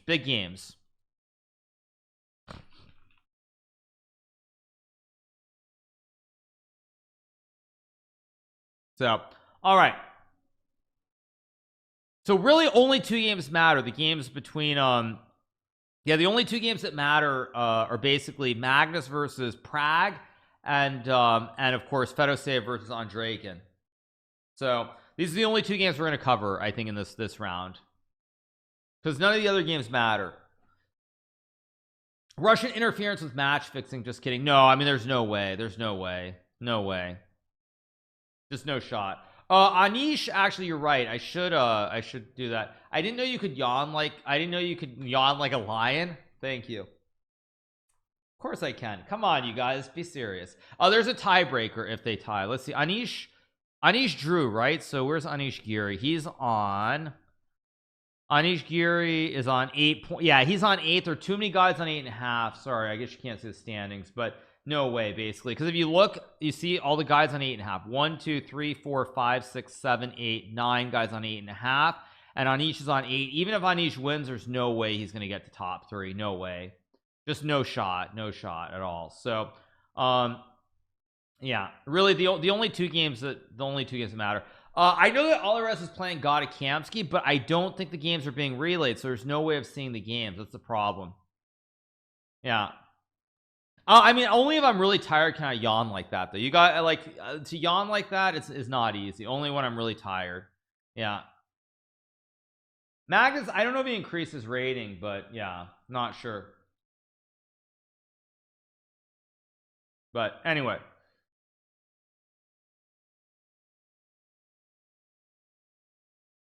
Exclusive yawn, yes. Magnus is losing 3.7. Yeah, he's losing points. Actually, everyone up there is losing a bunch of points, a gajillion points, it looks like. Yeah. Yawn Nepomniachtchi, yes. I clipped your yawn, okay.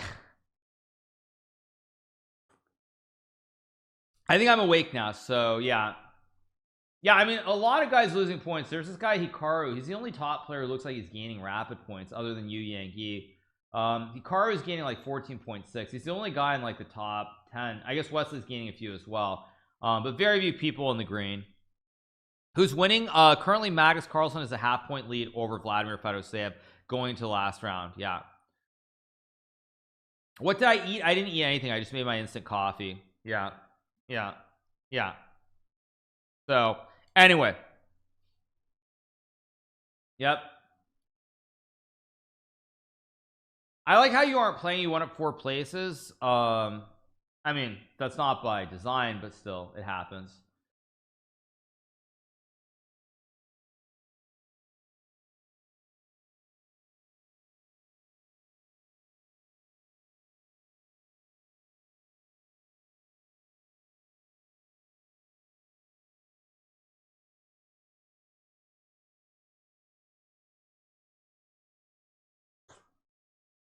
So do I add sugar and milk? No, I'm just drinking it black right now. That's it. Yeah.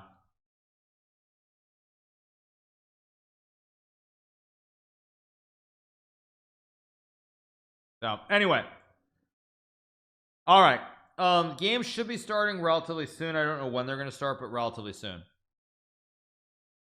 So all right,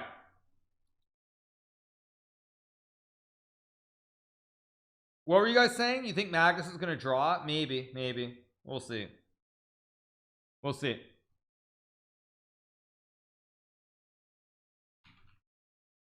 Do chess.com collaborate, or are they really separate governments? They're completely separate. Chess.com is an American company. FIDE is a FIDE. I mean, I don't know what you even call FIDE. I mean, you have a Russian president, but that's about it. So, all right. So we're gonna cover the games. There's tiebreaker. We'll cover that. If there's no tiebreaker, went to 3 minutes again. What do you mean? What do you mean it went to 3 minutes? Are you saying they're not starting for half an hour? Wait, what? Or the timer just went to 3 minutes? I don't know what you mean. But oh, 3 minutes, not 30. Okay, we have time for a puzzle rush, right? We have time for one puzzle rush. Let's do one puzzle rush on. Okay, let's do a puzzle rush. What's the scene? Here's the scene. Come on, do the locomotion.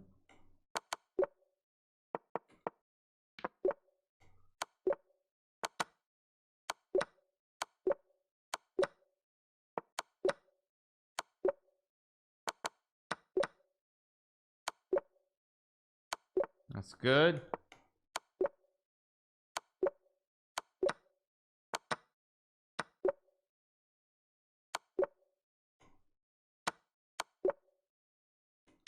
That's me.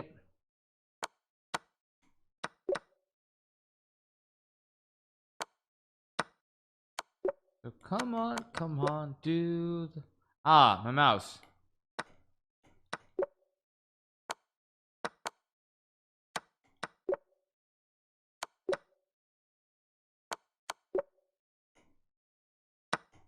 Takes.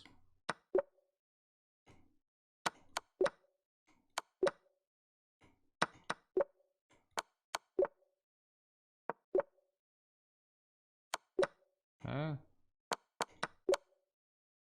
Oh, this takes. Okay, that's good.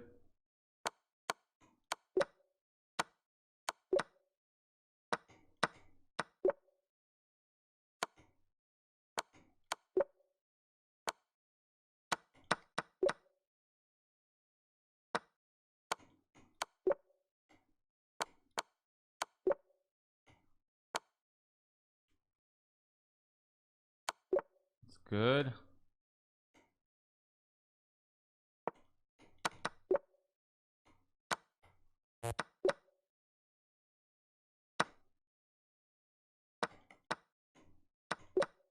Good. Right.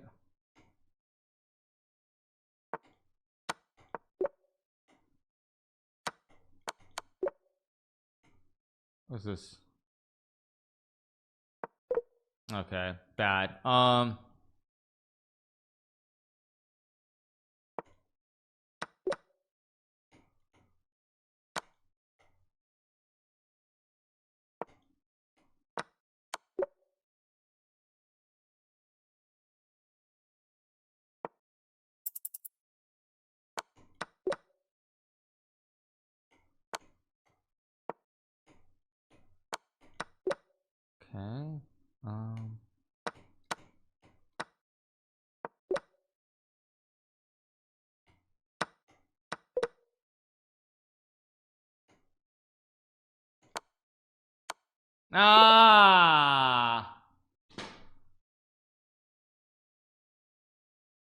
So bad, just so bad.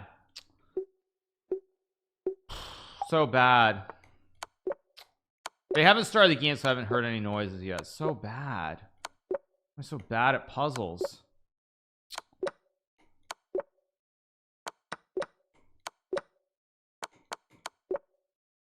Oh, that's what am I doing?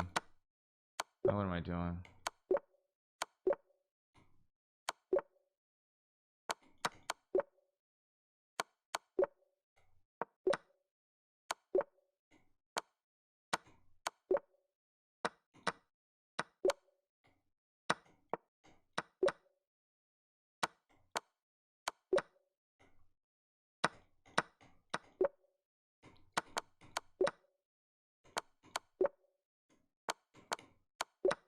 Go. Let's check.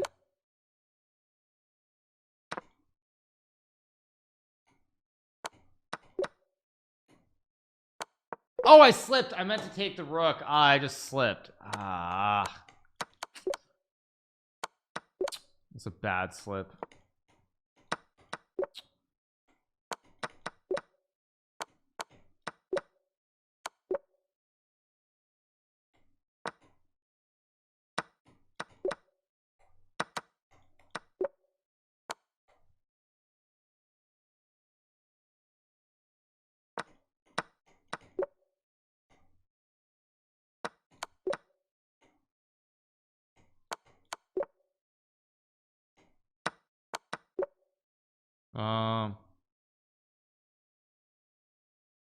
Apparently blind.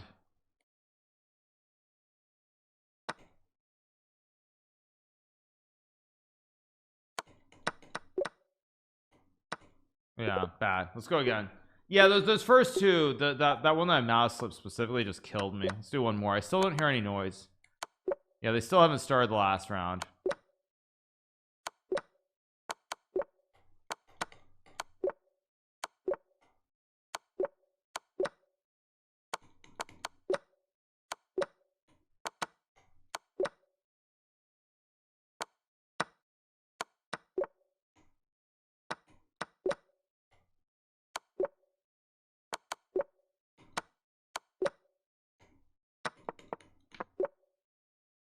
I'm just trying to unwind. Oops, I'm a girl. Girl, girl, girl. You know you're my world.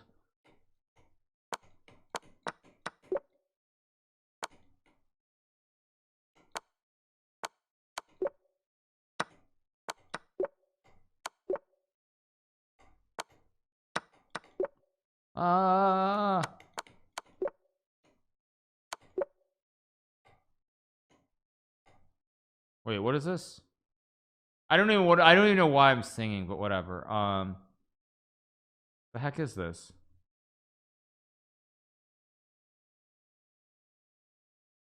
The heck? Am I blind?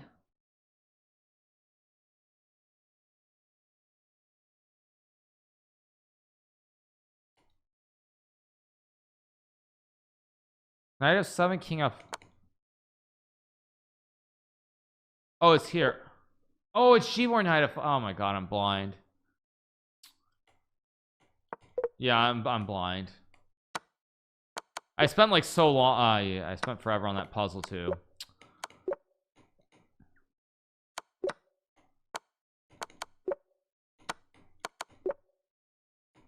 Where's this pawn? D4.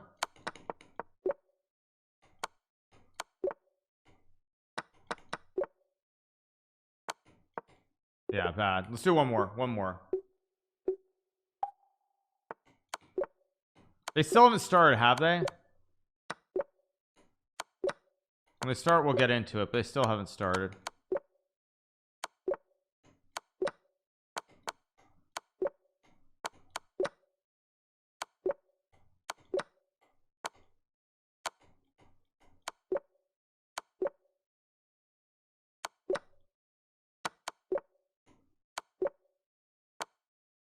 Oh, what am I doing? What am I doing again? Fine, it's fine. You're still good. You're still good.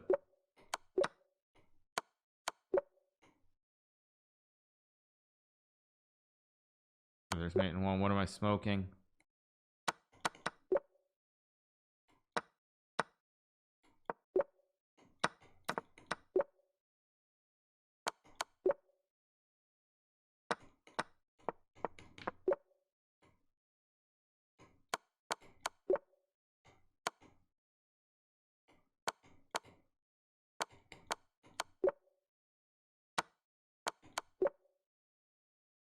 Wait, pawns are going. I don't know where pawns are going.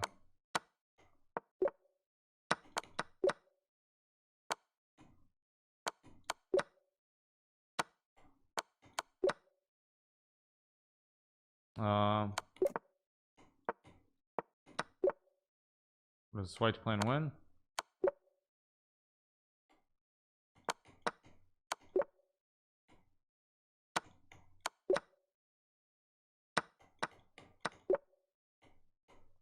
Oh, you're pinned.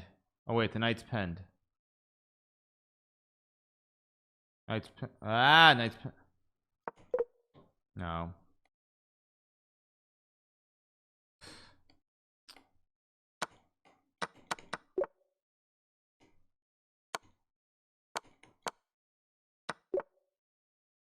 What's this?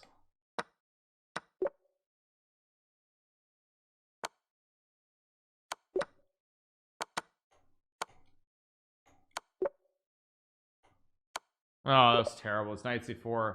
Yeah, I couldn't do it because I didn't have enough. I had too many wrong too quickly. Have they still not started the game, by the way? Still no game. Okay, whatever.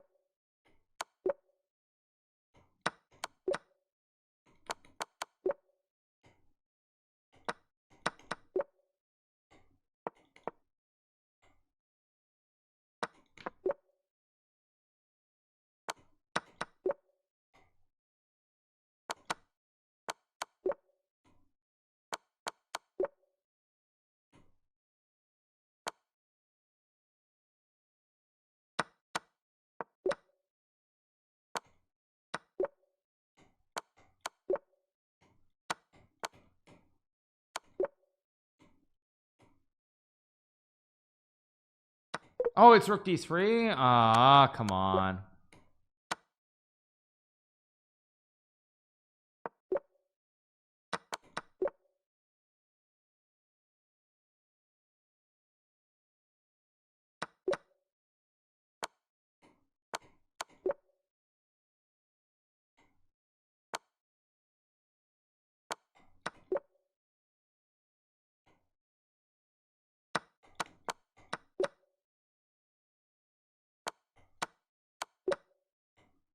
I don't know what the move is, so I'm gonna gamble there. Wait, is white's playing win, I guess?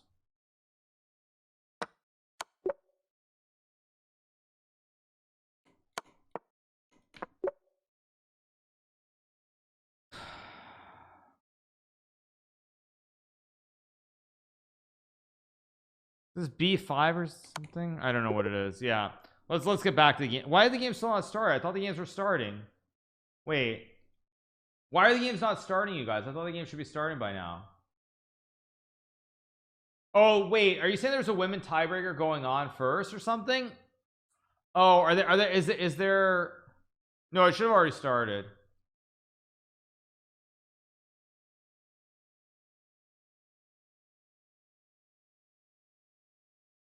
Yeah, 56 is not my record. I got 59 once.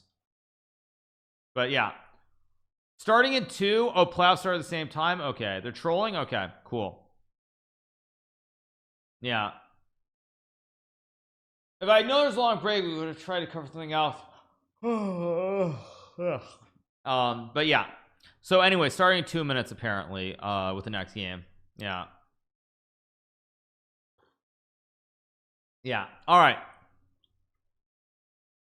Cry more like yawn hard. The bear is back. Yeah, the bear is back. Exactly. Yeah, it's a planned break to give Magnus time to use his laptop. Exactly. Yeah. When do you sleep with a stream schedule? What do you mean, when do I sleep? It's called you sleep when you can sleep. So we're gonna be covering this. We have an article. We have an article to cover. I look crazy tired of this because I'm on like 4 hours sleep, so it's not been easy. But you know, there's certain sacrifices you make. So yeah.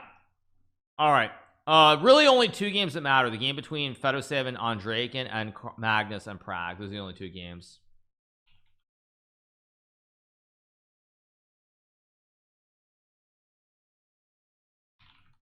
So yeah. Anyway, all right. I dreamed about Kramnik publishing new stats. Yeah, what stats, you guys? What stats? We'll cover that article though, because I mean, there were a couple of people who mentioned to me who were not chess related, so we'll cover that article afterwards. Do you think the lounge is cheating and he should be docked at least a point for this tournament? Yeah, exactly. Right. This is only my second coffee this morning. Yeah, should be starting in a second though.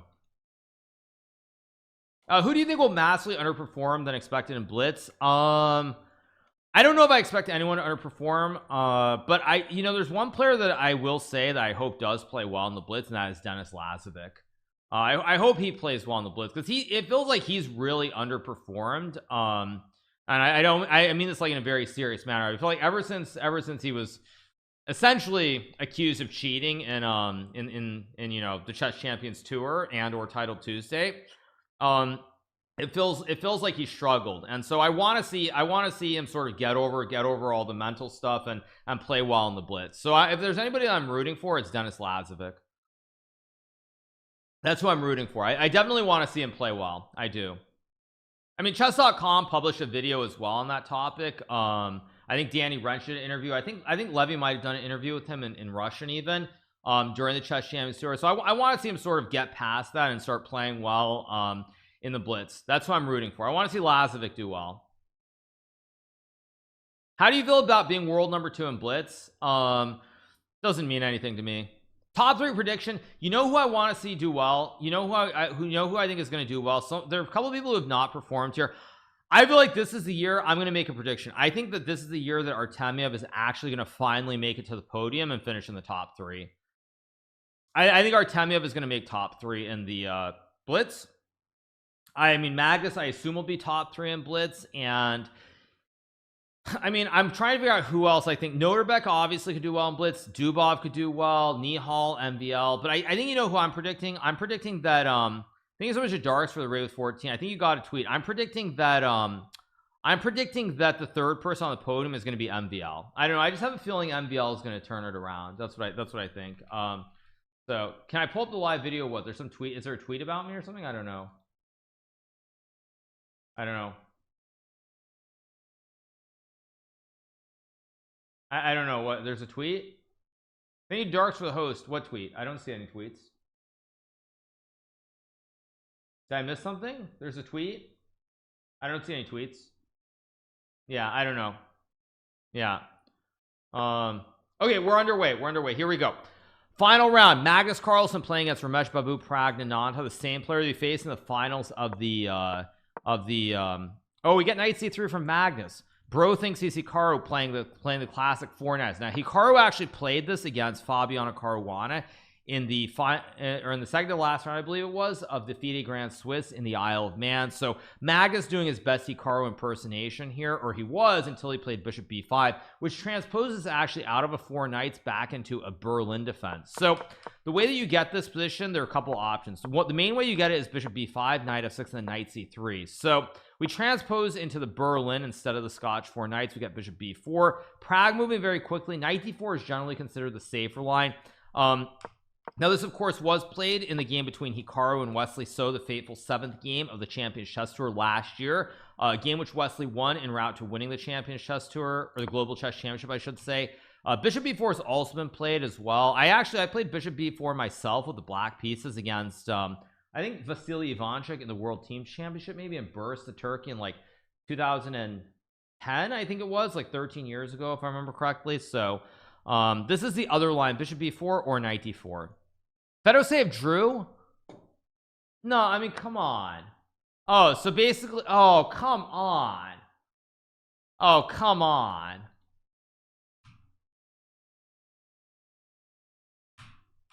And this is why chess has a problem, you guys.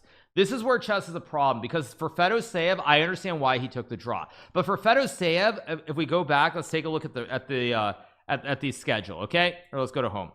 The reason Fedoseev takes his draw is second place is $50,000. Now I'm going to mute the window for a second.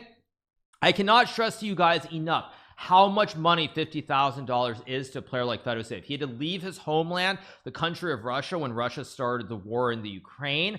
And so for Fedoseev, this amount of money, this is probably about as much money as he's going to earn in a year from playing chess. He might earn a little bit more, give or take, but this is about as much money he's going to earn a year. So for Fedoseev, making this money means a lot more than trying to go for glory, potentially lose a game, and costing himself tens of thousands of dollars.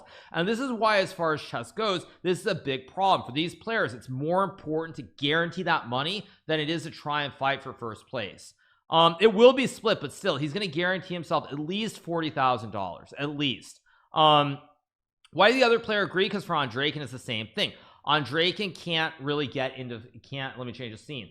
Andreykin cannot get into first place. So for Andreykin, he's happy to draw. He'll get his $10,000 or whatever, and he goes home pretty happy. Whereas if he were to lose, he might get nothing. So that's why.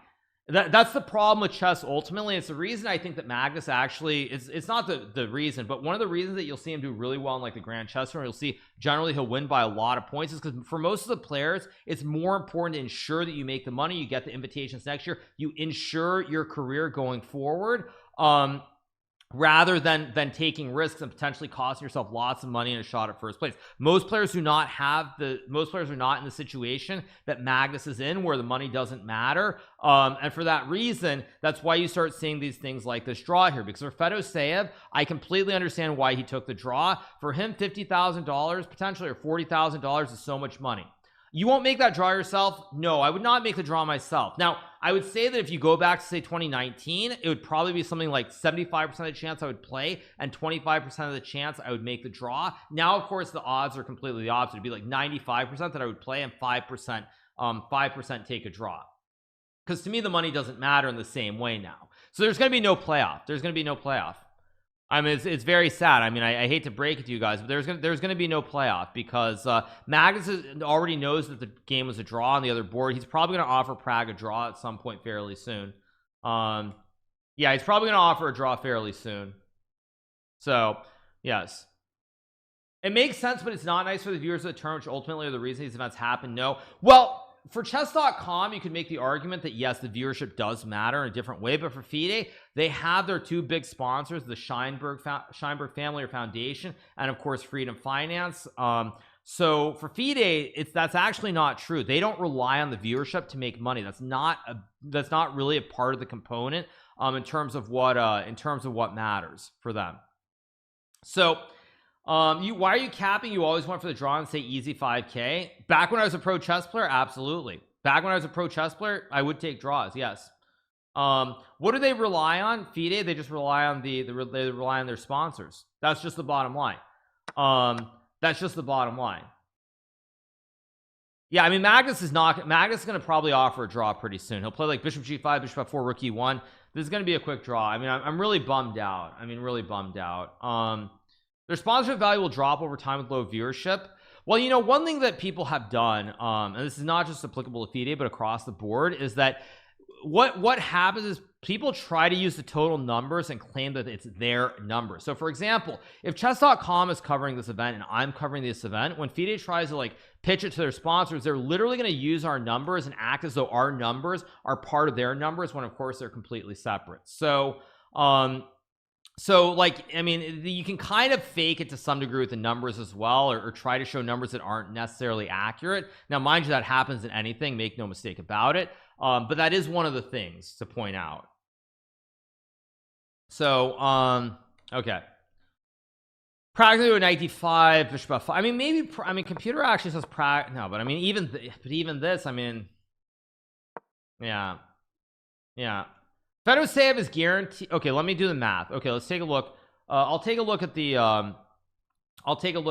actual math of this. So who's on 8.5? We got 1, 2, 1. We've got, I'll make my notes. Let me make my notepad. Okay, we have Giri. We have who's on 8.5? We have Giri. We have Noterbeck, Korobov, Savidler, Prague, Dubov, Merzin, MVL, Vidit, and Yu Yangyi, right? That's it. Yu Yangyi. That's it. So did Giri already draw his game? Oh no, Giri already drew, so no, Giri's not in that group. Okay.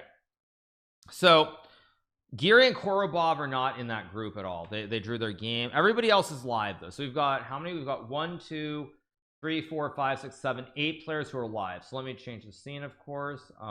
We've got 8 players whose games are live. Who are those players? We have Noterbeck. We have Noterbeck versus Merzin. So Noterbeck versus Merzin, we could have one of those two get to 9.5, right? So that means Merzin. Let me put this down here. Control V. In parentheses 1. Okay.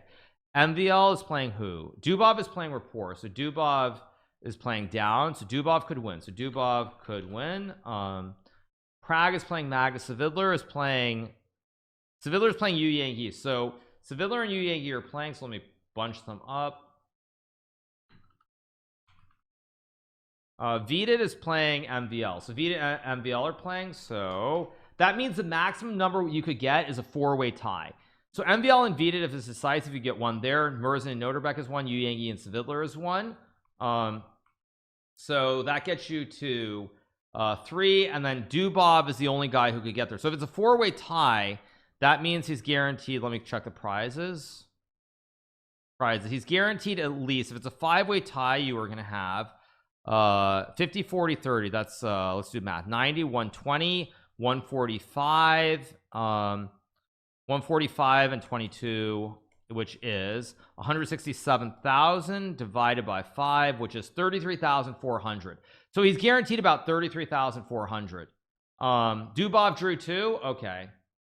So yeah, he's guaranteed basically $40,000. So like, that's the thing. So let's go back now. Let's take a look at the results. So this means that if Fedoseev had been the glory guy and he had gone for broke and lost the game, he would have ended up on 9 points, which means he could have gotten basically essentially the equivalent of like 8th or 9th place. He could have gotten like $14,000 or $11,000, which would have been chopped up. He would have gotten like probably $7,000. So it's a question, do you make the draw and get your guaranteed like basically 35K, or do you go for glory, risk losing the game and making $7,000?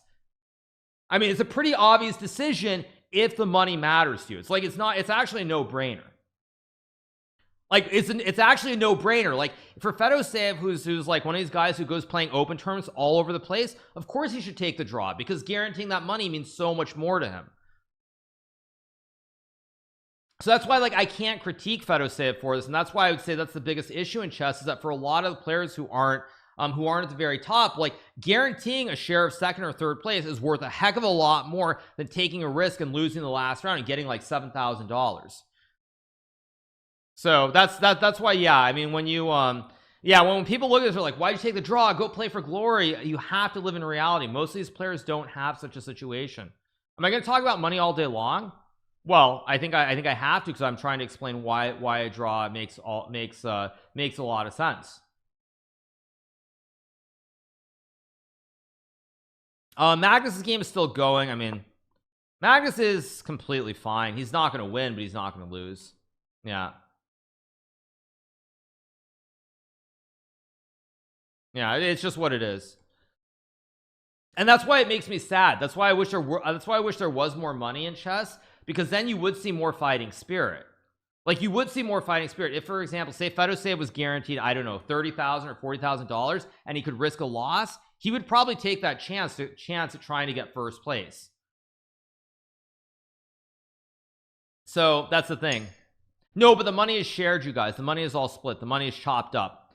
It's just the money is all chopped if you have the same score. Yeah. So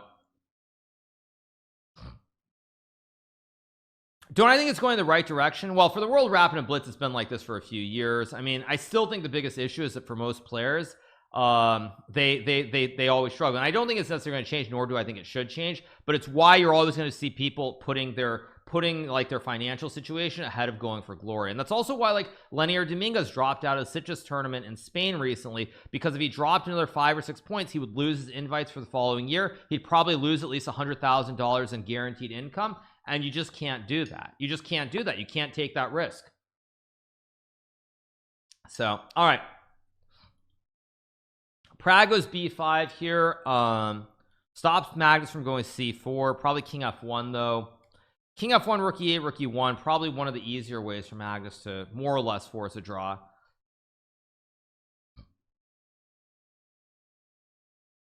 Your match against Magnus in Vegas could have attracted more sponsors in chess. Well, it's not happening, at least as far as I know. There is an entry fee. I think you have to pay $100. So yeah.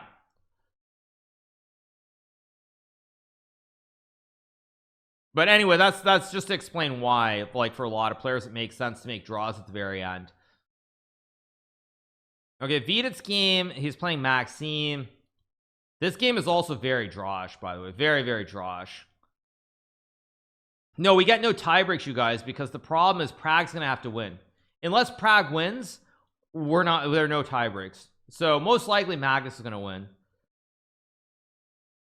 Yeah, most likely. I mean, Magnus, all he has to do is make the draw. It makes a draw, it's all over. That's it. Yeah. Okay, so nah, it's gonna be a draw.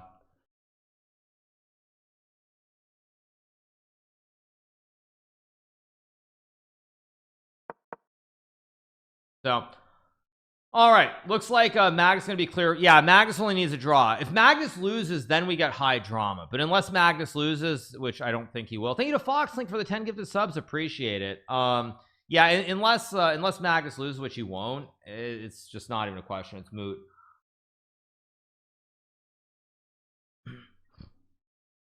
Who gets medal of joint third? I don't know, but the medal matters a lot less than the cold hard cash.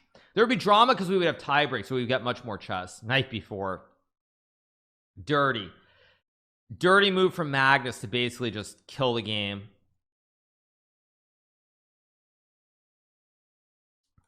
Dirty move. So anyway, yeah, so that's why we got the quick draw in that. Prag is trying to keep the game going, but Magnus is definitely trying to force us into drawish territory without a doubt. Well, why is because it puts opposite color B's on the board. Opposite color bishop positions are generally very, very drawish. Very drawish. Yeah, very, very drawish here. Yeah. I didn't like Dubov drawing, but now that you explain the difference, I can't blame him. Well, probably for Dubov, like, if he didn't get what he wanted out of the opening, he was happy to draw the game. He was happy to draw. Just guarantee your money for the event. I mean, it's like if you think about Fedosey, now he can free roll. Like, if you look at it from a poker perspective, now what Fedosey is thinking is probably like in the blitz, he's like, okay, I can free roll. I guaranteed myself like 40 grand. Now I can have fun and just like go for it in the blitz. So I mean, that's, yeah, it's just the reality of chess. When people get mad about all these draws, the reality of chess is not something that pays very well. So people are always very conscious about making sure that they guarantee themselves some amount of money from these tournaments.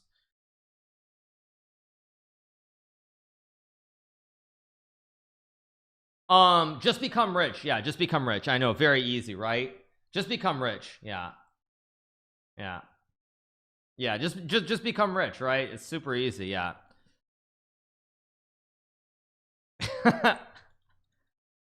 Probably rookie 6. I mean, the last round in Shard, or the last round in France, Alirez has to beat God of Kamsky, the famous Fudging legend. We'll see what happens. Yeah. Fedo save coming second is such a turnoff, man. Maybe, but you know, that's how it goes. Fedo could teach 100 an hour. Definitely not where he is, not in most of the world. Maybe in America he could, but pretty much everywhere else that would not be a thing. That would not be a thing. No, I mean, you guys don't realize in Europe, in Europe it's not a thing. Wait, is there bishop e3 here? Yeah, I mean, Magnus is going to do this and just force a draw. Did he go bishop e3? Yeah, I mean, Magnus knows, he knows exactly the name of the game. He's just going to force a draw. You're going to get like rook c8, bishop f4, takes, draw. Good game. Shake hands. Magnus can celebrate, and we all go home very unsatisfied with the final round. You know it's coming, boys. You know it's coming. Literally, it's coming. Literally, it's coming. Draw. How long until we get the draw? Game drawn. Told you guys.